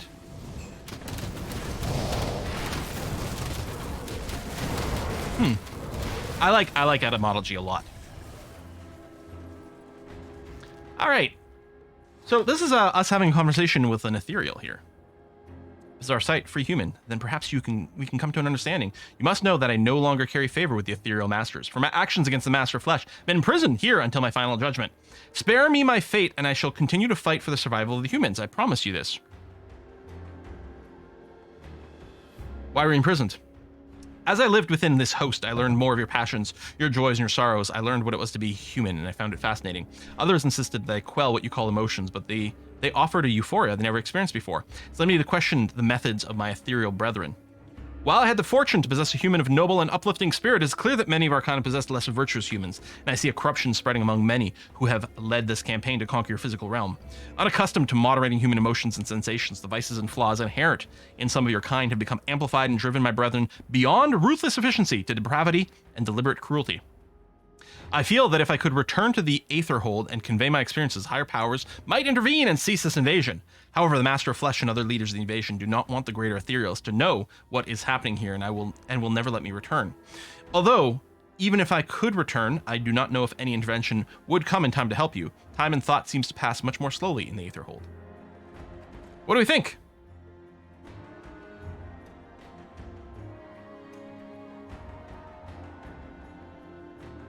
Middle English, bonjour.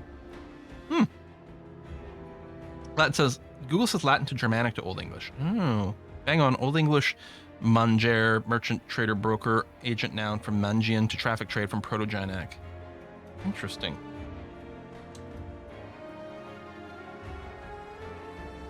Kill him? Or not? No, I don't think it does anything either way. Why should I believe anything you say? Master Flesh thinks us of humans as little more than brain-dead accidents. He would never imagine a human coming here willingly, much less prepare a trap for one. I am what you see before you, a traitor to my people who has been found. It won't be long before they come for me and return me to the Aether where my true judgment awaits. A traitor? As I lived within this host, I learned more. Oh, no, that's the same thing we had before. Yeah. Let him live? All right, we'll let him live.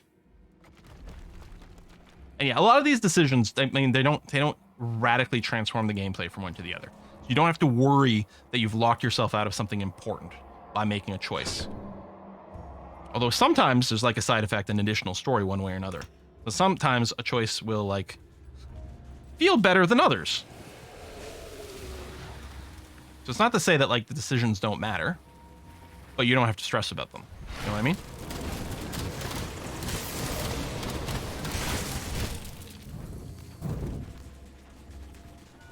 Yeah, it's the role play in the game, exactly. Which you can totally ignore. You can just click through, choose to kill everyone every time you get an option. That works. You're not going to break your game if you do that.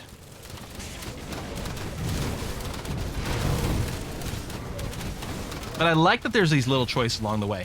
It makes the world feel more alive. And that's the thing I like about Grim Dawn. I think above all other MMOs, it feels like the world is alive and things are kind of happening.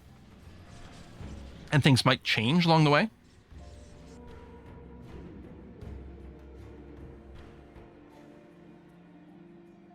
I didn't realize I just shortcutted out of here. We're not done in there yet. Right, they tend to have the little shortcut portals in and out right before a boss fight. So, speaking of, let's just make sure our minions are fully stocked up. Great. I wonder if I should see about getting a potion with like chaos resistance or something. I don't know what kind of damage is up there. If we get hit with a big chaos attack, we'll just die. I have no idea if that's something we're going to see here.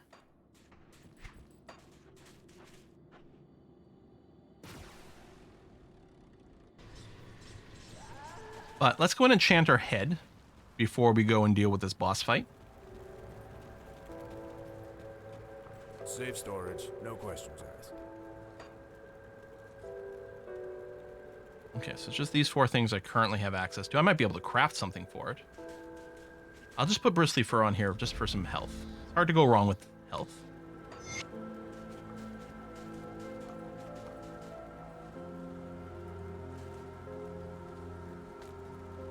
I'll hold on to that for you. You say they do ethereal damage? All right. Well, we're basically capped in ethereal resistance.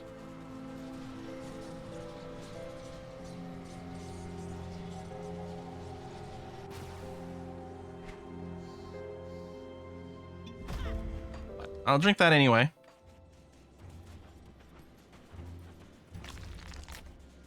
Gross. It might not even be the boss immediately, although it's called the Heart.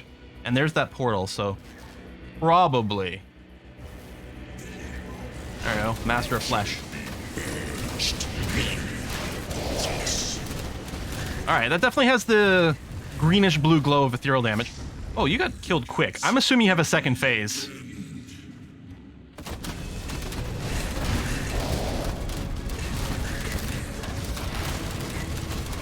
And again, as I keep saying, there are some extremely difficult sort of uber bosses and stuff like that in this game that, like, you need, like, the tightest of tightest builds to do. But that's not necessarily, to me, the same as an interesting boss fight. I actually really like how last Epoch did them. Wait, you have a third phase? Dude, settle down. You know, with those sort of glowy things coming out your back, you look like one of the Diablo angels. Summon the skeletons. Alright, we are crushing this guy. Our DPS output is huge. Huge!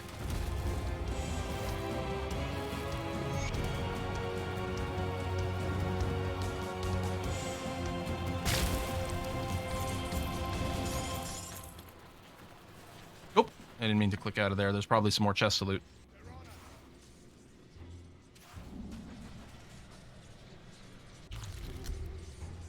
Kill your skeletons only for you to summon 7 times. Poor fella, yeah. I'm putting things mostly in my my shared stash. So yeah, if the character dies, I won't lose anything.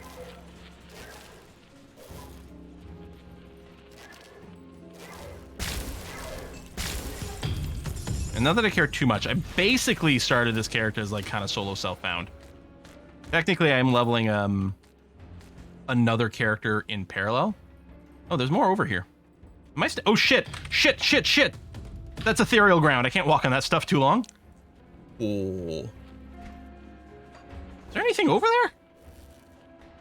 But yeah, so I'm it's not solo self-found completely because I do have another character in parallel looting some stuff. Hey, don't go there, says Mortal Kombat. Yeah, okay.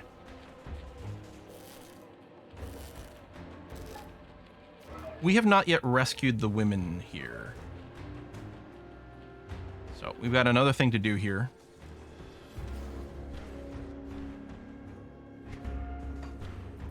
Might even be on the first floor, I'm not sure.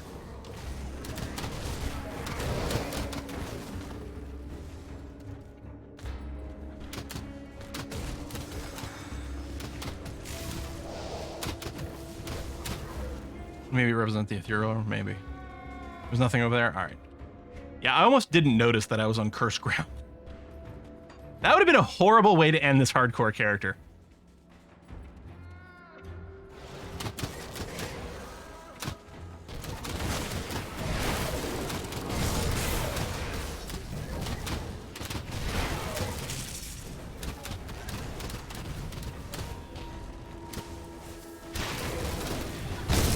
You know we will die at some point.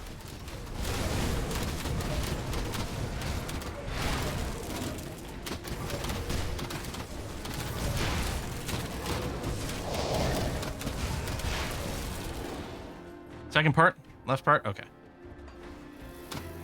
I guess the thing to do would have actually taken the shortcut portal down here, but this is giving us a chance to maybe find some more lore notes.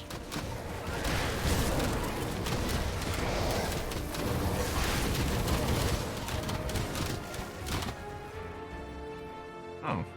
I can't open that. Where do you go?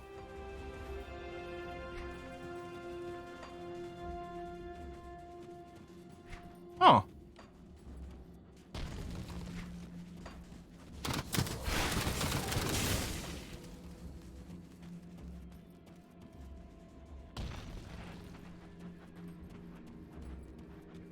Lost my first hardcore character level 90 in shards. Oof. Didn't understand how it was because it's a very tanky build. Oh.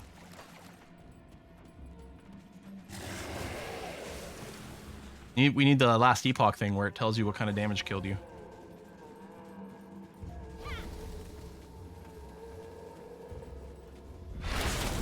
Is it Warden Krieg again? All of a sudden I had a vibe that we kill Warden Krieg again in here. Yeah, right? Like behind some of these barriers. I underestimated you in Barrowholm. I will not make that mistake again. Yep.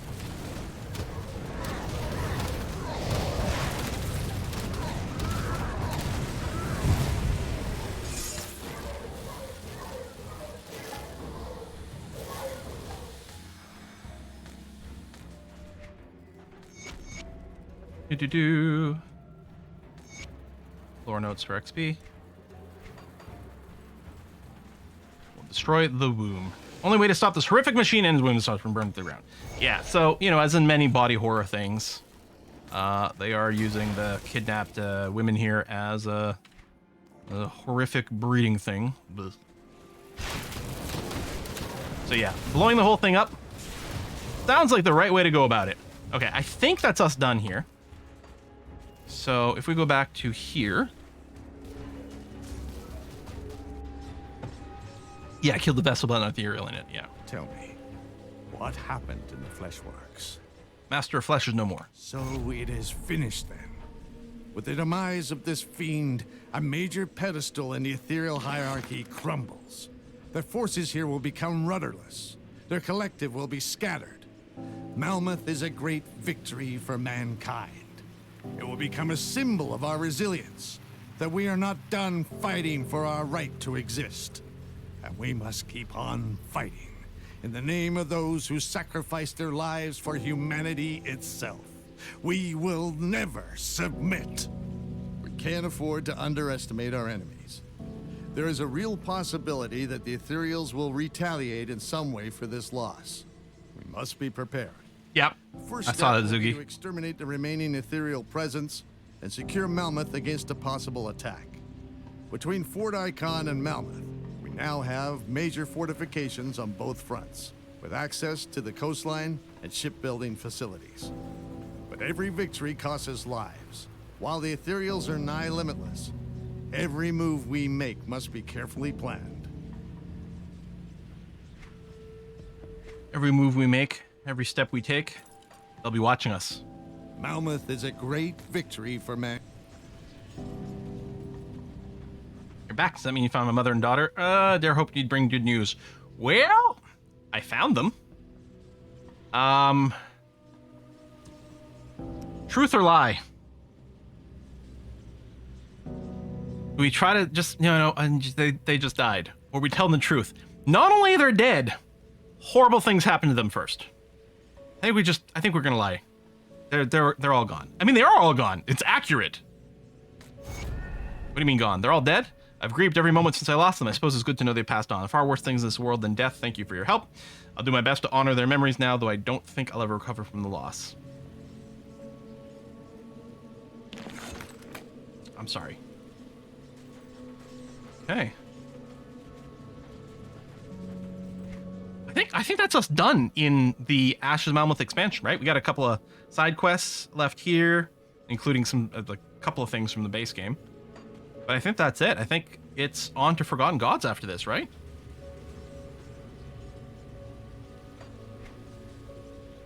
Mm-hmm. Oh, and yeah, that was another legendary that we got as a quest reward, although it's not one that's useful for us. Where was it? It was a shield, right? This one here, the final stop. Yeah. It's actually really good. +1 to all skills in Oathkeeper, and its bonuses shield training and Counter-Strike are both Oathkeeper skills.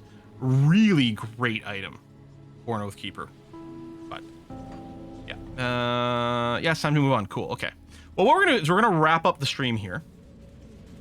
I think we are going to continue either, you know, on one of the regular scheduled days or a random bonus stream day to do... Oh, is that my stash down here? Oh, it is. To work our way through this. At the very least, it would be kind of cool to clear the entirety of normal on veteran difficulty, but the entire game. And we've done the base game and the first of 2 expansions. So if we do Forgotten Realms, or Forgotten Gods, we'll have cleared all of the actual content on our hardcore character. And I think that's worth doing than maybe Elite and Ultimate. I don't know. People keep showing up for it. So I didn't think so. I thought people wouldn't be as interested in this, but we did get some decent numbers, and it's a nice chilled chat, which I like. This guy just dropped a surprise 4-hour stream. A little bit, yeah. It's my day off. I have terrible work-life balance. Then she's gonna yell at me again, and rightfully so. What a terrible decision. I had a lot of fun, everyone. Have a good day. I'll see you tomorrow for, I don't know, maybe Kerbal, maybe something else. Who knows? Have a good one, everyone. How many mugs did you... This is just the first one. I'm not even done yet. So, have a good one. Bye, everyone. Thanks for coming out.